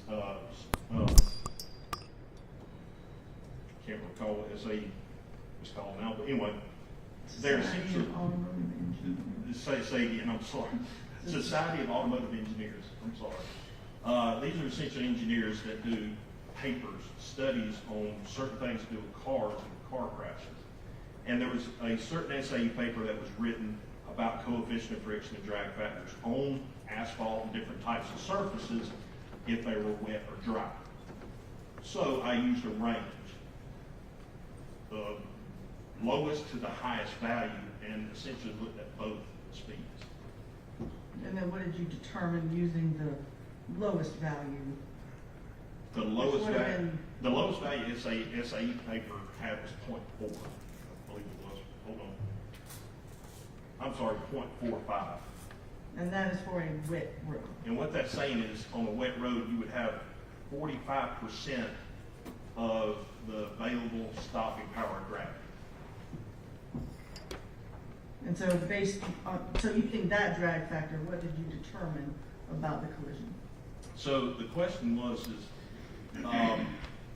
if Mr. Scott would have been doing the speed limit of 55 miles per hour when he first reacted, and he slammed on brakes, could he have gotten stopped prior to hitting the Nissan? Now looking at that, if I use a 0.8 drag factor, I've got to determine the distance that he was at from the area of impact whenever this all occurred. And all I can say is that when he first reacts to the car pulling out in front of him, where was he at there? Because you can see in the video he starts to make that maneuver turn. I determined it to be approximately 156.170 feet. So to say 156 feet. And that's when he begins to turn to the right. Correct. Okay. So if he would have been doing 55 miles per hour on a dry roadway at 156 feet, can he get stopped if he applies the brakes at that point? Well, the answer is he could have been doing a maximum of 61 miles per hour to get to that point. So if he'd been doing 55, he would have stopped. If the roadway was wet to the lowest value of the coefficient of friction of 0.45, then the maximum he could have went was 45 miles per hour. So, and if it was determined saying that, depending on where that coefficient of friction is, I can't say for 100% because of wet and dry. If it was super wet, no. If it was dry, yes. And the actual drag factor, though, at the time, is somewhere in between. Somewhere in between. Okay. So we are on the high end and the low end. Yes, ma'am. All right.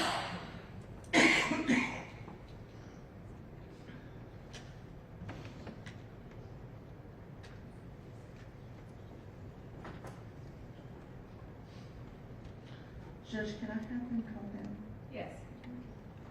please? Where am I going? You just want me to come down to you? Yes, please. Yeah. you can go. Judge Report, this is 78A. This is a page from the previous report, it states 78. We just made it large. I've shown it to the defense. No, I got it, just, home gated, or, I'm gonna step around my back and look at it like that. You can. Okay, so, thank you. Now, can you tell me what this is? This is page 177 of the skirt report. This is actually an excerpt page from the airbag control on the EDR data. You notice it says crash data retrieval possible.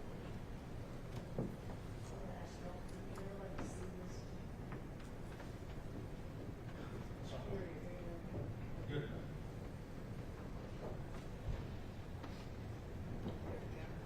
That's that.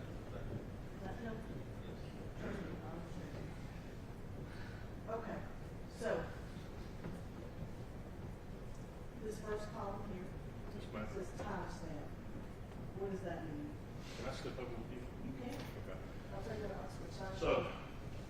timestamp, like I told you before, 5 seconds prior to outrigger enable.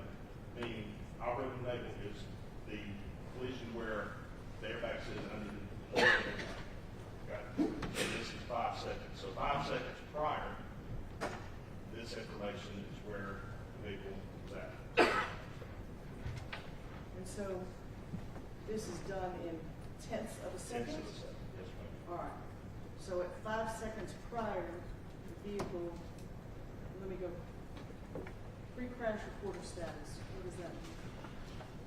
That's column. Okay, now complete. So the pre-crash reported data, all the data was complete. It wasn't incomplete, so it's a good download. Good information. And then the third column is speed. Speed on the left side is mile per hour, on the right is clock. And then, so. I'll go through. So at 5 seconds out, the vehicle was traveling what speed? It's reported 90 miles per hour.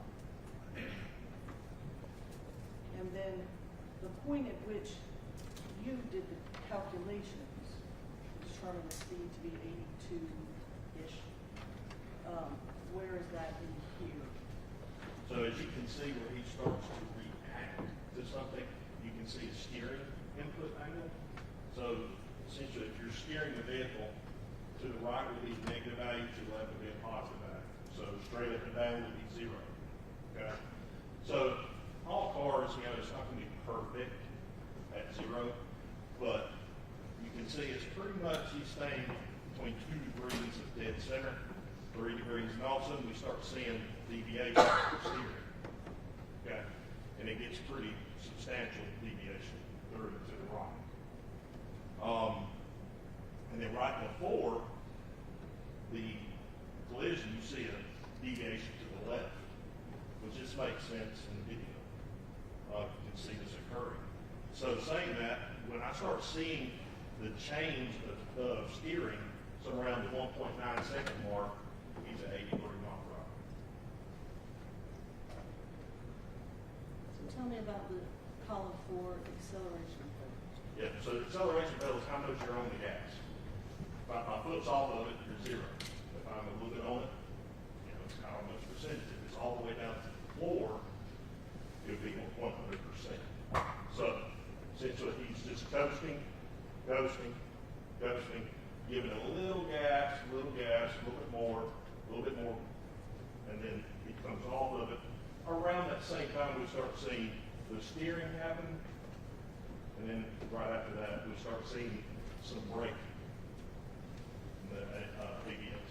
All right, so this is third column from the left-hand side, at least as I stand here, my left. And it says ABS activity. So what does this mean? So you have the surge brake, you have the ABS. As you come down to about the 1.6 mark, we start seeing the brakes apply. When the brakes apply, we don't have an ABS on yet. So if I'm driving down the road and I see a stop sign, I just put my foot on the brake and start slowing down. My ABS, if ABS is anti-lock braking system, all ABS does is try to stop your tire from locking. If the tire locks, like start to skid, you can't steer the vehicle. The vehicle's going to stay straight. We may have experienced this in our life, okay? Now, ABS essentially pulsates on top of the caliper, or the caliper pulsates on the rotor, and essentially does this, allowing the vehicle to still slow, but also still rotate. You can feel that in your car. If the brakes real hard, you hear it start really pulsating. That's when you know you're on the brakes really hard. Okay?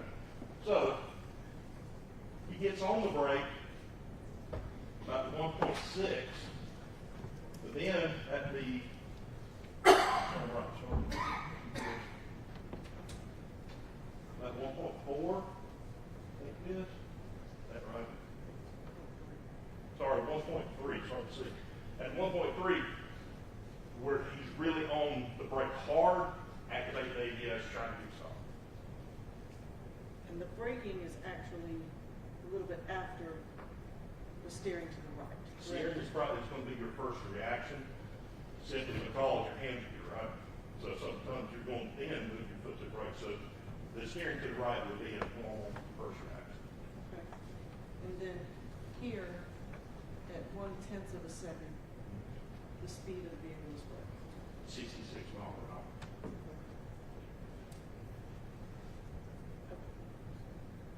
Thank you. Yes, ma'am.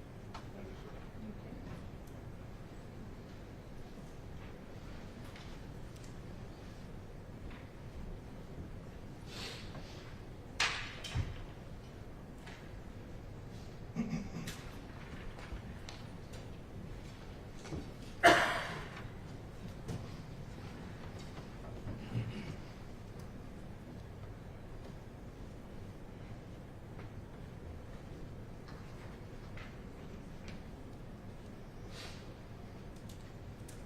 Now, we have seen the dash cam video, and we've seen where the actual impact on the victim's vehicle occurred.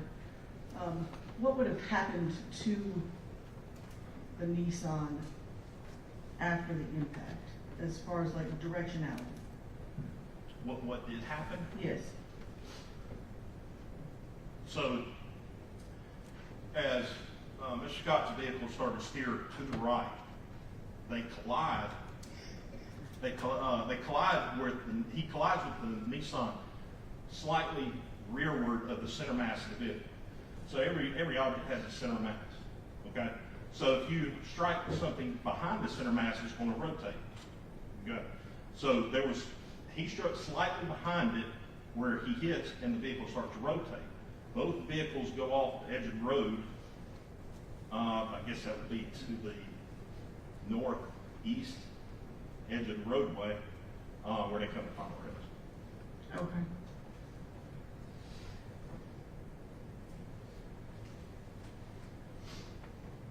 And I do want to talk to you just for a second. We discussed EVOC. You instructed troopers in EVOC, correct? Yes, ma'am. Okay. So what is that course about? There are several courses. In trooper school, the State Patrol does roughly around 3 weeks of driver's training in trooper school. I think it may be a little short of 3 weeks. The first few days is EVOC. We used to call it a basic EVOC, where all law enforcement officers in the state of Georgia have to complete basic EVOC, where we're driving through cone courses. They do a braking course, teaching the person how to properly hit the brakes, threshold brake, so how to steer while braking. And then after those 3 days, we transition into advanced EVOC, where we're talking about high-speed pursuit style driving.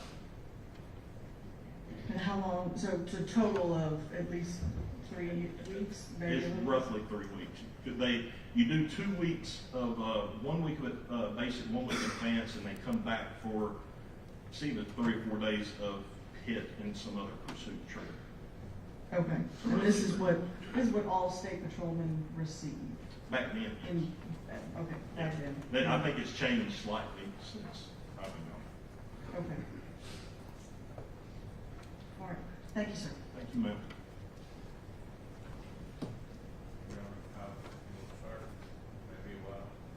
Yeah, y'all approach.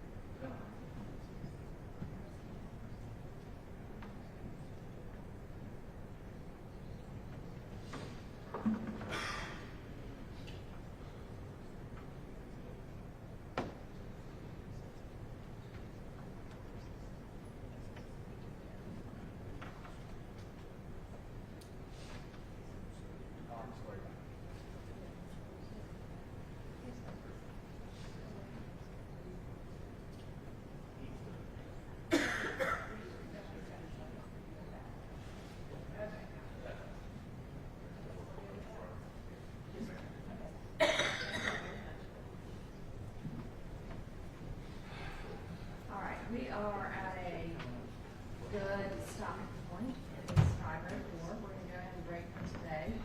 And we can pick back up in the morning at 9 a.m. And so we'll be in recess. Actually, the jury can be excused